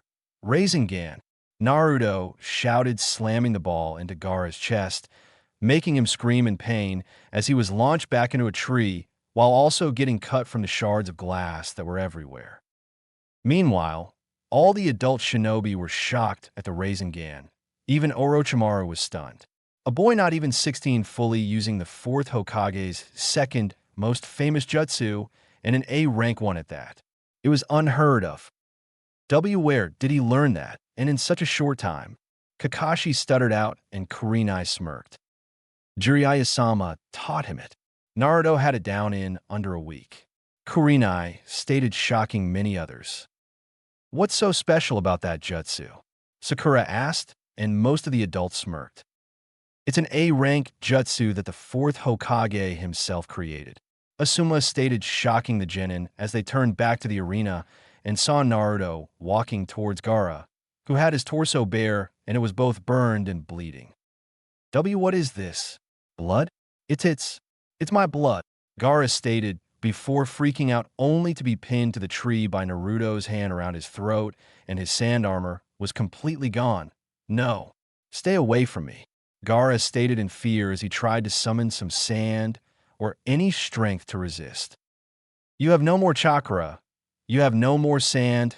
You have nothing between you and meeting the Shinigami right now, except my whim, Naruto stated, lifting Gaara off the ground easily and holding him there as Gaara weakly clawed at his arm and grit his bloody teeth. I want to talk to Shikaku now, Naruto stated, surprising many. Even Gaara showed his surprise. Either let him out or I'll beat your face in until you lose consciousness, Naruto stated, making Gaara close his eyes, and slowly he slumped over. Just as sand erupted up from the ground, Naruto shocked everyone again by releasing a chakra chain from his back, and it quickly ensnared Gaara's body. Everyone who knew of Kushina Uzumaki was stunned and in shock at seeing Naruto use her fabled adamant chains. It showed to some of the slower people that Naruto had to indeed be a true Uzumaki to use it, while some of the smarter and in the know people quickly saw the resemblance. Gaara's head rose and showed his eyes were black with a gold shuriken design. Let me go, you fucking bastard, Shikaku stated with his own voice and Gaara's mixing since he couldn't get a true possession because of the damn chain around him. Shikaku then turned his head as Naruto backhanded him. Watch your mouth, Shikaku. With your partial possession, I can kill you simply by ending Gaara's life, and you wouldn't return in a year like you normally would, Naruto threatened with a glare as Shikaku, realizing that since he was technically only halfway out of the seal, he'd be utterly screwed if Gaara died right now.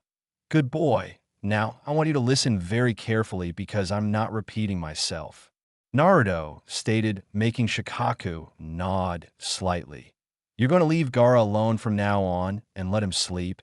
You're only going to possess him if the situation is life or death for him and he can't fight anymore. You're also going to let him hear and speak to his mother without your interference. If I hear even a whisper of you causing him problems again, I will slowly tear you out of your seal and imprison you so tightly you'll BG to be put back in the tea kettle, Naruto stated with his eyes and tone becoming so cold you'd think he had ice in his veins. Why, you're bluffing.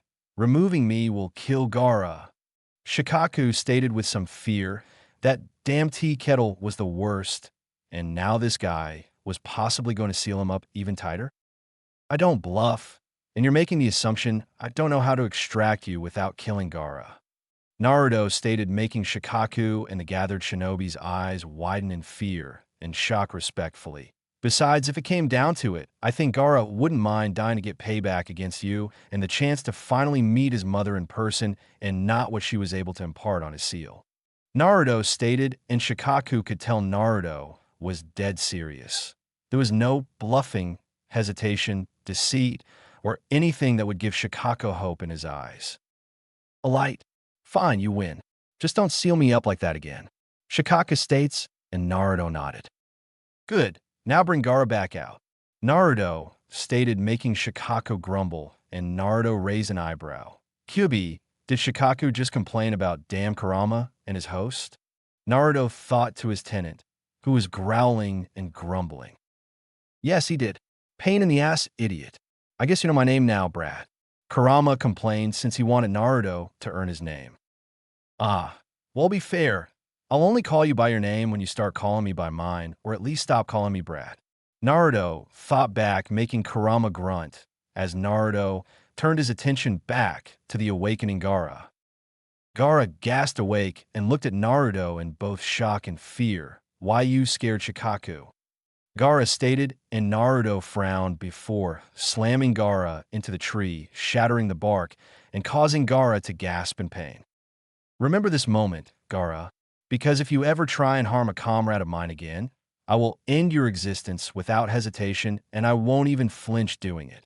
Naruto stated, making Gaara nod weakly before Naruto tossed him to the center of the field, though it also caused some more pain due to him hitting the ground and rolling over rock, dirt, sand, and glass. He's done.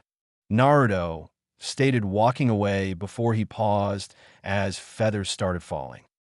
Naruto snorted before he built up his chakra and released it in a pulse, shattering the Jinjutsu around the stadium.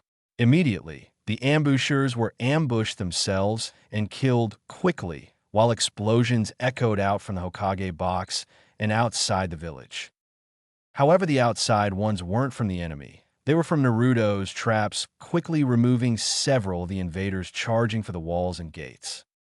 Acting quickly, Naruto summoned his sword from a seal and immediately created and sent out hundreds of clones to help keep casualties on the village's side to a low quantity.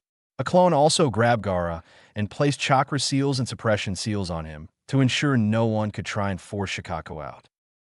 Of course, his siblings and sensei tried to interfere. Only Kankuro was intercepted by Shino and his insects. Gama blocked Baki, and another clone blocked Temari, while the real Naruto jumped to the stands to help his team and classmates. "Give me back my brother," Temari shouted, swinging her fan at the Naruto before her, only for the clone to catch her fan and delivered a punch to her gut, knocking the air from her lungs and launching her away. The clone then showed the difference in strength as he bent her fan in half before throwing it and hitting Baki in the back, letting Gunma incapacitate him. And a clone quickly scooped him up and put seals on him, while another clone did the same to Temari. A clone near Shino saw Kankuro's puppet attempting to release a poison cloud on Shino as a last act of defiance and quickly flipped through hand seals. Wind style. Great breakthrough. The clone shouted, pushing the poison away from Shino and into a group of sound ninja that were moving to flank a few Jonin. Shino nodded to the clone as another came and took Kankuro after the seals were put on him. Shino then moved to join his father and carry out any orders given and tried to ignore the dying gasps and screams from the sound ninja. The real Naruto quickly cut down a sound ninja near him before throwing a kunai into a sand shinobi's head as he attempted to flank Anko, while still keeping an eye on his former classmates. Sakura, Ino, Choji, take formation around Lee. I don't want these assholes trying to target him while he's wounded. Naruto shouted, parrying a kunai and head-butting the offender before grabbing them and throwing them into a squad moving towards Kakashi and Guy.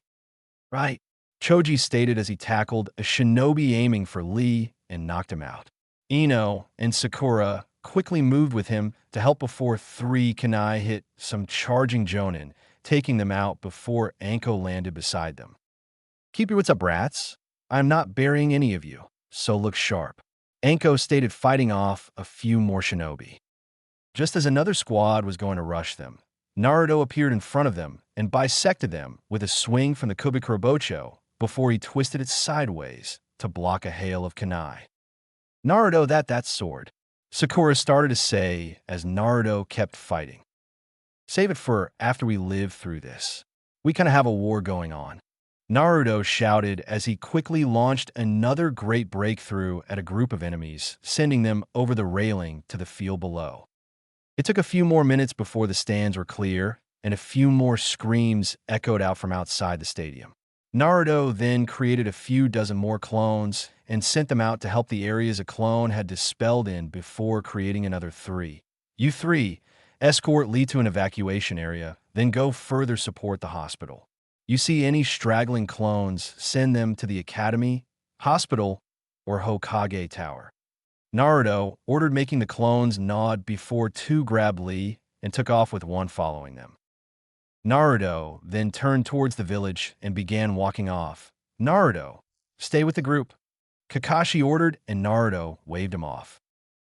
I have my orders, Kakashi, and I intend to fulfill them, Naruto stated, glancing at him. Kin stay with Kurenai or Anko. Do not go anywhere alone. Naruto ordered, making her nod.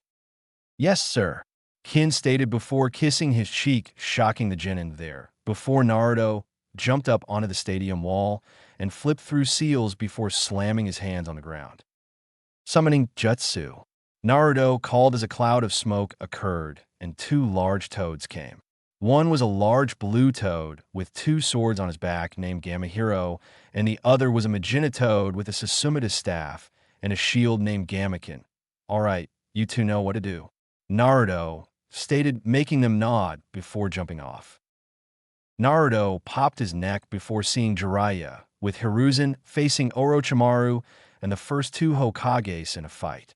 Naruto frowned before making a mental note to take care of the stragglers before coming back, since Hiruzen wasn't as strong as he used to be. Making a clone, he ordered it to stay and observe to ensure nothing went wrong before he took off. Jumping off the wall and running along the roofs, Naruto came across an Inuzuka female with 3 hounds fending off a squad of 6 jonin, but another group was coming in to flank her. Not liking that, Naruto jumped down with a massive overhead swing and roared as he slammed Kubikurabocho onto the ground at its full length, sending a large wave of wind at the flanking group. The few who dodged had to see the one's hit get split in half before Naruto was upon them with his sword back to katana length. Using surprise to help him, Naruto cut one in half before twisting to dodge a kunai and lashed out with a mule kick, sending the enemy back before Naruto spun and cleave another while delivering a kick to his second attacker.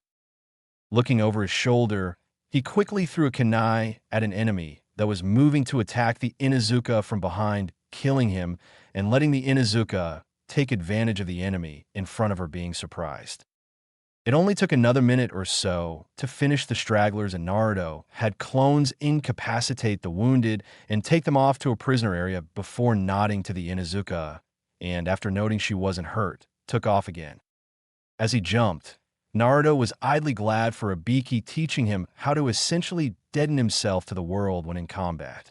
Taking a life wasn't something he was fully comfortable with, but he understood it, and he would have time to puke, shudder, and process when they weren't stuck in a war or it could cost him or someone else dearly.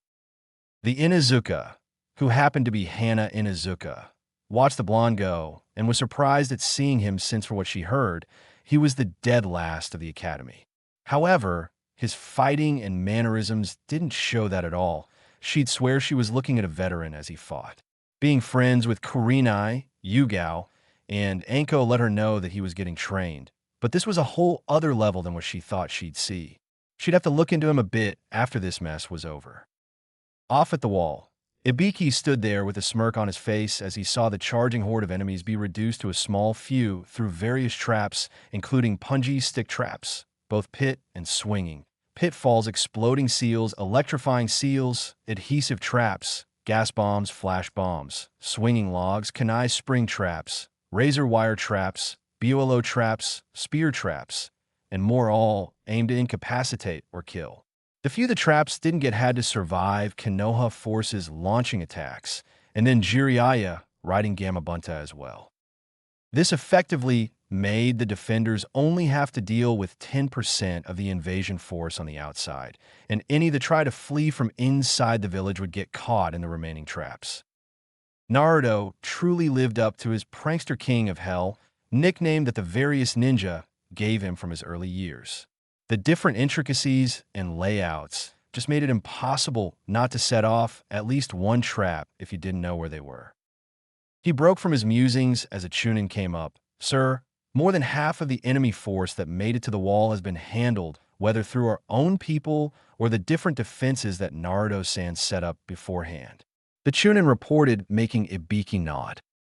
Good. Once we handle the rest, I want a portion of our forces to help sweep the village. I don't want to risk enemies staying in the village causing problems for us for Kami knows how long. Ibiki ordered, making the Chūnin nod and leave to give the orders.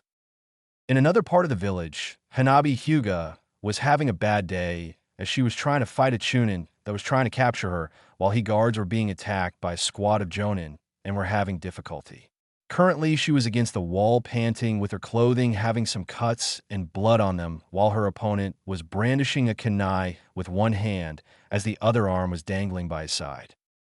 The problem was that Hanabi was getting tired and wasn't going to last much longer. As the Chūnin jumped at her, she instinctively closed her eyes only to hear a gasp and the sound of flesh being pierced. The sound was soon followed by more of the same noises before several soft thuds occurred. When Hanabi tried to open her eyes, she felt a hand come over them. "It's all right, Hyuga-san. You're safe, but keep your eyes closed," Naruto's clone stated, making her relax a bit. "I'll be helping escort you to the shelter." The clone stated to the two guards, who nodded. "Now, miss, I'm going to remove my hand, but keep your eyes closed. Trust me." The clone stated, making Hanabi frown and nod her head before the hand was removed, and she was turned with the guards taking position next to her and the clone behind. Once Hanabi opened her eyes, the group took off with Hanabi, not seeing the dozen or so dead bodies, with some being dismembered, decapitated, run through, or stabbed in the head, and blood filling the streets slowly. The guards would make sure to mention this occurrence to Hayashi after this was all over. In yet another part of the village, Hinata, Kiba, and Shino were with Kurenai escorting the group of academy students to the shelter, while one in particular was being a pain in the ass. "Ah, come on. We can fight too," Konohamaru complained as they were led off, with Irika helping keep them together. "Konohamaru, enough. You're too young to be trying to defend the village, and you're not even a full-fledged ninja yet," Irika stated, finding Kono to be an almost exact replica of Naruto at that age. Before anything else could be said, a scream of pain echoed out, making them tense before a person smashed through the building on their right and collided with the one on their left. They tensed before seeing it was a sand ninja, and he looked to be in rough shape. "Son of bitch, sand ninja. Attacking me while I'm helping a kid and tearing my cloak." They heard Naruto grumble as he stepped out from the building on the right, and the bottom of his coat was a bit cut up, which only made it a bit cooler since it looked like a flame design on the bottom. "Boss!" Konohamaru, Moegi, and Udon all shouted as they rushed to him, and he chuckled as they tackled him in a hug, though he stayed standing. "Good to see you three are all right, but you gotta keep moving," Naruto stated as he ruffled Kono's hair. Come on, boss. We can help you. We're strong," Kono stated, and Naruto smiled before he knelt in front of him and put his hand on Kono's shoulder. "I know you're strong, Kono. That's why I want you to go with the others," Naruto stated, making Kono tilt his head in confusion. "Kono, the other kids and the civilians need as much protection as they can get. If the enemy gets to them, then they'll be killed. That's why I want you there, to protect them." "Who better to protect them than my rival and friend?" Naruto asked, making Kono look at him in surprise before he grinned. "So can you do that for me?" Naruto asked, making Kono nod. "Of course, boss," Kono shouted, and Naruto nodded. "Good. And listen to Irika. He may be a bit boring at times, but he knows what he's doing," Naruto stated before sending them back to the group and nodding to the others. Irika, Hinata, and Kurenai smiled at the scene, while the latter two noted he'd be a good father, which caused both of them to blush at the thought. "Everyone, go quickly," Naruto stated, giving a pointed look to Kurenai and Irika as he saw Akamaru sniffing the air. "He's right, let's go," Irika stated as they began moving again, while Naruto waved to the others. However, once they were out of sight, Naruto's eyes hardened and he summoned his butterfly swords. Turning around, he found two squads of sand and sound ninja coming towards him. "You're not touching those kids," Naruto stated with an edge to his voice as he readied himself. The shinobi smirked, thinking this would be an easy win, before Naruto leapt at them with a war cry and cut down two of them in quick succession. Before the others could try anything, three clones dropped in from above and killed them with their swords before throwing kunai into three others. Another dropped into the center with a full-length Kubikurobocho in hand and swung around, decapitating several, while a few were fast enough to dodge away. However, their relief was short-lived as the four clones attacked them immediately, putting them on the defensive. However, Before the real Naruto could join in on the attack, he froze as a clone popped and sent him the memories, causing him to curse and make another 24 shadow clones to help out before he took off back to the stadium. As he left, he had to snort in amusement as different clone memories showed the enemy losing. It was amazing how easily veteran and elite ninja could be taken down because they got cocky, arrogant, or just didn't bother to pay attention to their surroundings. Then again, Orochimaru probably just grabbed any and all ninja he could and didn't care about how strong they were. He just wanted bodies and cannon fodder to throw at his enemies to overwhelm them with numbers and surprise. Shaking those thoughts away for another time, Naruto pushed chakra to his legs and sped up his movements. Stadium, rooftop just above Kage's seating. Hiruzen was having a rough day. While it was good to see Naruto living up to his potential so flawlessly, it didn't help that an invasion was going to occur and he'd be fighting his old student again. However, thanks to Naruto's work, he knew of his student's plans and the way he was going to fulfill those plans, so he himself could plan accordingly. Hence why he had Jiraiya with him while a clone of the Sannin was handling the snake summons with Gamabunta. However, even that wasn't solving the problem that much, since the two of them had only stopped Orochimaru from summoning 3 of the 5 beings he was attempting to summon. Apparently his spies being exposed and 2 of his pawns being captured made him up his plans a bit, so he had prepared 5 summons for the Edo Tensei instead of the original 3.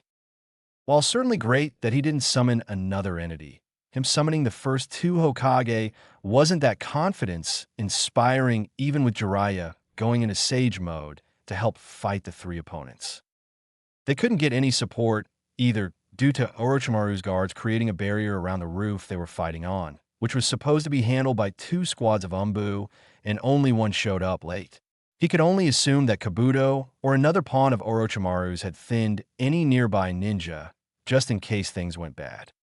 Lucky for him, reinforcement was arriving courtesy of the clone Naruto left to watch the situation. Naruto landed on the rooftop looking over the situation and then saw the Umbu standing there and blinked. "Why the fuck are you just standing here?" Naruto asked with a growl. "We can't do anything. The barrier destroys anything that touches it." The Umbu captain stated since Hiruzen had made it clear that Naruto was to be treated with respect thanks to his help planning the counter for the invasion. Naruto facepalmed for the love Kami. Naruto groaned before sighing. "Follow me and be quick about it," Naruto stated as he went to the edge, and they quickly followed as he went under the roof and had them go to the 4 corners. "All right, Cap, you should each be under the 4 guards. However, you're specifically under a redhead. Do not kill her. She's a valued capture target," Naruto stated, making them nod as he formed a Rasengan. "Give me a 40-second head start, then attack," Naruto stated, making them nod as they drew their weapons and readied themselves. Up above, Orochimaru was smirking as he stood before Hiruzen, who was panting and trying to keep fighting even as Hashirama and Tobirama prepared to continue. Jiraiya was also panting while keeping the 2 former Kage busy as long as possible. "Such a pitiful sight, Sarutobi-sensei. To see you in such a state, it brings glee to my heart," Orochimaru chuckled as Hiruzen readied for another round. "You'll find you'll be disappointed with how you think this is going to turn out, Orochimaru," Hiruzen stated as he was trying to catch his breath. He'd have been down for the count much sooner, if not for the fact him using shadow clones to do paperwork gave him more time to relax and get some old people sleep. However, right now he was fully prepared to sacrifice his life to take Orochimaru down with him. Orochimaru merely chuckled. "Oh, sensei, still the naive, sentimental foo dash," Orochimaru taunted before he widened his eyes in shock as the roof beneath him split open and Naruto was coming right at him with a Rasengan in hand. "Eat this, you bastard," Naruto shouted, shoving it into Orochimaru's chest, causing him to scream in pain as he was launched back and slammed into the barrier, burning him even further. "Lord Orochimaru!" The sound force shouted before the ground under them caved in, causing them to fall and be met with Umbu attacking them, causing the barrier to fail. Naruto then had to duck as Hashirama attacked him. Only he surprised the Kage slightly by exploding, sending him tumbling back. Before he could clear the disorientation, Naruto slammed Kubikurabocho into his head, splitting it in two, and quickly jabbed his hands forward and tore the talisman from him, causing him to stop as he reformed. Hashirama-sama, we need to get the talisman out of your brother's head next, Naruto stated, making him nod as he went to help Jiraiya against his brother, while Naruto stayed beside Hiruzen, getting sloppy, Gramps. Naruto stated, making Hiruzen snort as Orochimaru shed his skin and glared at Naruto, both for ruining his plans and for hitting him with a jutsu like that. Being too angry to think straight, he charged straight at Naruto, and the two locked blades with Orochimaru glaring hatefully. Naruto, knowing he couldn't handle Orochimaru right now, and hearing the Umbu struggling to handle the sound for, decided to try out his new attack that King gave him an idea for. Smirking at the snake, Naruto charged chakra to his vocal cords, Chaksaka. Number 2 Naruto shouted before Orochimaru screamed in pain and dropped his sword. Orochimaru was furious at the boy before him, ruining his careful planning, keeping the Shikaku Jinchuriki from transforming, and now keeping him from killing Hiruzen. It was infuriating. As he locked blades with the boy, he was surprised to see the Kubikurabocho in his hand and made a note to take it after he killed the brat. However, it was then he noticed the smirk on the brat's face and felt a very cold chill go down his spine. When Naruto shouted at him, Orochimaru flinched since the shout was loud, but that was soon blocked out as blinding pain surged through his arms while it felt like his ribs had just shattered. It only worsened as the pain stayed, but he couldn't move his arms at all. He couldn't even make a finger twitch. Naruto then Spartan kicked him back, making Orochimaru gasp in even greater pain, especially when Hiruzen swatted him with Enma's adamantine staff, form hitting him in the torso as well. Orochimaru hit the roof and rolled before coming to a stop as he tried to get up and was joined by Kabuto and the 3 males of the Sound Four. However, they were a bit worse for wear, as the big one had a large cut on his chest, the multi-armed one was missing one of his set arms, and the 2-headed one had a stab wound through his stomach. Lord Orochimaru, are you all right?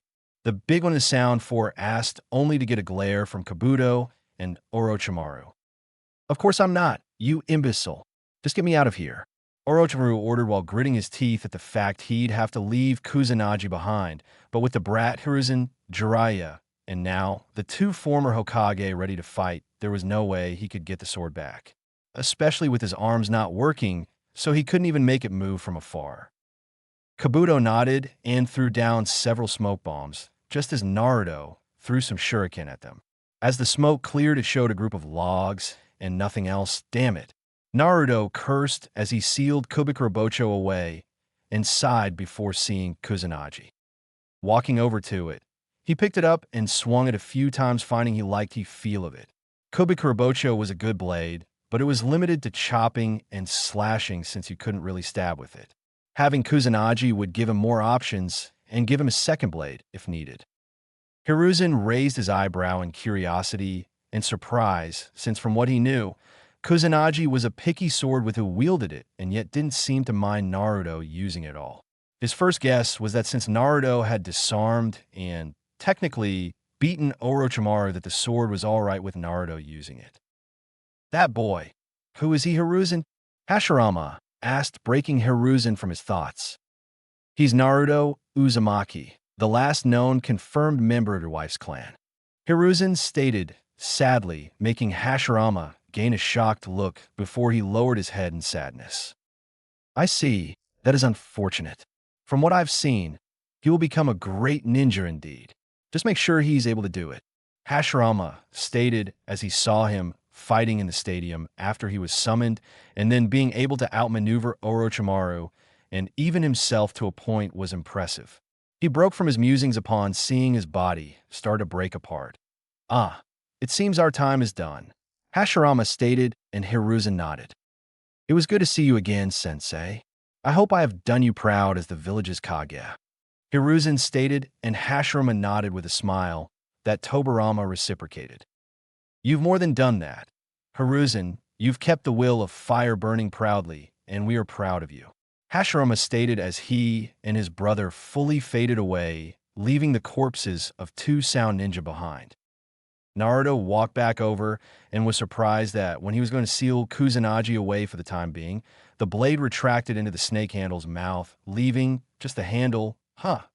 That's convenient. Naruto thought before he placed it in a pouch and turned to his leader and his sensei. Well, shall we go help with the mop-up? Jiraiya asked, making the two nod before they headed off to help finish the invasion. Things would be changing soon, and they'd be for the better, depending on your view, of course. Chapter 3. Aftermath. Tower Meeting Room. 2 weeks later. Hiruzen sighed as he sat among the councils, idly noting every ninja there was bandaged up in some way from the fighting. Even his old teammates Kahoru and Himura had helped. Naruto's traps had brought down a large number of the invaders, but Orochimaru had brought cheap hired help to spam against the village and ran down the traps a great deal, making the defenders have to fight at least somewhat. Naruto helped counter this by spamming his shadow clones and summoning different toad warriors to help defend the village. They did take some losses, but the fact still remained that the invasion could have gone much worse for them than it had been if Naruto hadn't been as involved as he was. Their current total was minor to moderate damage in the outlying areas of the village, 33 dead, a few dozen injured, and none of their own captured. The enemy suffered several hundred dead, several dozen captured, including all 3 of the Kazekage's children, and any and all supplies and intel they had was retrieved and put in the proper areas. They had also ensured all the nobles and dignitaries were kept safe, and none of the enemy combatants made it close to them, which would earn them goodwill in the future with missions. Right now, the meeting was taking place because Hiruzen honestly was too old to hold the position anymore. He was barely keeping up with Orochimaru, and his body wasn't what it used to be, with his constant smoking not helping matters at all. The village needed younger blood running it, and with Jiraiya definitely not taking the position, that left only one candidate in Hiruzen's mind, since Naruto was still a long ways off from being ready to lead the village. As he looked over the group again, he idly mused that his decision to make a civilian council had been an up and down affair. He had created it shortly after retaking the Hokage title, because he had fallen behind on the financial and economical affairs of the village and beyond. With him having to focus on the defense of the village, tallying casualties, and repairing the damage done by the Kyuubi attack, he didn't have time to focus on the economical areas and catch up, and that's where the civilian council came in. They'd be helping get the economy and financial areas back and get the reconstruction going smoother, or that's what they were originally doing. Hiruzen had kept them because they were proving useful, but they began to get a bit cocky that they were on a council and holding up the economy, which Hiruzen would handle once his next successor came in, and they'd handle the civilians and remind them just why this was a military village and not a civilian one. There was also the matter of them blatantly going against his orders to leave Naruto alone entirely and not influence the populace in how they viewed him. Someone had leaked the information of Naruto being a Jinchuriki to the populace, and none of his ninja on the council were stupid enough to do that, since Naruto's status being common knowledge put him at risk of being killed or kidnapped. And while Hiruzen didn't like it particularly, Naruto was a deterrent to war, since no one would attack a village with a Jinchuriki that could actually hold their own without their Bijuu's power. While Danzo took it further to mean he was a weapon and nothing more, the rest understood that he was just a boy, and his emotional state was directly linked to his Bijuu's chakra, and this was even further evidenced recently in how Gaara acted, since he was emotionally broken and essentially gave his demon free reign to kill and destroy as it pleased, since he had no reason to keep it contained. Naruto may have been a key part of village defense, but he was still a living being and needed his emotions to function and keep Kyuubi's influence back from his own psyche, and even Danzo couldn't refute that his emotion-destroying training would be more detrimental to Naruto than anything else, except for Naruto being able to kill his emotions until combat was over. Hence why he had tried to alter it to deaden emotions in combat only, though the damage was done for a few of his old subordinates. Ibiki had helped Naruto, and Danzo a bit by extension, in part in by teaching how to deaden his emotions while in combat, since disgust, horror, and some other emotions are not needed when in the heat of the moment. Hence why, when everything had settled down, the poor boy had found the nearest bush or trash can and promptly puked his guts up from the various deaths and gruesome kills he had performed and witnessed before regaining his composure. Hiruzen didn't like the current generation having to kill so young, but it was war and unavoidable, and thus why being a ninja wasn't for the faint of heart. It wasn't a heroic job, as killing, seduction, sex, kidnapping, torture, and more darker aspects were required of you regardless of age or standing. Hiruzen just tried to keep the younger ones out of it as long as possible until it was unavoidable. Hiruzen, at the age of 10, had had to participate in war and knew it changed a person, but age came with experience and maturity to deal with and confront the change as well as handle it. Itachi had been another case and showed maturity and professionalism to a point many thought he was years older and just hadn't aged. Even Danzo was impressed with Itachi, since he was an ideal shinobi, as he'd be emotionless during work but could use emotions and blend in fully afterwards. It was something Danzo tried to recreate, but his original breaking and stripping of emotions had been too successful, and reversing it was impossible now. Anyway, back to the point, Hiruzen knew it was at least one of the civilians on the council, but with no concrete proof, there was no real way to accurately punish them, though he was still going to kick them out once he had everything set up. Besides, they already lost a good chunk of power once the ninjas started to change their views of Naruto toward a positive light due to his help and actions preparing for, during, and after the invasion. After Orochimaru had been scared off, Naruto, himself, and Jiraiya had joined in flushing out the last of the invaders. Afterwards, Naruto had been ordered to rest and relax for a day before he used his clones helping cleaning up and repairing the village, which of course Naruto didn't listen to entirely, as he did have a small contingent helping at least clear rubble. Hiruzen knew it was partly to help him keep his mind off of the people he killed and the people they had lost, as well as not directly dealing with his now two slaves, since Kurenai had officially signed herself over as his slave a few days ago. She was going to do it sooner, but with the need to secure the village and ensure there were no infiltrators left, she and Naruto had both been too busy and both needed to be there to finalize the action. Hiruzen, if he were a lesser man, would have been highly jealous of the blonde. Besides him being above such a thing, it seemed like a turnaround reward for the blonde after the proverbial hell he endured for years. It also served to give him some extra comfort for the two different forms of survivor's guilt he was feeling.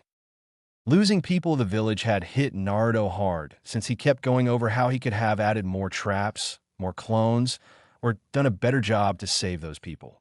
He had attended every funeral and offered his sincerest sympathies and apologies to any that had family. It was only natural for one surviving their first bout of war and seeing people they at least knew in passing hurt or dead. Luckily, none had lashed out or acted coldly towards him and had thanked him for the condolences while telling him his apologies were unnecessary, as they knew what to expect when their loved ones became a ninja. It had helped Naruto, if only a little, and Hiruzen hoped Jiraiya, the boy's two slaves, and any true friends he had would get him the rest of the way. This would not likely be the last time Naruto lost comrades and fellow citizens, and it was better that the boy learn a process and move past the sadness and pain. There was no getting over it, just not letting it dictate your life. The second bit of survivor's remorse came from an unexpected occurrence. Inoichi and Ibuki's therapy sessions with Naruto had the unintended and unexpected side effect of triggering early/late memories. That was to say, Naruto remembered his parents being impaled by Kyuubi the night of his birth. Hiruzen and Jiraiya didn't learn of this till a few days ago, when Naruto directly asked them if the fourth Hokage and Kushina Uzumaki were his parents. The two, despite their years of training, couldn't hide the surprise that came to their faces, which only confirmed it for Naruto. Naruto then revealed the memories of his birth, including a masked man with a Sharingan being the reason Kyuubi got free and Hiruzen lost his wife. Naturally, that made the two concerned since they had hoped it wasn't an Uchiha who released Kyuubi and caused the whole destruction and mess, as it was those rumors that had made the Uchiha clan so on edge and led to one of Hiruzen's toughest decisions in his entire time as Hokage. Naruto then informed them he had already guessed who his mother was since Konoha had only truly been home to 5 people of Uzumaki blood besides Naruto himself. It was then just a matter of narrowing it down, and with Mito Uzumaki, her daughter, and grandson being dead before Naruto was born, that cut the possibles by 60%. Then it was just a matter of the fact Tsunade Senju, Mito's granddaughter, had left the village before Naruto was born. That left only one possible candidate, Kushina Uzumaki. His father he had no clue on, and deservedly. So since there were no pictures of the 4th Hokage anywhere publicly besides Hiruzen's office, and Naruto had been focused on other things or simply didn't pay the pictures any mind when he was there. Once he took a good look at the picture, he saw the resemblance easily. Remove his whisker marks, lengthen his hair, and then age him up a bit, and he could pass for his father's clone or twin. The two had apologized for not telling him, but Jiraiya showed him a contract that was made through the Toads, swearing the two to secrecy unless Naruto reached a certain rank or showed the level of skill that Itachi Uchiha had possessed at such a young age. However, there was nothing in the item about Naruto figuring out on his own and digging for information. Hence why Jiraiya didn't directly tell him the identities, but he did give some little tidbits on them that could help guide Naruto to the truth. Of course, since Naruto had figured out his parentage, Hiruzen gave Naruto everything except for the Uzumaki compound and clan account, since he couldn't take possession of them until he became the Uzumaki clan head. Said position was available to him now, but he'd have to marry before he turned 18 or he forfeited the position until his 21st birthday. The intent was so that if a young heir took the seat, they'd be pushed to providing an heir of their own quickly, since most younger clan heads wanted to continue their ninja careers. Most clan heads obtained that position after reaching the rank of Jonin, so unless they were aiming for Umbu or Kage status, they were content to settle down in the village unless a state of emergency was declared. Even then, most clan heads of small clans weren't sent, and unless shit really hit the fan, so that the clan head could possibly provide more heirs to support both the clan and village. Naruto, though, as he didn't want to try and fall in love so quickly when he really had no experience with dating or courting, decided to wait till he turned 19. He could take it at Jonin rank, which he and others believed was realistic if he continued to progress as he did, but he wanted to keep going to add to his skill and resume to further bolster his chances of becoming Hokage and prepare him for when he had the hat. Sure, each Kage before him was only Jonin rank, technically since Hashirama had created the ranks, but Naruto wanted to know the inner workings of each division, so when he had his own soldiers to command and children to guide, he could fully relate to each one since he'd have been a student, Genin, Chūnin, Jonin, Umbu, and even an Umbu captain. He wanted a variety of experience, so he could help others who didn't have, or shouldn't have, those experiences. Jiraiya and Hiruzen had been impressed, because already he was thinking like a Kage. To be Kage was more than simply being the strongest or best. It was fully showing that the village was at least among the top 3 things on your priority list, with family and personal health being the other 2. It was that way since how could you run a village if your own home was in shambles? How could you take care of and look out for the populace if you couldn't look after yourself? The answer, you couldn't. Anyway, to the point of here and now, Hiruzen cleared his throat to gain attention and fully initiate the meeting. Thank you all for coming, as I know there's much that still needs to be done to get the village fully back up and running after Orochimaru's invasion. Hiruzen stated, knowing a few of the ninja, they'll probably wish to go back to bed and rest to recuperate more. The reason I've called this meeting is because I've decided to pass the title of Hokage to someone else yet again. Hiruzen stated, making many raise their eyebrows, while Danzo sighed, knowing it wasn't his time yet, and truth be told, he was beginning to question if the title was worth the hassle he'd gone through, so far especially since he was getting up there in age, and soon he'd be too old to even fully utilize the title. Who have you chosen, Lord Hokage? Lord Jiraiya, Inoichi asked, only to receive a negative shake of the head from them, both, since Jiraiya was leaning against the wall by the door. No, I've decided to have Tsunade become Hokage. Hiruzen stated, making many raise their eyebrows in surprise. Are you sure she can be convinced to return here? Koharu asked, since Tsunade had done her best to not come within 10 miles of Konoha. With Naruto's help, I can. Jiraiya stated, making many look at him, while the civilians scowled slightly. Why him? Himura asked with a raised eyebrow. Well, for one, he and Tsunade are clansmen, since Naruto is an Uzumaki and Tsunade is a quarter Uzumaki. For another, Naruto seems to have a knack for knocking sense in anyone he fights or argues with, so he might get through to Tsunade where others have failed.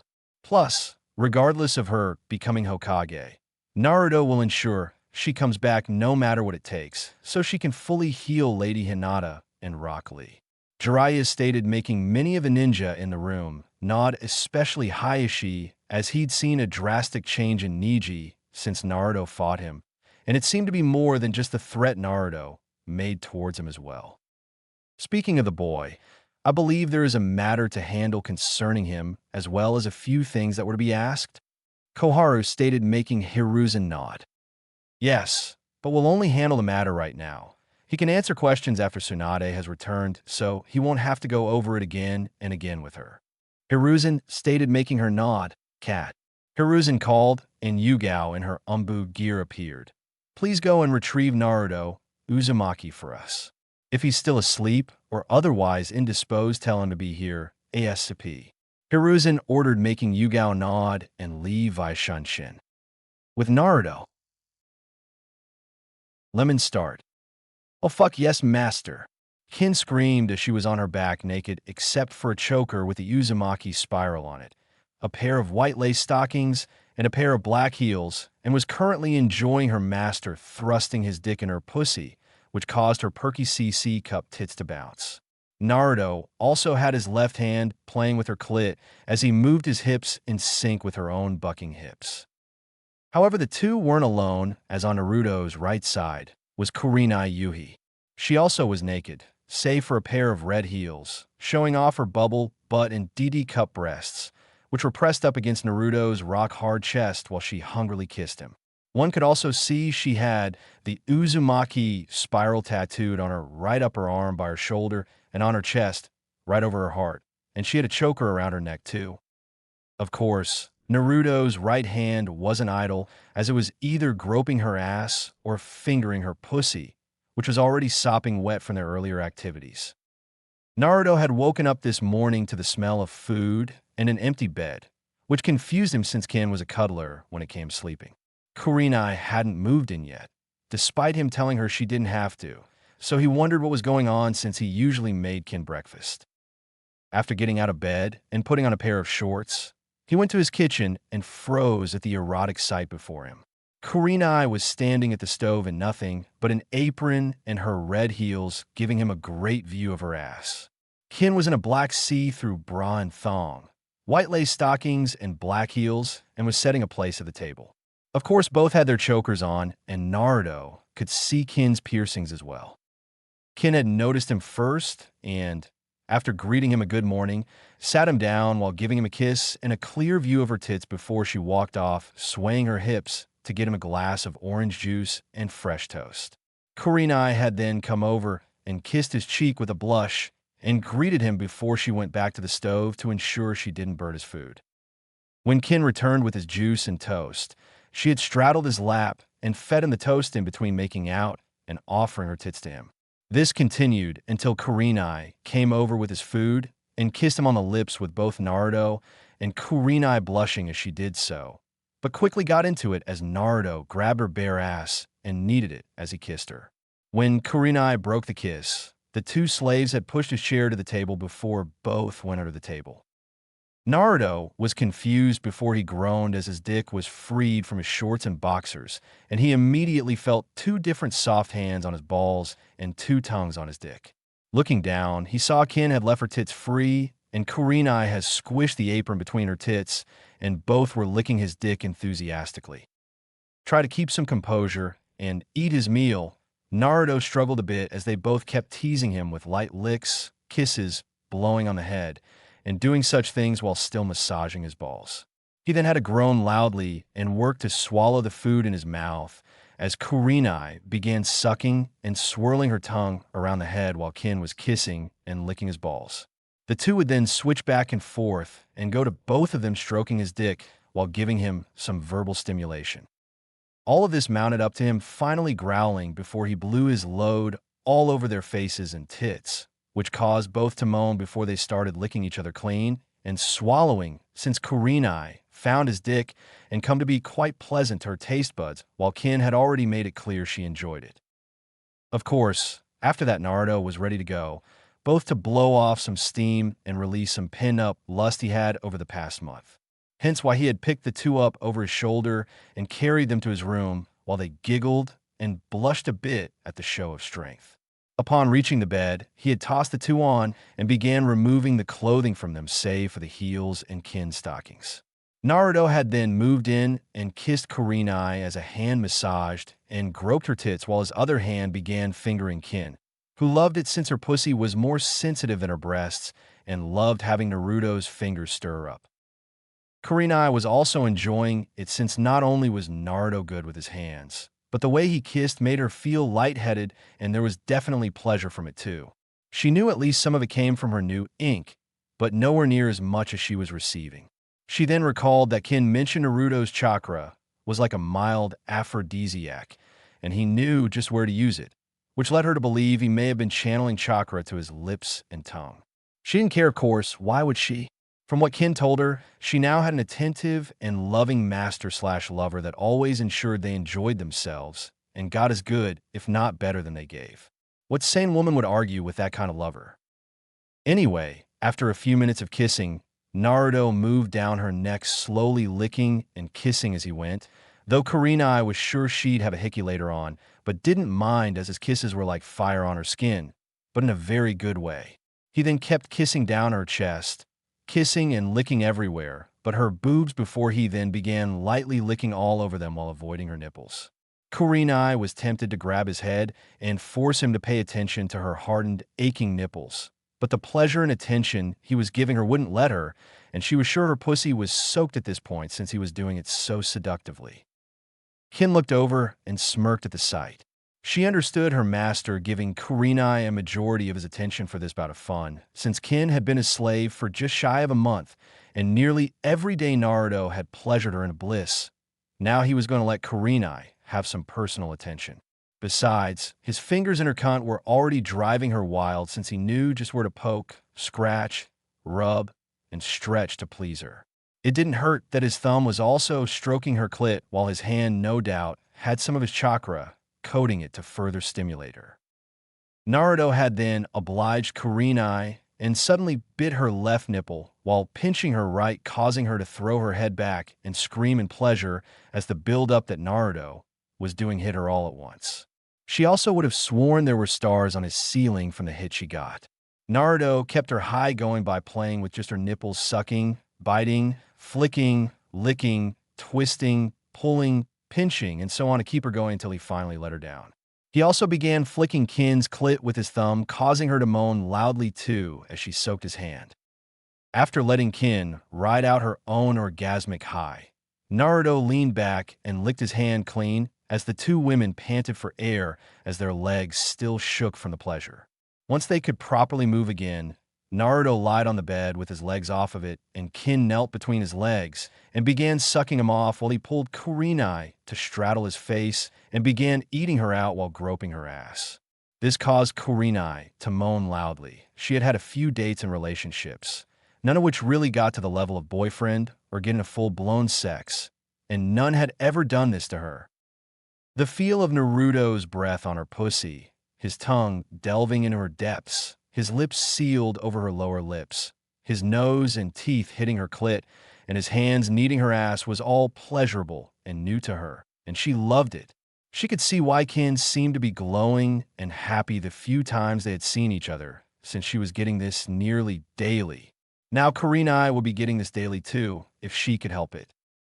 Kin had merely glanced up at the two in amusement and lust since she had a bit of a voyeur streak to her, and seeing her master pleasuring another woman sent chills up her spine and made her pussy tingle. It didn't hurt that she was also anticipating finally getting his dick in her pussy, and that thought was making her cream herself a bit. It wasn't that surprising since for nearly a month she'd been wanting to feel him thrusting between her legs and cementing his ownership of her. It had only increased after the first blowjob she gave him, because then she knew what to expect to go into her pussy. Once Kurenai had come on Naruto's face about 3 or 4 times, and Kin drank his cum once. Naruto had moved Kurenai to lay on the bed, and then picked Kin up and laid her down before he started rubbing his dick against her. Naruto could tell from the look in her eyes that she didn't want to get eaten out at the moment. She wanted to fuck, and she wanted it immediately. So he obliged her. He rammed right into her pussy, causing her to squeal at the feeing, since besides some slight discomfort, there was only pleasure filling her. She had broken her hymen through training like many serious kunoichi did, though she knew she could see a medic need about restoring her hymen when she found that special someone. However, she didn't after she was claimed since she didn't want him to worry about hurting her. She wanted him to fuck and pleasure her completely. Not take it so slow she'd probably die from pent-up lust and need to come because he didn't want to hurt her. She loved that her master was so caring, but she needed to be fucked. There would be time for slow and intimate later on. Naruto held a minute both for her to get used to him and for him to get used to her, since this was his first time, and he didn't want to come too quickly from the new feeling enveloping his dick. Taking her bucking hips as a sign, Naruto began thrusting. Slow at first since she was tight, and he had to get momentum to move and start loosening her up. However, it got easier as she began to bask in the pleasure and loosen up a bit, which allowed him to get momentum going to begin really thrusting into her, making her moan and pan in pleasure. Naruto then turned his head as Kurenai pressed up against his right side and immediately took him into a kiss. Naruto then wrapped an arm around her and began fingering her and groping her, but while not slowing in this thrust and akin. Just because one of his girls got attention didn't mean they were the only one to get his attention. Though Naruto did make a note to schedule some personal/fun time with them both on their own, since they shouldn't have to always share time with him. While they were his slaves, Naruto wasn't going to treat them like property or like their feelings, and such didn't matter. Anyway, that brings us to here and now, with both Naruto and his slaves enjoying themselves fully. It was about 15 minutes into this that Kin tightened up and squealed as Naruto has channeled chakra to his dick and hips and slammed all the way into Kin's womb before he came. Kin blacked out for a minute as the pleasure and sensation hit her like the toad boss jumping down on her, and when she could see again, it was all stars, and she gained a fucked silly look to her face as she kept riding the pleasure as each spurt of her master's cum triggered another orgasmic surge through her body. It also helped that Naruto was still giving thrusts as he came to prolong her pleasure. Naruto then held inside her for a minute, letting his own orgasm die down before he slowly withdrew, making Kin moan in pleasure. Naruto shima. Shogud. Kin slurred as she laid there in bliss. Who could blame her really? She had been teased and pleasured by Naruto so much it would be weird if she wasn't extremely sensitive at this point. Naruto chuckled a bit before he leaned down and kissed her cheek, making her sigh happily. Naruto then stepped back before he groaned as Kurenai had began sucking and cleaning up his dick while shaking her ass in the air. Naruto groaned as Kurenai licked and sucked like a common whore. Not that he'd ever call her that unless it was some kind kink of hers, but couldn't deny that it was enjoyable, and she seemed to be enjoying it too from the hums and moans she was giving off. Naruto then looked to her shaking ass and couldn't help himself as he slapped it, making Kurenai shriek in surprise around his dick and look up at him with a blush. Naruto thought he may have done something she didn't like, but then she started shaking her ass again while having a begging look in her eyes. Taking a chance, he spanked her again, making her moan around his dick as he groped and kneaded her ass. Apparently, Kurenai liked being spanked. Naruto obliged her and kept slapping her ass as she sucked his dick before he withdrew from her mouth. On your back, legs spread now. Naruto ordered, and Kurenai shuddered as his tone sent pleasurable chills through her body. There was something about an alpha/dominant man who knew what he wanted and was going to take it. Kurenai then laid back and spread her legs wide, showing Naruto her soaking wet pussy and her puckered asshole. Naruto then came up and began stroking his dick against her folds, making her moan and hum in pleasure. Naruto then leaned in next to her ear. I'm going to fulfill every perverted and slutty fantasy you've ever had, Kure-chan. Naruto whispered huskily in her ear, making her blush and shiver in anticipation. But first, I'm going to fuck you and watch your reaction as you come all over my dick and fully cement that you belong to me and me alone. Naruto continued, making Kurenai blush more as she was thinking about the embarrassment of him seeing her fucked silly like Kin was. Her face with the stupid expression, her raptured expression as she went into the previous one, and every other expression he could make her show, and it only made her hornier and made her pussy start dripping. Naruto noticed, due to it leaking onto his dick, and smirked. Oh, does my Kure slut like to be embarrassed and seen as she's fucked silly and made it look like a common whore? Naruto stated, making Kurenai blush like a tomato while her nipples, if possible, hardened even more and her pussy squirted. Seems I have a whore for a slave, but that's all right since I'll love my slave no matter what she is, and I'm going to make love to her as much as she pleases. Naruto stated before he moved to her face and gently kissed her, while Kurenai let a tear escape her eye. She was touched at Naruto not being offended or freaked out about her kink, and the fact he was still going to be gentle and loving to her, and not just use her as his whore, only made her heart melt even more for him. Kurenai then moaned as Naruto gently entered her pussy with his dick. He was definitely bigger than any of the flings/somewhat relationships she had had, and was bigger than any of the toys she kept for those lonely nights. Like Kin, Kurenai had broken her own hymen years ago from training, so there was no great pain, but there was some on account of her pussy being stretched this far and actually fucked for the first time.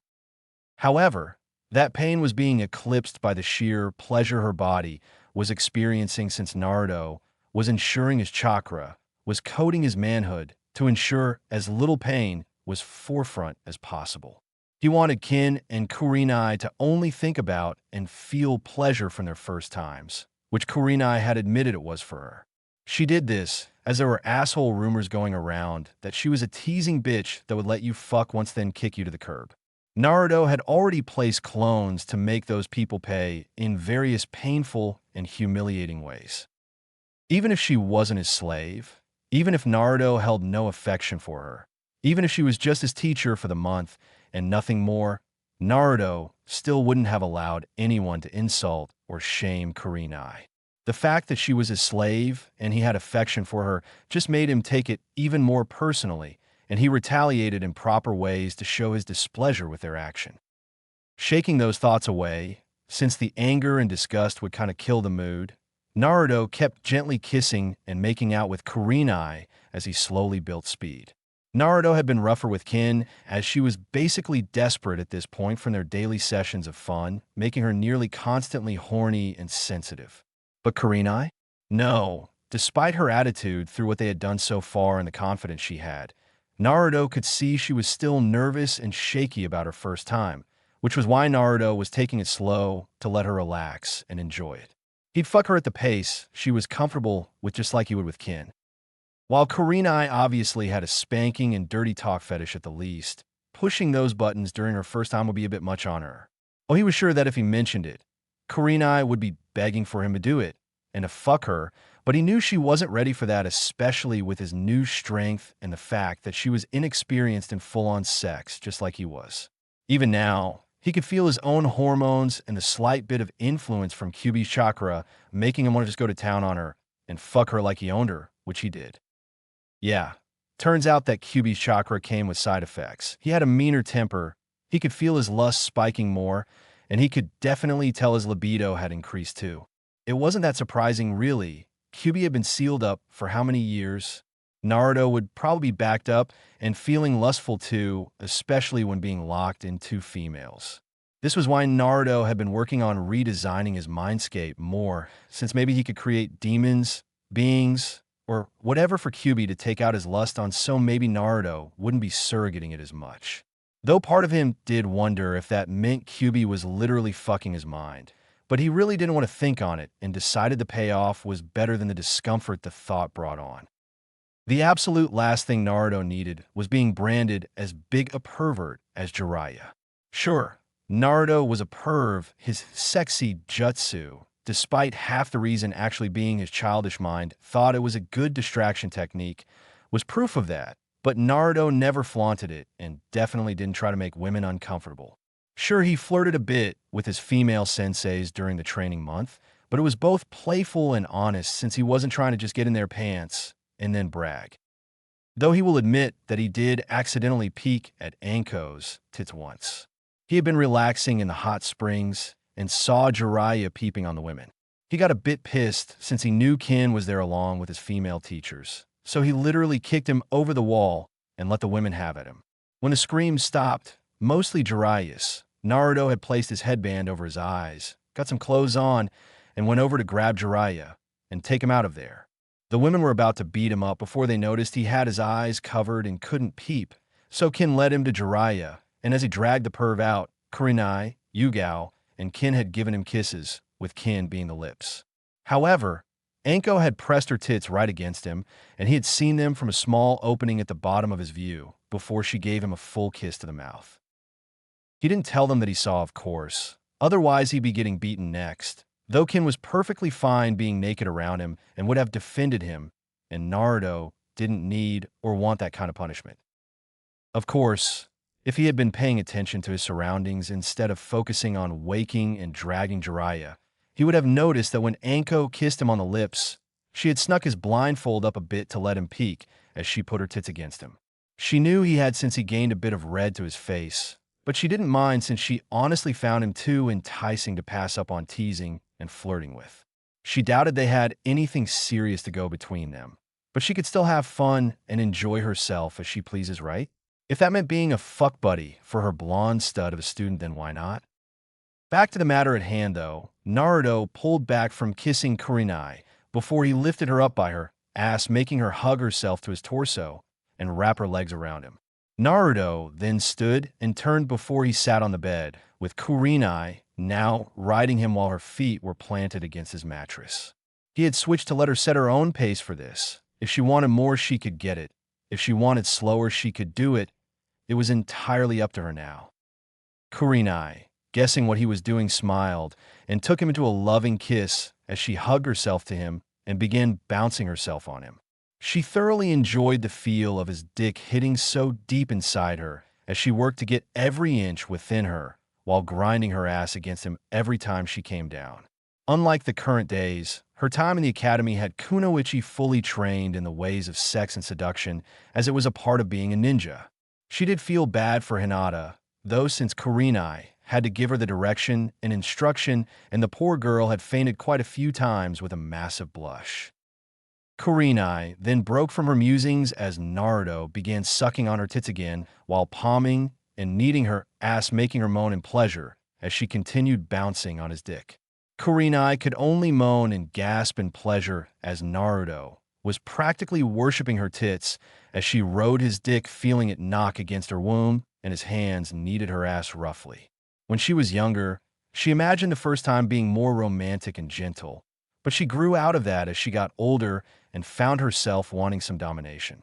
Besides, she knew if she asked, Naruto would give her gentle and loving for her to experience and enjoy. For now, though, she was going to enjoy the fucking and pleasure that she was getting and worry about soft and loving another day. Hence why she began twerking her ass and rolling her hips to stimulate both his cock and her vaginal cavity. It also served to stimulate her more as her clit was grinding against him due to how she was moving. It seemed to be working for him as he released a guttural moan into her tits, making her moan lewdly as she felt her nipples vibrating from his moan while his tongue kept stimulating her. She whined, though, when Naruto removed himself from her tits and began kissing her again, making her moan more as his tongue was stimulating her still, no doubt from the chakra he had coating it to give her more pleasure. She'd have to look into that too, She wondered what kind of face he'd make if she gave him a blowjob while her tongue and lips were coated in chakra. She broke from her thoughts with a scream as a pair of slender hands grabbed her tits, and a tongue began licking along her neck. Turning her head, she saw Kin there with a smirk on her face, but before she could question it, Kin made her turn her head back for Naruto to keep kissing, and Kurenai merely closed her eyes and moaned, letting the pleasure take her. While not a lesbian or bisexual, Kurenai did note that Kin's hands felt nice on her tits, and the kisses along her neck were good too. She never considered herself a lesbian or bisexual, but she was supposed to please her master in every way now, and while Naruto would never make her do something she was uncomfortable with, she couldn't deny she had been curious about it since she never got to her experimentation phase of life. Besides, Kin's hands and lips felt pleasant right now, so why not see what could happen? If she didn't like it, then she'd tell Naruto, and they'd go from there. She honestly thought Kin was doing this to entice Naruto further, but maybe Kin was bisexual or enjoyed a woman's touch. She'd ask later. Right now, she needed to keep moving her hips and pussy to please her lover. Or at least, she planned to do that. During the time that she'd let her mind wander and her body go on autopilot, her orgasm was fast approaching, and now it was ready to slam into her like an Akamichi human boulder. She would have voiced this, if not for the fact Naruto was kissing her even more forcefully, and she felt his dick twitching inside her.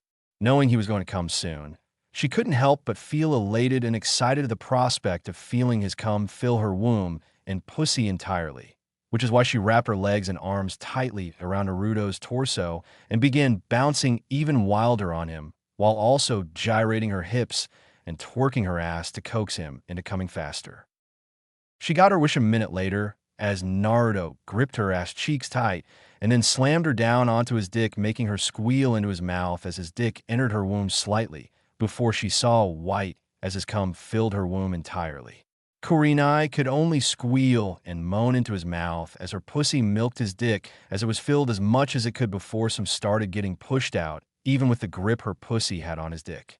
She moaned more as Naruto began kissing her gently and intimately as he laid her on the bed, and withdrew, letting her gasp as she felt his cum begin leaking from her newly deflowered pussy. She also idly noticed Kin cleaning his dick off as he stood by the bed, and she was on her knees. Oh yeah, she could get used to this kind of attention and fun. Asterisk lemon, end asterisk. The three were broken from any future fun they'd be enjoying as a knock at the door rang out. Naruto rose an eyebrow at who would be at his place, but stepped back from Kin and got a pair of workout pants on before going to the door, while Kin and Kurenai stayed in the bedroom. Going to the door, Naruto opened it to see Yugao there in full umbu attire and raised an eyebrow. "Kat-sensei, what can I do for you?" Naruto asked, knowing he wasn't supposed to address Yugao by her name when she was geared up. Yugao merely stared for a long moment, taking in the muscles and toned body of her part-time student had, and found herself enjoying the sight. It was only heightened by the sweat and other liquids going down his torso, accentuating his muscles. She would have questioned why he was sweating, but if what she could see toward the back was correct, he had just been in the middle of enjoying his two servants as she could see Kin and Kurenai poking their heads out a bit to see what was going on. She quickly shook those thoughts away before they diverged to a perverted track. "Hokage-sama wishes you to come to the council meeting room as soon as you can," Yugao stated, and Naruto quirked an eyebrow up before nodding. "All right, give me 15 minutes," Naruto stated, making Yugao nod before she took off, and Naruto sighed before closing the door. Turning to his two girls, he smiled softly. "Join me for a shower?" Naruto asked, and the two grinned and quickly went to the bathroom with Naruto, following as he grabbed some clothes. He also was glad the girl seals could keep them from getting pregnant until he was ready. While there were alternatives, the pills weren't always effective and condoms were just as iffy. Not to mention skin to skin felt better for what Anko unashamedly told him, and he had to agree after what he just did. Plus, the idea of a piece of rubber being around his dick didn't put pleasant thoughts in his head, nor the thought of chafing on himself or his lover should he get a bit more forceful. No, seals were much better in every case, and he idly wondered why no one had made a birth control seal to have put on instead of risking pregnancy with the less effective methods. He'd have to look into that later when he didn't have other matters on his mind, counting the two beautiful women taking him into the shower. 15 minutes later, council meeting room. At 15 minutes on the dot, Naruto walked into the council meeting in his Chūnin exam gear, except now with a navy blue Henley shirt, black ninja pants with a red skull on the left knee, and black boots. The only thing missing was his coat, which he had loaned out during the invasion and had yet to get it back. Naruto moved to the center and nodded in respect to the clan heads and elders while merely glancing at the civilians before he stood at attention. Jinin Uzumaki, reporting as asked. Naruto stated professionally, making Hiruzen smile at the change he had done to himself over the month. At ease, Hiruzen stated, and Naruto relaxed his stance. Jinin Uzumaki, due to your actions in defense of the village both before and during the invasion, it is with great pleasure that I promote you to the rank of Chūnin effective immediately. Hiruzen stated, making Naruto smile in happiness, while everyone noted the civilians scowling or frowning. I accept, Hokage-sama, but I would prefer to keep my custom jacket if it's all the same to you. Naruto stated, causing Hiruzen to nod, since Naruto wasn't the first Chūnin to forego the vest/jacket and would not be the last. That's fine, Naruto, but we have something to ask you. Hiruzen stated, making Naruto shrug his shoulders. When you clashed with Orochimaru, you shouted something that caused Orochimaru untold amounts of pain and wouldn't let him use his arms. What was that exactly? Hiruzen asked, as truthfully he didn't know what that was. A method of attacking that I've been experimenting with after learning about sound-based attacks from my servant kin. Naruto stated, noting the civilians scowling at him further. Through channeling chakra to my vocal cords, I could do a variety of attacks with varying strengths and damages depending on just how much chakra I channel and what sounds I make. Naruto stated, making a few become intrigued. Sounds? Shino's father Shibi asked, and Naruto nodded. Yes, it depends on just what sounds I utter that determines what happens. It boils down to the following. Some thoughts have a certain sound, and that being an equivalent to a form, through sound and motion, I can paralyze nerves, shatter bones, set fires, suffocate an enemy, or burst his organs as examples. In theory, it could reach the point that I could kill with a word, but I'm still testing its full capabilities and have only found a couple of sounds that result in an attack. Naruto stated, surprising everyone in the room. So you paralyzed Orochimaru's nerves in his arms? Hayashi asked with a frown, since that meant the Sannin could recover and attack again, which was the thought of the other ninja in the room. However, they were surprised when Naruto shook his head with a bit of a smirk. No, I combined a sound that would shatter bones with a sound that would paralyze nerve, allowing the shattering to be done on his nerves. Essentially, I destroyed every nerve within his arms, counting the 5 major ones. This in turn made it so his arms can't work at all despite what his brain tells him, and it also causes untold amounts of pain through his arms.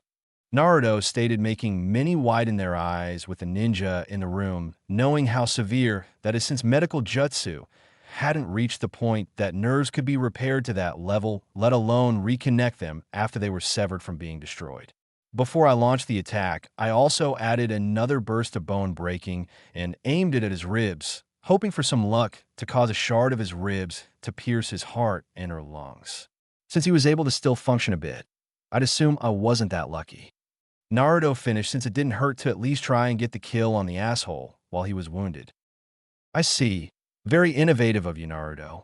Hiruzen stated, making Naruto nod his head in thanks.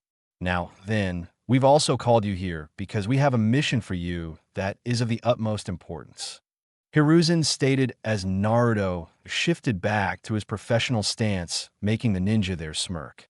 You'll be accompanying Jiraiya to find and bring back my 3rd student, Tsunade Senju.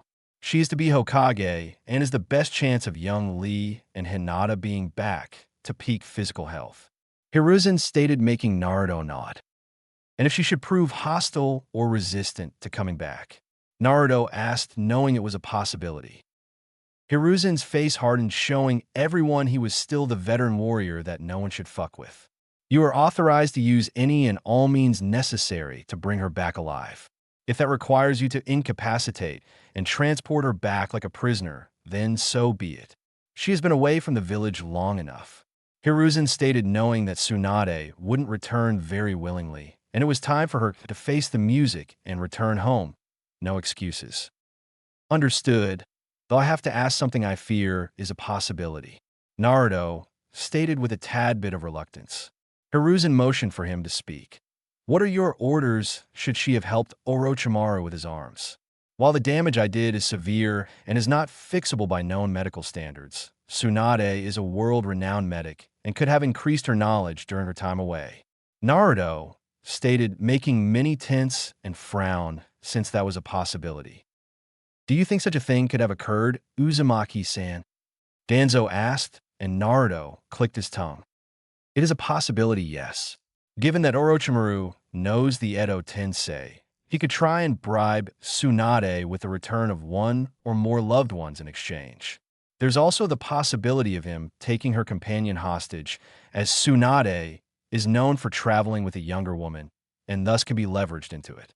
There's also the third possibility of her being captured due to Orochimaru knowing her as well as Jiraiya-sensei does, and I'm sure she has a weakness or flaw that can be exploited to make her lose a fight, even if she was in top fighting shape. Naruto stated, making them frown, as those were valid possibilities. Hiruzen released a heavy sigh, knowing he didn't like what he was about to say.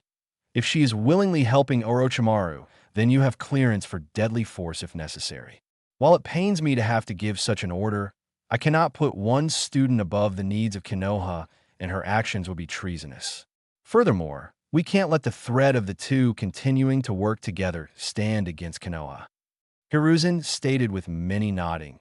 Even Jiraiya knew his Heim would have to die if she did something like that.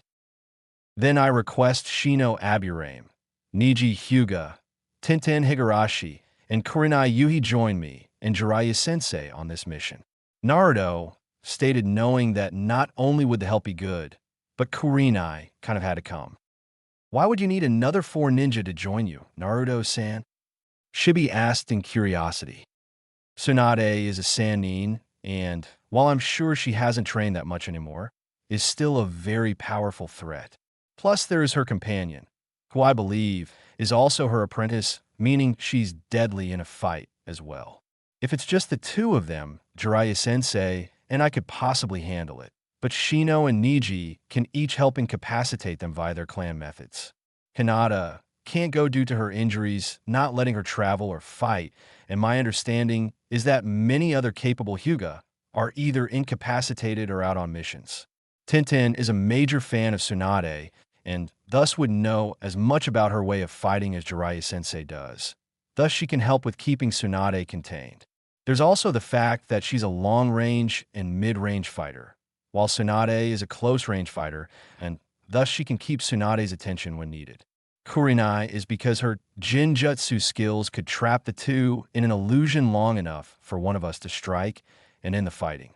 Of course, this is also under the assumption we won't have to fight Orochimaru and any guards he brings along. Naruto stated, making many nod at his logic and planning. Shouldn't we send others too, then? Inoichi asked, and Naruto shook his head. No, bigger group means bigger chance of being seen, and Tsunade could slip away before we even catch a glimpse of her. While the group is a bit big, Niji, Shino, Jiraiya-sensei, and myself all have ways to scout from afar without being noticed easily. Thus we can find her before we even set foot in a town. Naruto stated, making many nod, while Shikaku was impressed with the well-thought-out plan. However, they all raised an eyebrow as he sighed. There's also the personal matter for Kurenai having to go. Naruto stated, looking directly at Hiruzen, who nodded while Jiraiya had a perverted grin on his face. Due to the seals, Kurenai had to be in close proximity to Naruto for at least a week to finalize the bond. Thus, if Naruto was leaving the village, Kurenai had to come along. To the side, some Inuzuka blushed a bit, already guessing some of the personal matter, as she could still smell the stench of sex, Kurenai's scent, and another female's scent on Naruto's body, despite the fact he showered. It had been a while since she smelled such a strong amount of sex, and the fact it was coming from a boy a little older than her son made it more surprising and a bit hot. Very well. Your request for additional members for this mission is approved. I will leave it to you and Jiraiya to inform them. Hiruzen stated, making both men nod, dismissed. Hiruzen stated and Naruto started leaving, but he paused a moment, making Minnie raise an eyebrow. Something wrong, Naruto? Hiruzen asked, and Naruto frowned a bit. Just a question, really, Naruto stated, and Hiruzen nodded for him to speak. Why the hell are the civilians here? This entire thing with me was a ninja matter, and they have no business being involved. Naruto asked, making the shinobi blink before turning to look at the civilians, who were trying not to make eye contact as they scowled and glared at Naruto. That is an excellent point, Naruto. You can be on your way, and we'll discuss this matter right now. Hiruzen stated with a slight edge to his voice that spiked the danger senses for many, and Naruto merely bowed his head and left the room with Jiraiya. Whatever shit the civilians were in for wasn't their problem. Outside the tower, Jiraiya turned to Naruto. All right, I need to get a few things to keep training you while we're gone. Tell your friends that we leave tomorrow bright and early and a pack for at least a month's time. I'll meet you at the gate tomorrow. Jiraiya stated, making Naruto nod, since he knew Jiraiya was also going to go and perform his own brand of stress relief, meaning peeping on women. See you tomorrow, Jiraiya-sensei. Naruto stated, waving him off before heading to the nearest area he'd find one of his companions, which happened to be the Hyuga compound. Upon arriving, the guards nodded to him, and he did so back. I need to see Neji. Is he here? Naruto asked, causing the guards to nod. Yes, would you like to come in and see him? The guard on the right asked, and Naruto shrugged. I can come in, or he can come out, whichever is easiest, as I just need to talk to him for a few minutes. Naruto stated, causing them to nod before the left one motioned him to follow, which he did as he was led through the compound to one of the training areas where Neji was going through katas. Naruto Uzumaki to see you, Neji. The guard stated before bowing to Naruto and returning to his post. Hello, Naruto-san. How had you been since the exams? Neji asked civilly, and Naruto shrugged. Busy, but who hasn't been? Naruto stated, with Neji nodding before motioning him to sit. What can I do for you, Naruto-san? Neji asked, and Naruto sighed. Well, first off, stop with the sand stuff since we don't need it with everything, and it's just us two, so no reason to be formal. Second, I came to tell you that you'll be accompanying me and Jiraiya of the Sannin along with 3 others for a mission. Naruto stated, making Neji raise an eyebrow. What kind of mission would require 2 Chūnin, a Sannin, and 3 others? Neji asked, and Naruto smirked. Technically, it's 3 Chūnin, a Sannin, a Jonin, and a Chūnin. I was promoted about 15 minutes ago. Naruto stated, making Neji widen his eyes slightly before nodding. I see, congratulations. Neji stated, since Naruto did deserve the promotion. Hayashi had told him what Naruto had done during the break, and during the invasion of Konoha, Neji would have been surprised if Naruto wasn't promoted. Thank you. As for the mission, we are going to retrieve Tsunade Senju to become Hokage of the village, as well as heal Lee and Hinata. Naruto supplied, making Neji nod with a more serious expression. I see, and with my Byakugan, I can help find her faster within any town or area. Neji stated, knowing he was on the very short list of candidates of the Hyuga to go.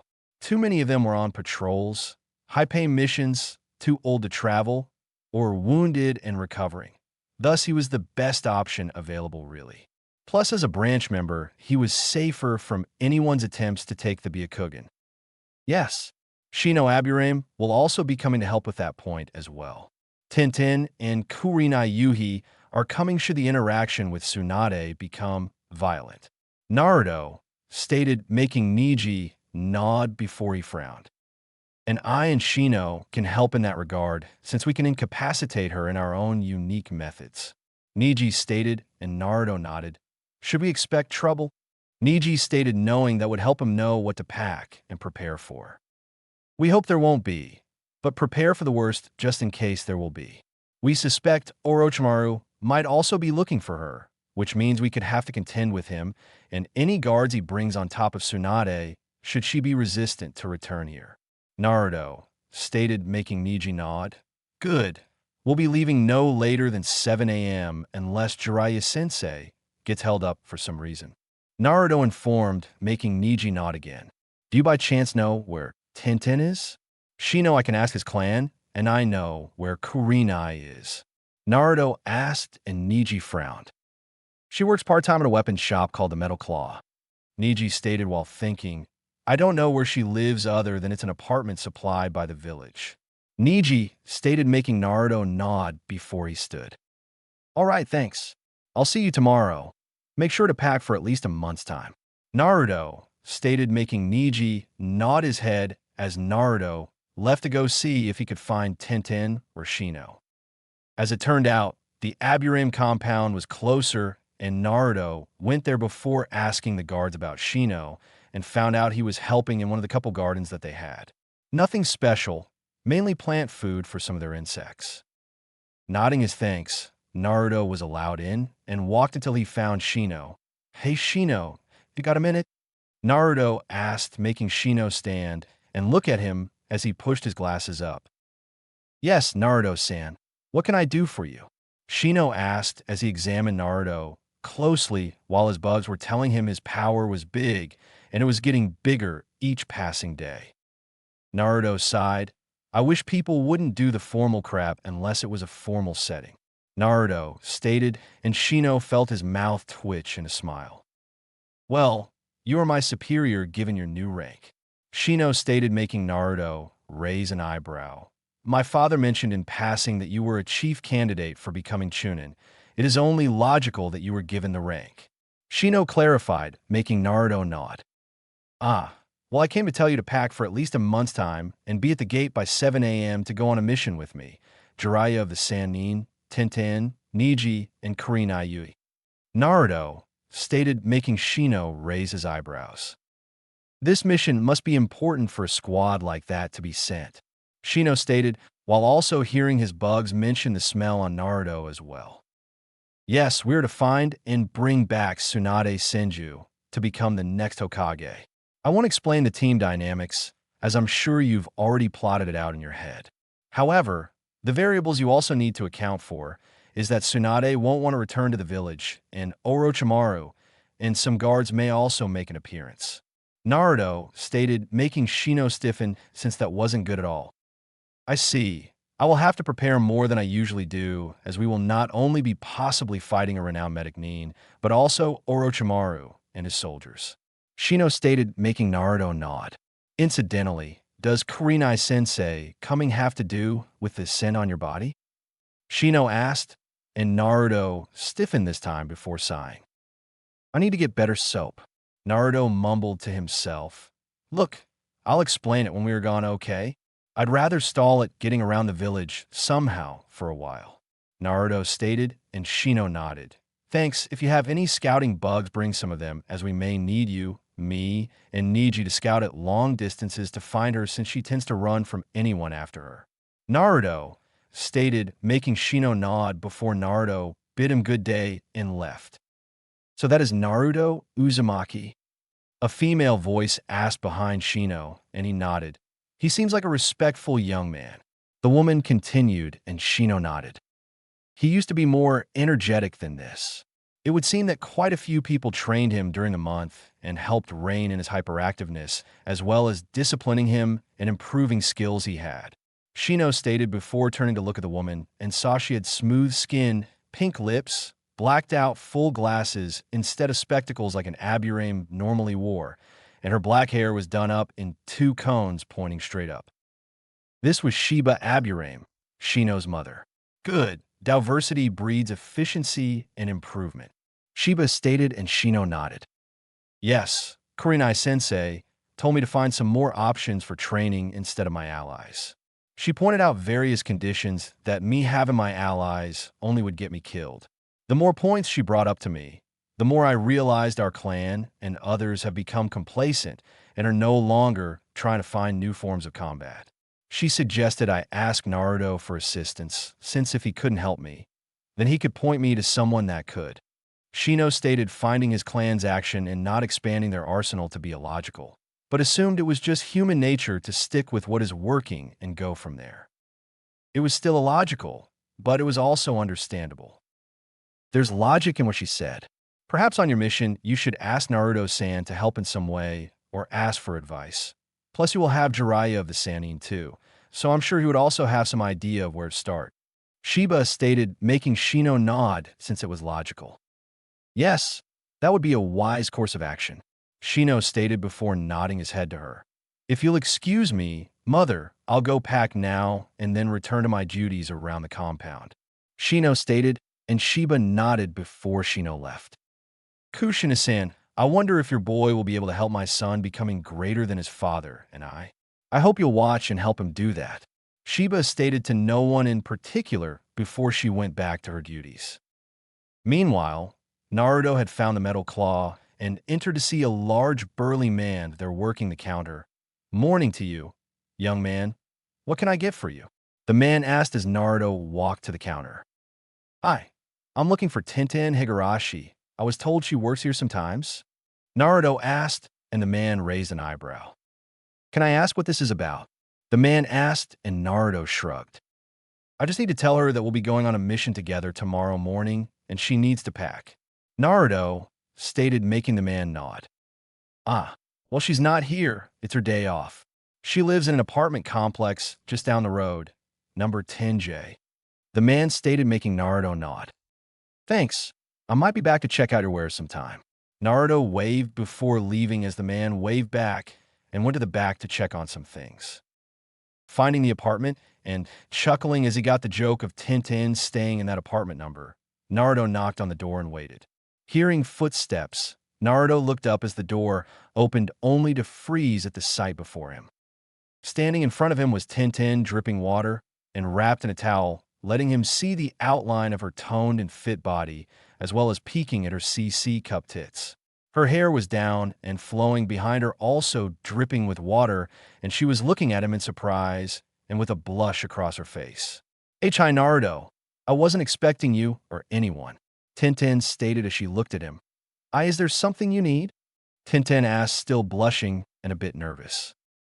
Damn, not only is she hot, but she's also really cute when she's flustered like this, Naruto thought to himself before shaking the thoughts away, since he didn't need his pants to become uncomfortable.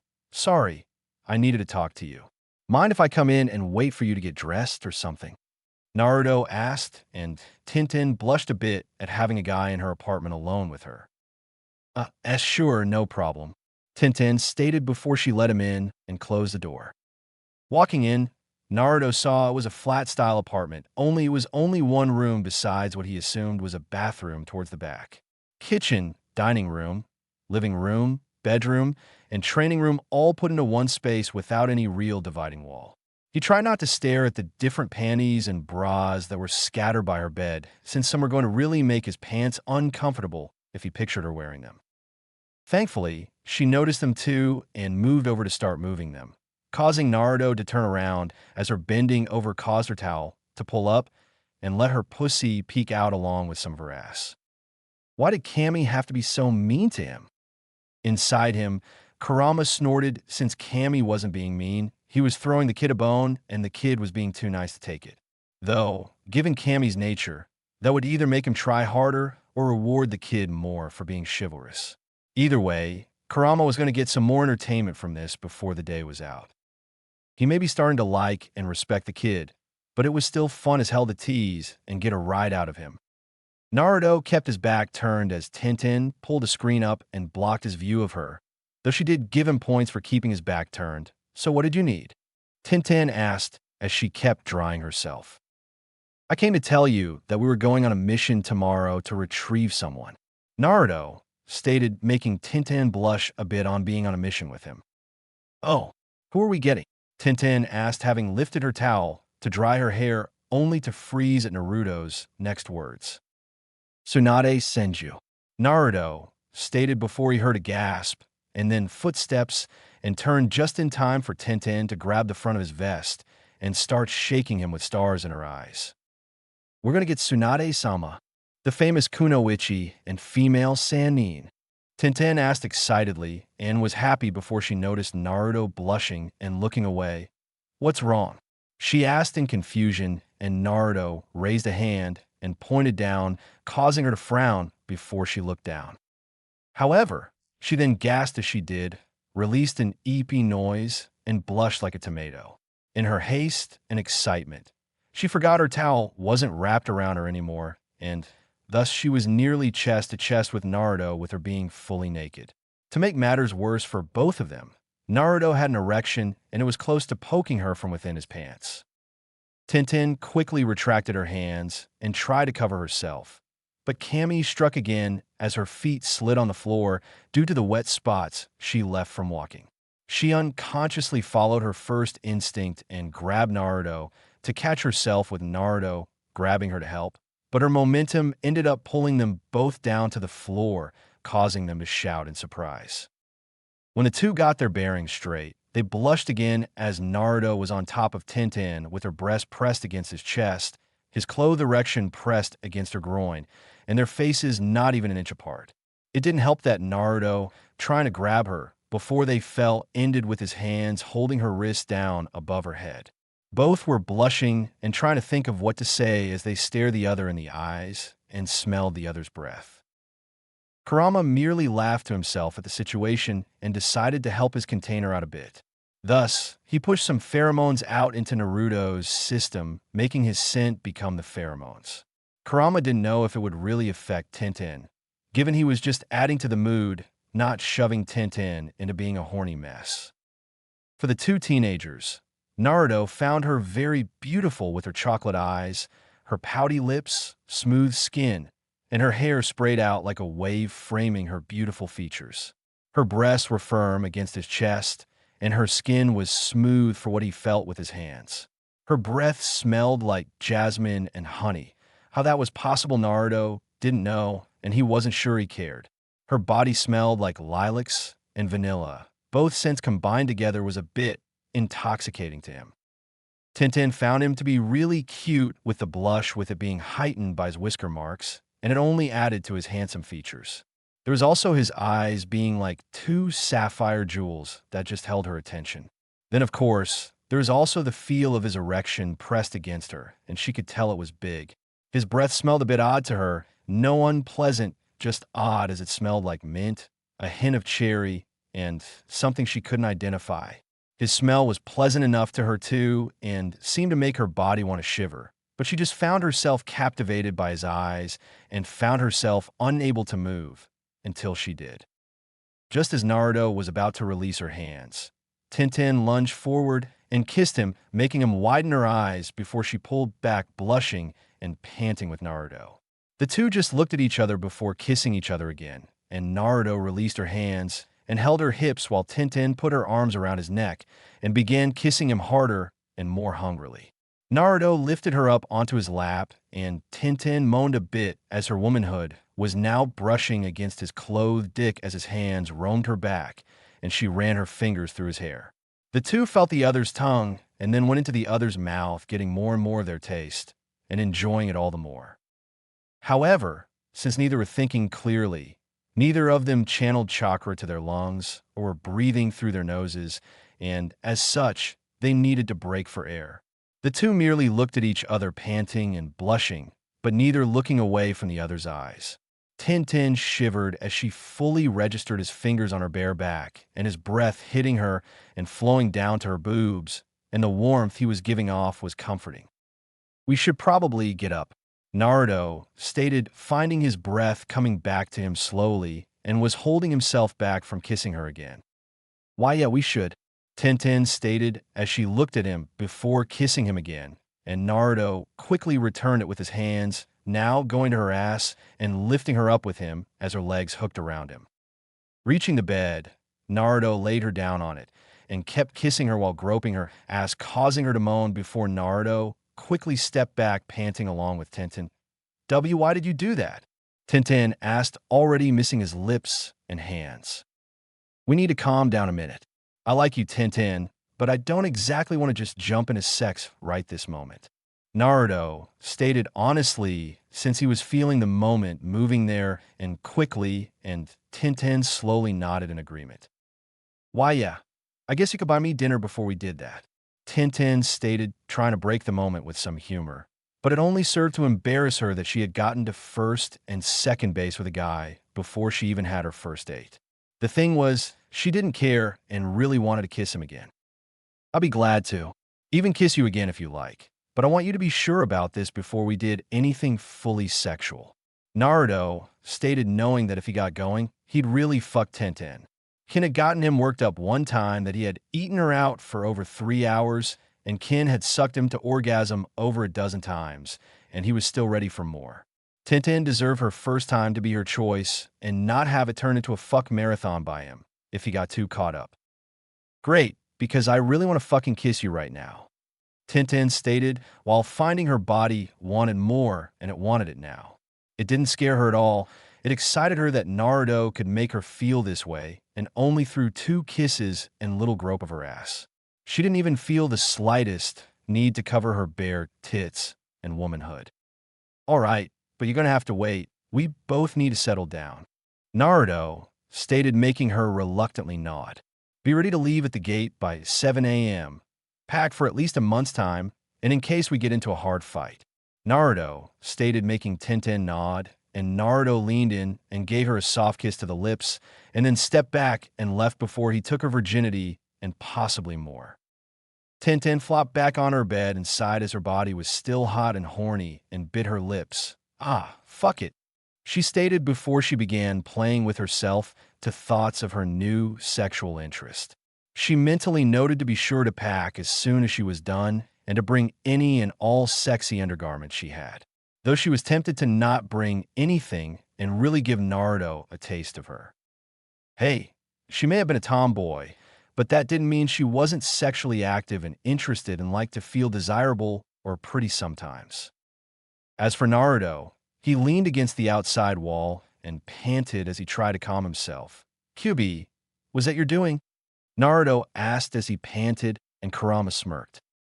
Yes and no. I did release some pheromones, but only enough that would have only put her into the mood. She would have only acted like that if she really did want you that way. Same with your body. It's reacting on its own. No interference from me, that I'm aware of at least. Kurama stated, knowing that using his chakra could have some kind of effect on Naruto, but it was anyone's guess what it was beyond the 3 side effects they knew. Mito and Kushina didn't use his chakra, and definitely not during their hormonal years either. So it was a coin toss on what could happen from Naruto having used his chakra twice now.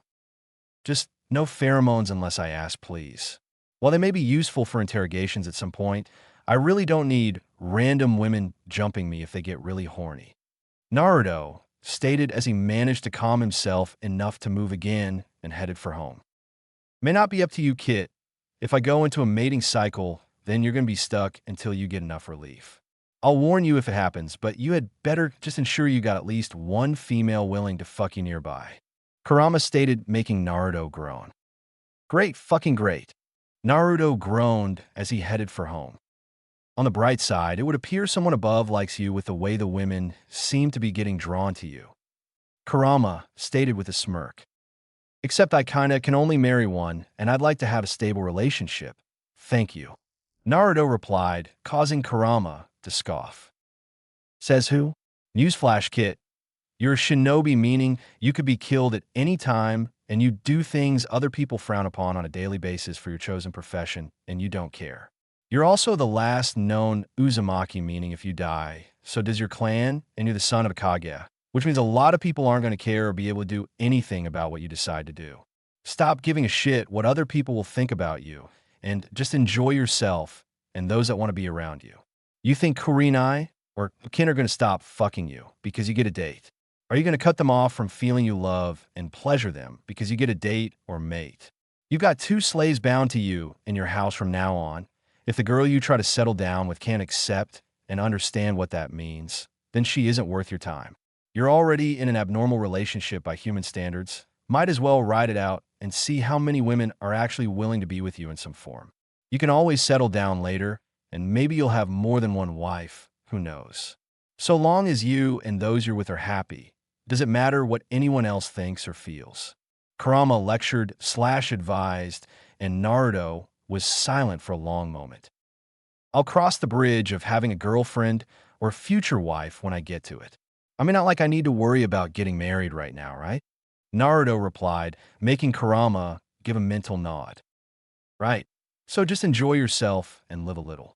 I mean, part of your profession includes sleeping with people and then killing them in their sleep, so you might as well get the whole morality thing out of the way in this case. If you meet a woman or girl who just wants some fun and sex, then do it and enjoy it, and keep doing it if the female wants. Kurama stated, and Naruto had to give him that since part of his job was seduction and assassination gigs, meaning there would be loveless sex occurring for the job, and then him killing whoever he had sex with soon after. Shaking those thoughts away, Naruto arrived home and went inside to see Kurenai in a pair of short shorts and a tank top, and she smiled as she saw him. "Hello, Master MPH." Kurenai started before Naruto was on her in a flash and kissing her hungrily, and Kurenai moaned before eagerly returning it. "Clothes off now," Naruto stated as he all but tore her clothes off and then proceeded to take Kurenai on the couch, the floor, the dining table, against the wall, and back on his bed, and added kin to the fun when she came back for shopping. He had a lot of pent-up lust and desire right now, and he needed his two slaves to help him vent it all, which they were happy to do. He could tell Kurenai about the mission later after he fucked her and kin silly. Gate of Konoha, 6:55 a.m. Naruto, fully rested and feeling calmer, stood at the gate with a slightly tired and practically glowing Kurenai as he massages her shoulders using chakra to relax her and to let some of his chakra energize her a bit. Of course, he had to be careful not to use too much, or Kurenai would be a panting mess wanting to fuck from his chakra stimulating her. Turns out, that was a side effect of having Kurama's chakra filtering into his system. His chakra was naturally laced with Kurama's. As such, small doses stimulated the body in multiple ways depending on just how the chakra is being used, so it could be pleasurable or it could possibly stimulate the body to help it. However, too much acted as a poison and could kill another person or weaken them considerably for an unknown amount of time. Naturally, Naruto planned to experiment with that later on, since it could be useful in a variety of ways, both for the bedroom and outside it. The main interest was possibly healing a person with small doses, since if it could stimulate the body in different ways, who was to say it couldn't stimulate nerves or repairing cells or anything else? It was at least worth a try, since Naruto still needed more chakra control before he could ever think of attempting to learn medical jutsu. His reserves were still increasing the more training he did, and as such he needed more control to fully utilize it. Medical jutsu needed near-perfect control, or a variety of things could go wrong for both the healer and the patient. Not to mention more control meant less chakra used, which meant more injuries healed and less likelihood that the healer would collapse from exhaustion. Naruto wasn't too humble to admit that if he had his chakra fully under control, that he could become one of the best medic nins there ever was. He broke from his thoughts as Shino came into view, and the two nodded to each other while Kurenai waved. Naturally, Shino took notice of the tattoo on her chest and the choker around her neck, and could only assume something had happened to cause his sensei to become a servant member of Naruto's clan. Shino wasn't as slow on the uptake as a lot of others were. He knew of the Uzumaki clan, as his clan kept detailed records of allies and friends, as well as history. Naturally, that led him to investigate who Naruto's parents were, and he started with what he thought was the easiest, Uzumaki. Like Naruto, he found only one viable name coming up, Kushina Uzumaki. That led to the discovery that rumors stated she and the fourth Hokage were rather close and could be seen as a couple despite no one coming out and asking them, most likely to help keep Kushina safe from a very vengeful IWA. Shino had evidence and doubts about Naruto being the fourth son, but when he revealed he had a Biju sealed inside of him, that finalized it. Naruto was born the day of the Kyuubi attack, so it was obvious which Biju it was. He was named Uzumaki, and Kushina was the only viable option to be his mother. Minato Namikaze was known as an honorable man, so why would he use someone else's child and not his own? The last nail in the coffin was when Shino found a picture of Minato and Naruto was practically his twin, save the whisker marks. If Naruto wasn't the son of Minato Namikaze and Kushina Uzumaki, then someone was making damn sure he at least looked the part. Shino, though, was saddened for his comrade, now fully seeing the ramifications that he was an orphan, used to seal a demon away, and couldn't even tell anyone who his parents were, or every other village would target him either for revenge or to breed new Uzumaki/Namikaze children to serve the village. He also realized why he always saw glares and looks of disgust from various adults whenever Naruto was around. They hated the jail for what the prisoner had done. Idiots, the lot of them, Shino thought with no small amount of contempt. Even if Shino was to be cold and calculating about this and not care about the emotional and mental trauma his friend had endured while still keeping a smile on his face, there was still a very clear reason to be pissed off at the villagers. If you pissed off the prison, what was to stop it from letting the prisoner out? If Naruto wanted, he could have said to hell with everyone and just let Kyuubi out and not care because he had no one to really care about or he wanted the pain to end. However, Naruto decided to be better than others. He took the trauma and kept going, even smiling brightly at people if for no other reason than to be friendly. He was ascending the ranks and was showing that no one should underestimate him. The willpower to do that and the mental fortitude to resist that kind of torture and suffering were just further testaments to his comrades' will to endure. All of this culminated in Shino's decision to be a better comrade and friend to Naruto over what he had been. Even if he wanted to be fully logical about this, he'd still do this because Naruto was steadily growing in strength and power and was getting his name out rapidly. It was only logical that Shino would want to be his ally both for his own improvement and for his clan's benefit. Shino broke from his thoughts as he saw Tenten and Neji arrive, though he took note of Tenten blushing at Naruto and the slightly jealous look she sent to Kurenai. It seemed his friend was going to have a complicated life in a new way, especially since Shino had no doubt that Neji saw the tattoo on Kurenai's chest and knew what it meant too, though whether Tenten did or not was another matter entirely.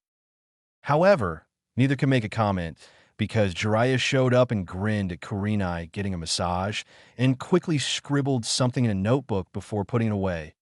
"All right, everyone's here, so let's head out," Jiraiya stated, making them nod as Kurenai stood and kissed Naruto's cheek, making Jiraiya grin while Tenten had a twitching eyebrow. The group then immediately took off, heading for the nearest town, where Jiraiya had to meet a contact about Tsunade. Unfortunately, it was a day's travel. Naruto and Jiraiya could have used the toads, but it would have caused a lot of commotion, and if they were lucky enough to have Tsunade be in the town, then landing on giant toads would have sent alarm bells off, and she'd be gone before they had a chance. So they were stuck with tree hopping and running to get to where they were going.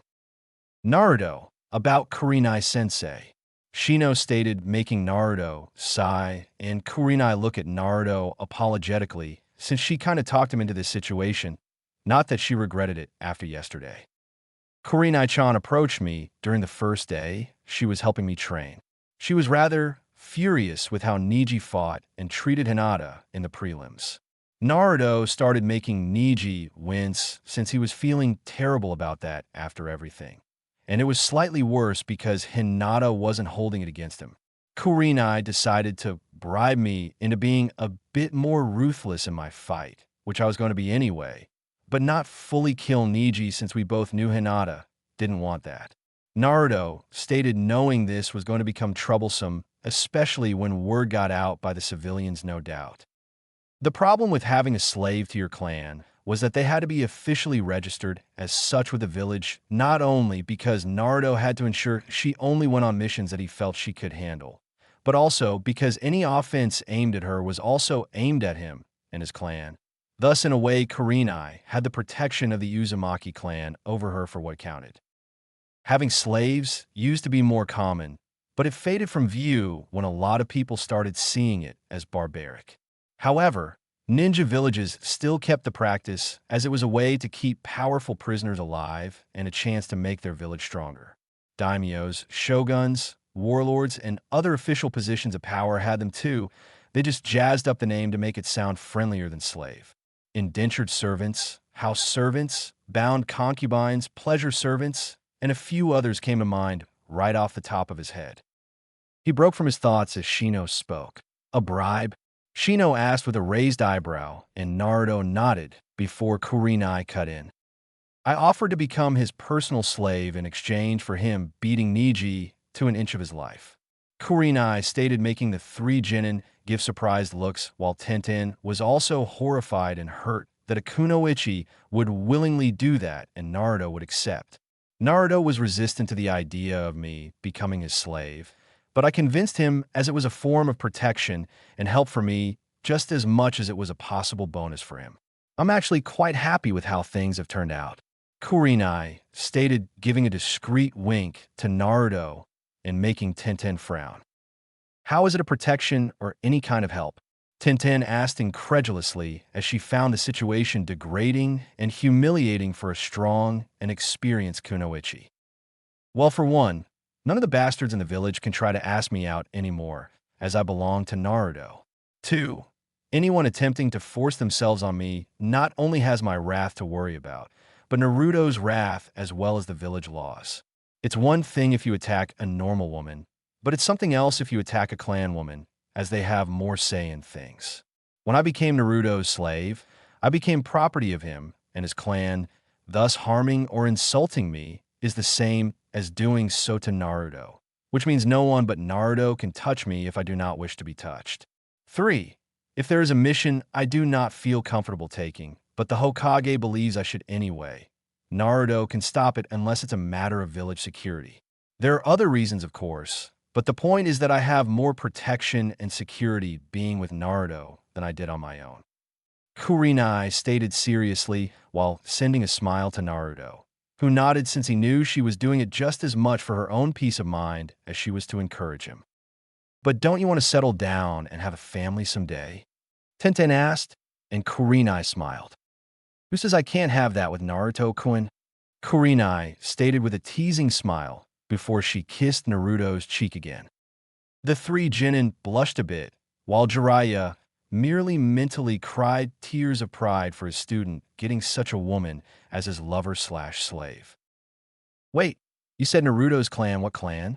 Tenten asked, making Kurenai wince slightly and send an apologetic look to Naruto, who waved her off since it was fine. She means the Uzumaki clan, Tenten-san. Shino stated, making Neji nod as he had done his own digging too. Uzumaki clan?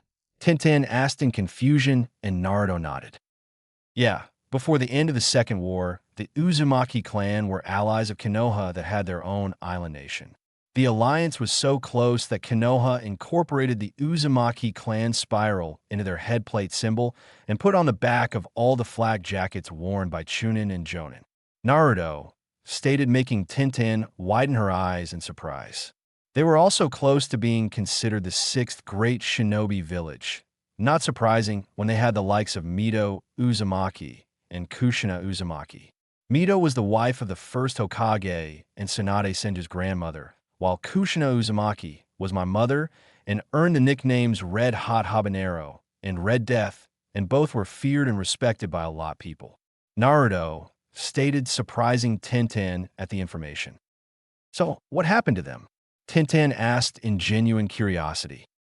My mother died the night of my birth from the Kyuubi attack. The rest of my clan was wiped out towards the end of the Second Shinobi War.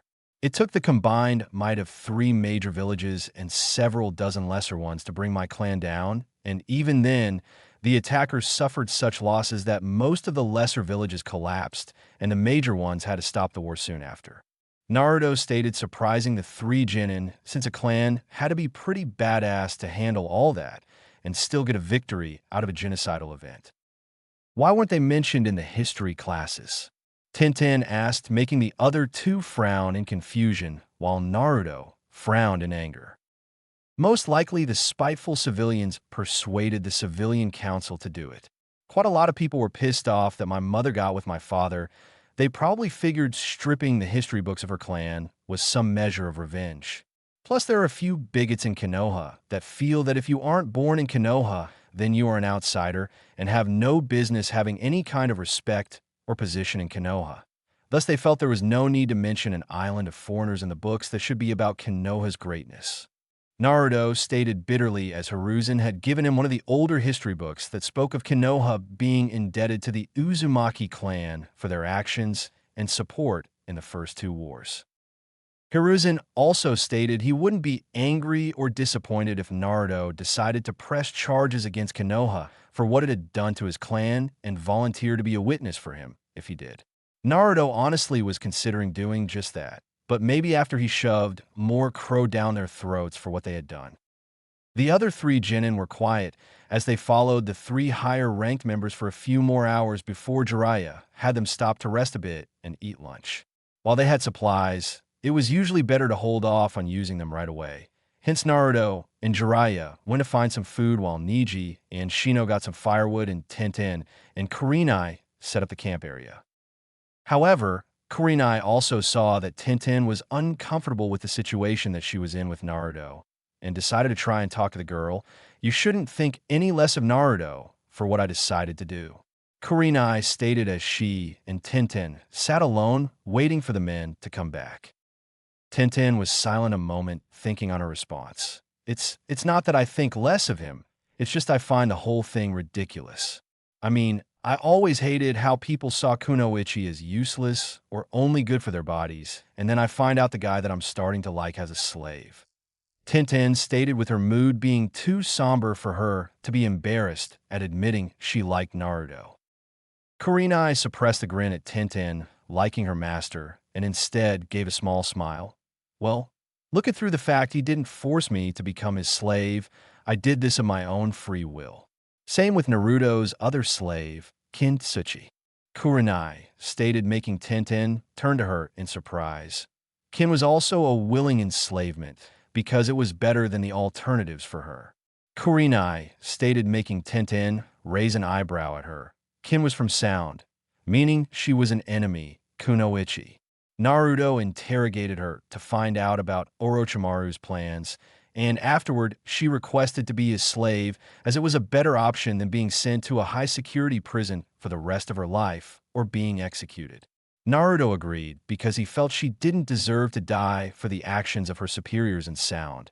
She was a slave for nearly a month before I was branded. Kurenai stated, finding no reason to mention Naruto's methods for interrogating Kin, and making Tenten nod before she looked down again. I see, Tenten stated, and Kurenai placed a hand on her shoulder. You can still be with Naruto if you want, but you'll have to accept that Kin and I aren't going anywhere. We belong to Naruto and to an extent his clan, which means we're going to serve him in whatever ways he needs or desires, whether that's with our fighting skills or in the bedroom. Kurenai stated, making Tenten blush both at the thought of Naruto fucking two women and from the memory of him and her in her apartment. There's just something about him, isn't there? Kurenai asked, making Tenten look at her. When you're around him, there's just something to him that pulls you and you don't understand it, but you don't want to fight it either. Kurenai stated since she and Kin had discussed feeling the same thing. Yeah, but what about you? Tenten asked, making Kurenai look at her in confusion. Won't you be upset if Naruto started dating or sleeping with other women? Tenten asked since she didn't see how you could sign yourself over to someone and not be hurt if they were with someone else. Not really. My position as a slave alters things. Naruto could still marry me and Kin down the line, which is his right, but any children we give him wouldn't be accepted as clan heirs due to the fact Kin and I are slaves. While I'm sure Naruto would love his children equally, there are still laws in place even if he doesn't like them. There's also the fact Kin and I can't have a position of authority over his clan or its affairs due to our status. We could be in charge of servants and other slaves, but any women Naruto married or any other members of the Uzumaki still in existence would be above us in authority. Kurenai stated knowing that Naruto was not happy when he learned this. But Konoha law was in place to ensure that slaves couldn't try and usurp their master's spouses and place their children in a position of authority within a clan. This was done before by a slave using a loophole in her orders to ensure the wife/wives were infertile, and thus the slave children were the only choice to become the next clan head. So, it was decided that no children born as slaves could become clan head unless they were the very last members of the clan. Even then, it had to be accepted by the other clan heads and the Hokage before they could take the clan seat, and the seals on slaves were made stricter to destroy those loopholes and ensure there was no sabotage from the slaves to ensure their children got the advantage over any others. Of course, Kurenai had no issue, and neither did Kin, since neither knew how a clan worked and just wanted to support and love Naruto while giving him children. Even if they couldn't be clan head, that didn't reduce their value or significance in their eyes, and had told this to Naruto with him fully agreeing. He still needed to learn more about his clan and how they did things. But if he had to, he would make new positions in his clan to allow his children, regardless of who was their mother, to feel like a true part of the clan. Kurenai shook those thoughts away to get back to the point. As for myself and Kin, we want Naruto to find more lovers and happiness because he needs it after all the trauma the village gave him, plus the fact he has no known family left at all. Kurenai stated knowing that Naruto could have kept fucking them for hours before he tired, while Kin and herself could only handle so much.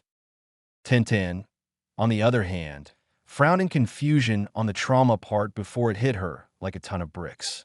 He held a Biju, most likely Kyuubi, since no other Biju had ever been reported being near Konoha, and the villagers most likely hated him.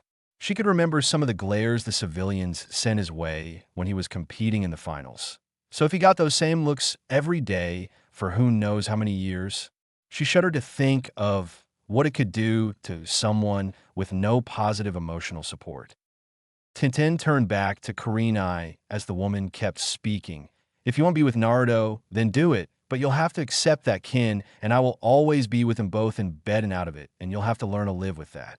Kurenai stated, making Tenten nod her head before the others started coming back, and they roasted some fish before they ate and continued on. Town in Fire Country. Next day. The group made it to the town in one piece after camping for the night, and now we're walking through town heading for a hotel since Jiraiya said it could take at least a day for him to find his contact and get the information. That was going to be further delayed as a beautiful raven-haired woman was flirting with Jiraiya. Naruto sighed and waved him off while leading the others to a nearby hotel, knowing Jiraiya would be back when he eventually ran out of on-hand cash or got shot down hard. With that in mind, he got 3 rooms, Neji and Shino in one, Tenten and Kurenai in another, and Naruto with Jiraiya, since he had gotten used to his grumbling when he got shut down hard. Naruto and them went to their rooms and settled in before Naruto had a knock on his door. Raising an eyebrow in curiosity, Naruto opened it to see Shino there along with Tenten and raised an eyebrow. Naruto, I was wondering if you could help me with my training. I find I am lacking in skills outside of my clan arts and wish to remedy that. Shino started and Naruto nodded before looking to Tenten, who blushed a bit. Could we talk? Tenten asked, and Naruto nodded before he made for clones. The clones nodded and 2 motioned Shino to follow them, while the other 2 went to Neji and Kurenai's door, and Naruto let Tenten into the room. Tenten merely sat on the bed and was looking at her feet before Naruto sat beside her and waited till she was ready to talk. So, you didn't force them into being slaves? Tenten asked suddenly, and Naruto shook his head. Kin-chan and Kurenai-chan were both of their own volition, though I won't lie and say a part of me isn't happy with this. I mean, it's a lot of men's dream to have beautiful sex slaves without getting trouble for it. I just made sure they actually wanted to do this before I did anything. Naruto stated, making Tenten nod. Look, Tenten-chan, I am PH. Naruto was cut off as Tenten suddenly lunged at him and took him into a kiss while pushing him on the bed. Naruto was stunned a moment before he returned the kiss and began tongue wrestling with Tenten. Meanwhile, 2 clones with Shino were helping him. One was sparring with him in taijutsu, while the other was watching to see what he needed improvement on and what seemed to be natural movements to him. They had started the spar with explaining that if Shino learned to fight up close, his insects could latch onto enemies every time he made contact with them. Thus, grapples are going to be useful for him. Naruto also had some other ideas for helping him, but wanted to get some basic structure first and then work on harder things. You couldn't build a strong palace without a strong foundation after all. A ways off from them, another clone was sparring with Neji as he wanted to face Naruto more as it pushed him harder than spars in the Hyuga compound did. Sure, it was better than it was thanks to his uncle, but facing an opponent that used the gentle fist and facing an opponent that didn't was a stark contrast. Neji had never been beaten as badly as Naruto had done in the finals. Not even when sparring against one of the crueler members of the main house, and Naruto had done it with a style that wasn't gentle fist, but was oddly similar in its own way. The main differences were that it didn't use chakra and incorporated more than just palm thrusts and finger jabs. Neji could verify it was effective and brutal in its style and execution, or maybe Naruto just was, but regardless, it was still effective. Neji wanted to keep being pushed into more challenging fights, as well as trying new techniques and attacks, which needed someone to fight and able to take the hits and offer input. Realistically, Naruto was the best sparring partner since his shadow clones would give him direct feedback on different hits and mention what did or didn't work that well and allow Neji to adjust accordingly.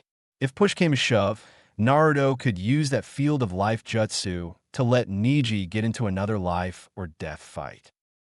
Back with Naruto, he currently had Tenten on his lap with both of them still kissing frantically as his hands held her bubble, but tightly, and she was running her hands in his hair. "Why is this so good?" Tenten asked through gaps in their lips and tongue wrestling. "No idea. Want to stop?" Naruto asked in return, glad that he was keeping his mind focused on breathing through his nose this time. "Fuck, no." Tenten gasped as she kept molding her lips against his and exploring every inch of his mouth with her tongue. However, she whined as Naruto pulled her away, but frowned when she saw him looking at the door with narrowed eyes. "Naruto-kun?" Tenten asked in concern, though she did blush too at using the affectionate on him. Naruto raised a finger to shush her before he made two clones just as a knock at the door was heard. "That you, Jiraiya-sensei?" One of the clones asked using a tired tone, while the other dispersed to warn the others. No answer came from the door other than another knock. All right, I'm coming." The clone stated in an annoyed tone, while the real Naruto picked up Tenten and went out the window and made it down to the street. The clone then opened the door to see two Akatsuki members, Itachi Uchiha and Kisame Hashigake. "Can I help you?" the clone asked in a genuine grumpy tone. "Naruto Uzumaki," Itachi stated, looking at him. The clone just stared at him in annoyance. "We need you to come with us," Itachi continued while being a bit unnerved by the look in Naruto's eyes. They weren't the childlike wonder-filled ones he recalled when he was still in Umbu. These were serious, ready-to-kill eyes. "Come on, Itachi, why not let him fight us? He doesn't need his limbs to be helpful," Kisame stated in a bloodthirsty tone, especially since the brat was supposed to have taken up Zabuza's blade. "Yeah? No, sorry. The two grown men asking me to leave and go someplace with them seems very pedophile-like," Naruto stated, causing Kisame to gawk and Itachi to sweat drop, since it could be interpreted as that. He'd have to work on his delivery at some point in the future. "We aren't gay," Kisame shouted, making Naruto raise an eyebrow.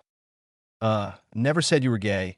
I said you were a pedophile. Big difference," Naruto stated, making Kisame growl before he grabbed Naruto and brought him up to his face before Naruto headbutted him. Kisame recoiled and dropped Naruto while grabbing his nose. "I don't want to kiss," Naruto stated, making a vein throb on Kisame's head. "Calm down, Kisame. He's baiting you," Itachi stated, and Naruto snorted. "Wow. Even your partner doesn't take you seriously. He just made a fish reference to you," Naruto stated, making Kisame's eyebrow twitch violently while Itachi merely blinked, finding that he did unintentionally do that. Naruto then blinked before Kisame grabbed him by the face and lifted him up. "That's it. You just lost your limbs." Kisame growled, and Naruto mumbled something against his hand. Frowning, Kisame switched his grip to hold the brat by the top of his head. "What was that?" Kisame asked, annoyed. "I said, too bad for you, that's not what I'm here for, but please accept this parting gift." The clone stated before grinning as he glowed, caused Itachi to widen his eyes, but the clone suddenly exploded before he could get a word of warning out. Outside the town, Naruto was with Tenten and a recently shown up Sasuke. After he had jumped out the window, he and Tenten landed in the street and started moving away and ran into Sasuke, who was looking for them. Already knowing the situation, Naruto convinced Sasuke to get ready to fight outside of town where there was more space and no one to get in the way. He was just glad his clones had the rest of his team out of the way, as Kurenai and the clone that went to talk to her were going to find Jiraiya and get him to the real Naruto as quickly as possible. Naruto wasn't a fool. He got lucky and had surprise against Orochimaru. In a straight-up fight, he'd lose from lack of experience and training. However, compared to Itachi, Orochimaru was small-time and Kisame was no idle threat either. Even if he had Kurenai and the three Genin with him, Itachi knew the clans and no doubt knew Kurenai by reputation, which left him in Tenten, and Kyuubi's chakra wasn't that helpful when you added Samahata to the mix. The sword could eat chakra from anything, even the usually corrosive chakra of a Biju didn't hurt it. Basically, Naruto needed someone their level to help turn the tide in his favor. He needed Jiraiya here. "Sasuke, whatever happens, you and I fight together, all right?" Naruto stated, making Sasuke frown. "Itachi is mine, Naruto," Sasuke stated with finality.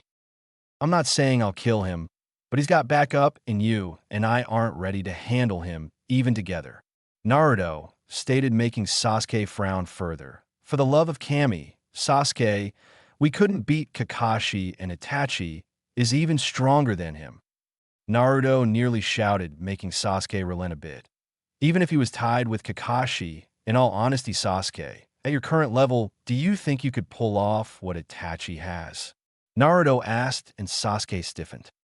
In truth, he didn't think he could. Sasuke knew he was skilled, but he knew members of his clan that were even stronger than that, and Itachi had brought them all down by himself.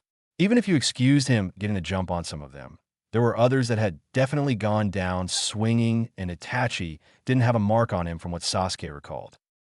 The bitter truth was that Sasuke was still not near his level of power and strength.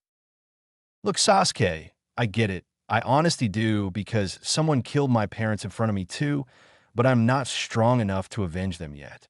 So why don't we work together and handle this together?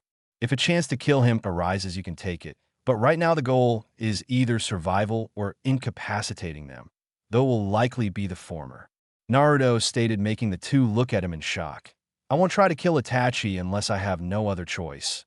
This is a life or death situation, and I will react in the best interest for us to survive," Naruto added as he loosened the weight and gravity seals on his body to let him move faster and summoned Kubikurobocho as well. "Tenten, fall back to the trees. These guys are close to mid-range combat specialists. Better that you're hidden and can take advantage of that if an opportunity presents itself," Naruto ordered, making Tenten nod before she jumped back to the trees, and Naruto quickly made multiple shadow clones and sent them off into the trees as well. The last clone moved away just as Itachi and Kisame arrived. Both had some tears and scorch marks on their cloaks. Kisame was scowling while Itachi was impassive and looking between Naruto and his little brother.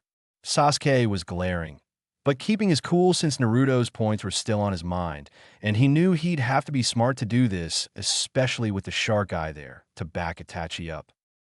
Itachi, internally, was impressed as he expected his brother to charge and swinging and attacking wildly. But he seemed to be thinking clearly right now, and he had a feeling it was because of Naruto. Naruto readied himself while Sasuke activated his Sharingan and had a pair of kunai ready. "You're going to pay for that, you brat," Kisame stated annoyed since he had a few burns on his blue skin and it was annoying for him to be outsmarted by a brat. Hey, don't get mad at me because you're too dumb to notice the difference between a clone and a real person. Naruto stated with a smirk while Kisame growled before he launched at Naruto, who met him halfway and clashed blades with him. However, Kisame was unprepared for Naruto to lean back and kick him right in the groin, causing him to hunt in pain and stumble before Naruto went a slice in him with his blade, only for Samehada to coil and block the strike, making Naruto click his teeth. He then twisted around and kicked Kisame, sending him back. Kisame growled at Naruto before he looked down as the ground broke, and another Naruto came launching out and cut his cheek with a kunai before exploding, sending him further back. Naruto idly noted that Kisame seemed weaker than he should be, but didn't have time to focus on it as Kisame came after him. Deciding he couldn't go muscle for muscle with him, Naruto shortened the length of Kubikurabocho to give him more maneuverability and re-engaged a surprised Kisame. Meanwhile, Sasuke and Itachi were clashing with kunai, and it was clear Itachi had the advantage, which was why two Naruto clones charged with their full speed and tried to hit Itachi, forcing him to block them and then kick Sasuke away. However, once Sasuke was away, the clones grabbed his wrists and exploded, making Itachi click his teeth as he came out of the smoke cloud with some charred marks on his clothes, a few small burns, and an annoyed look.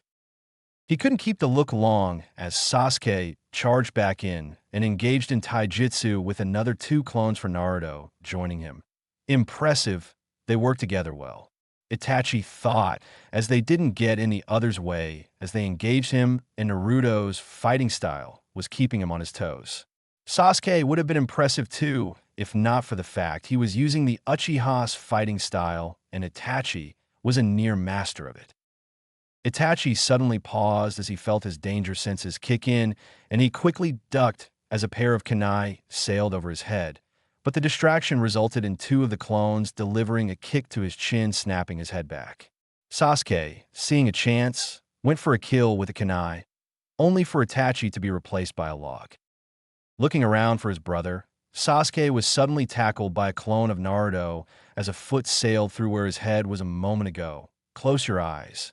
The clone whispered to Sasuke, making him frown, but did so just as another clone stood in front of Itachi and flared all of its chakra, causing Itachi to shout in pain and surprise as the chakra overwhelmed his Sharingan.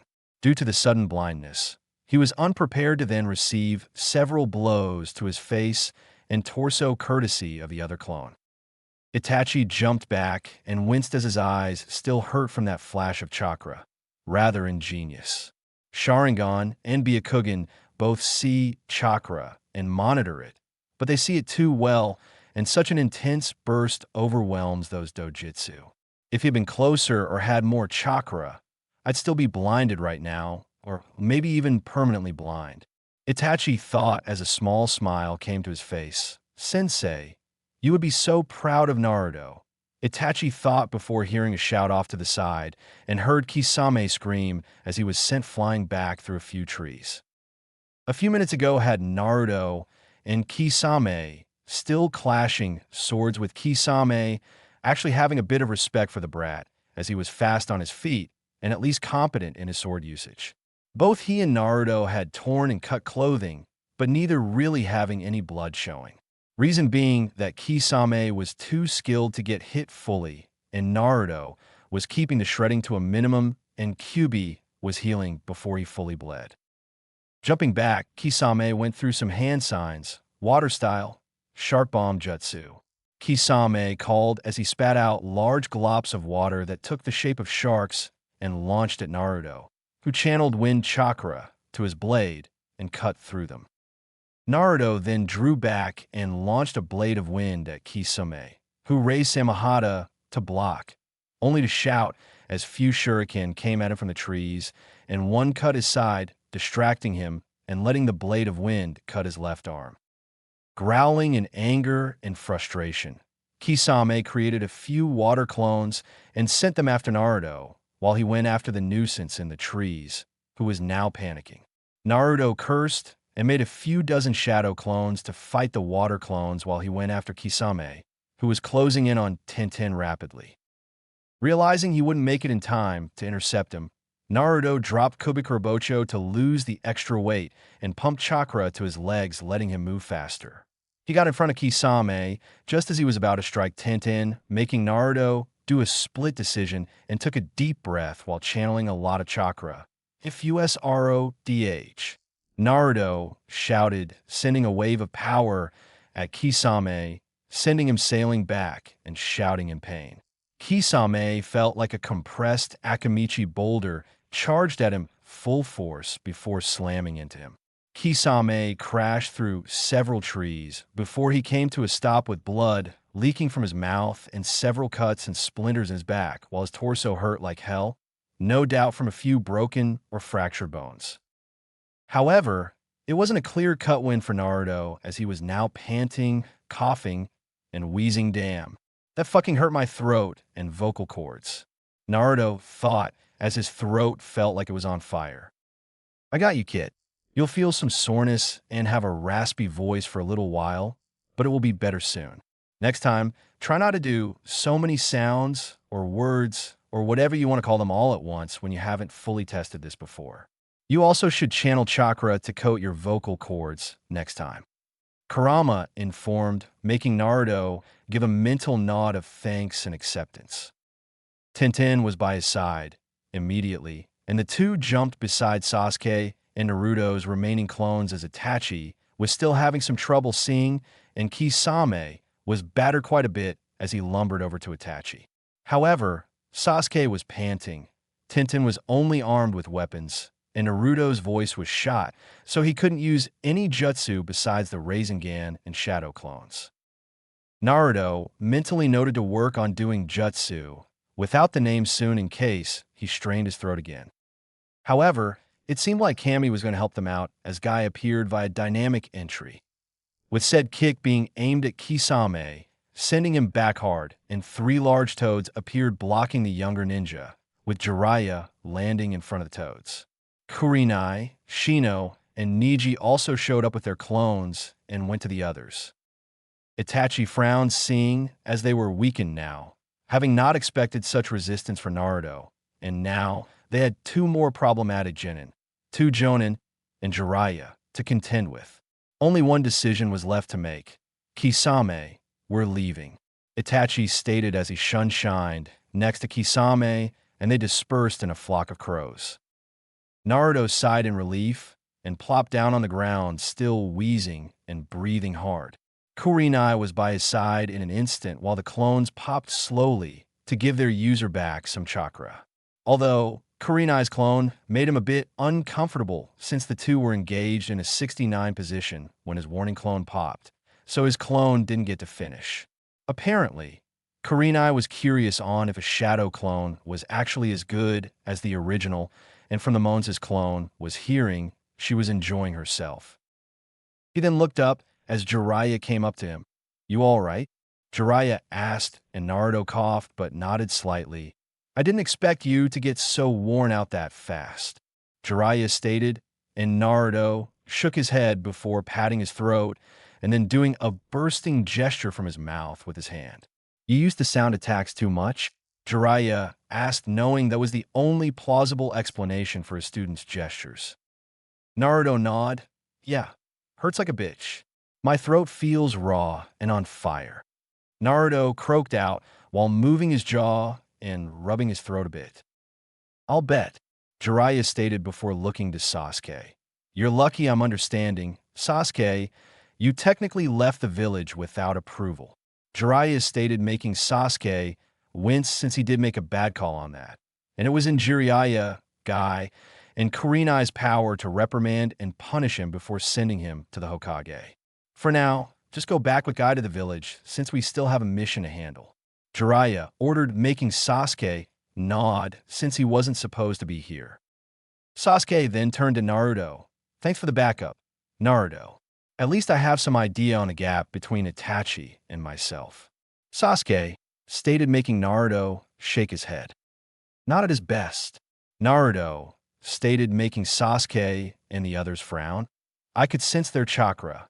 They were keeping their chakra contained and suppressed to not attract Jiraiya-sensei to where they were, plus Itachi was still recovering from something. My guess is that they went near Konoha to find me and got into a fight. Naruto stated in still a raspy voice, making Guy nod. He's right. They were at Konoha and got into a fight with Yugao and Asuma before Kakashi intervened.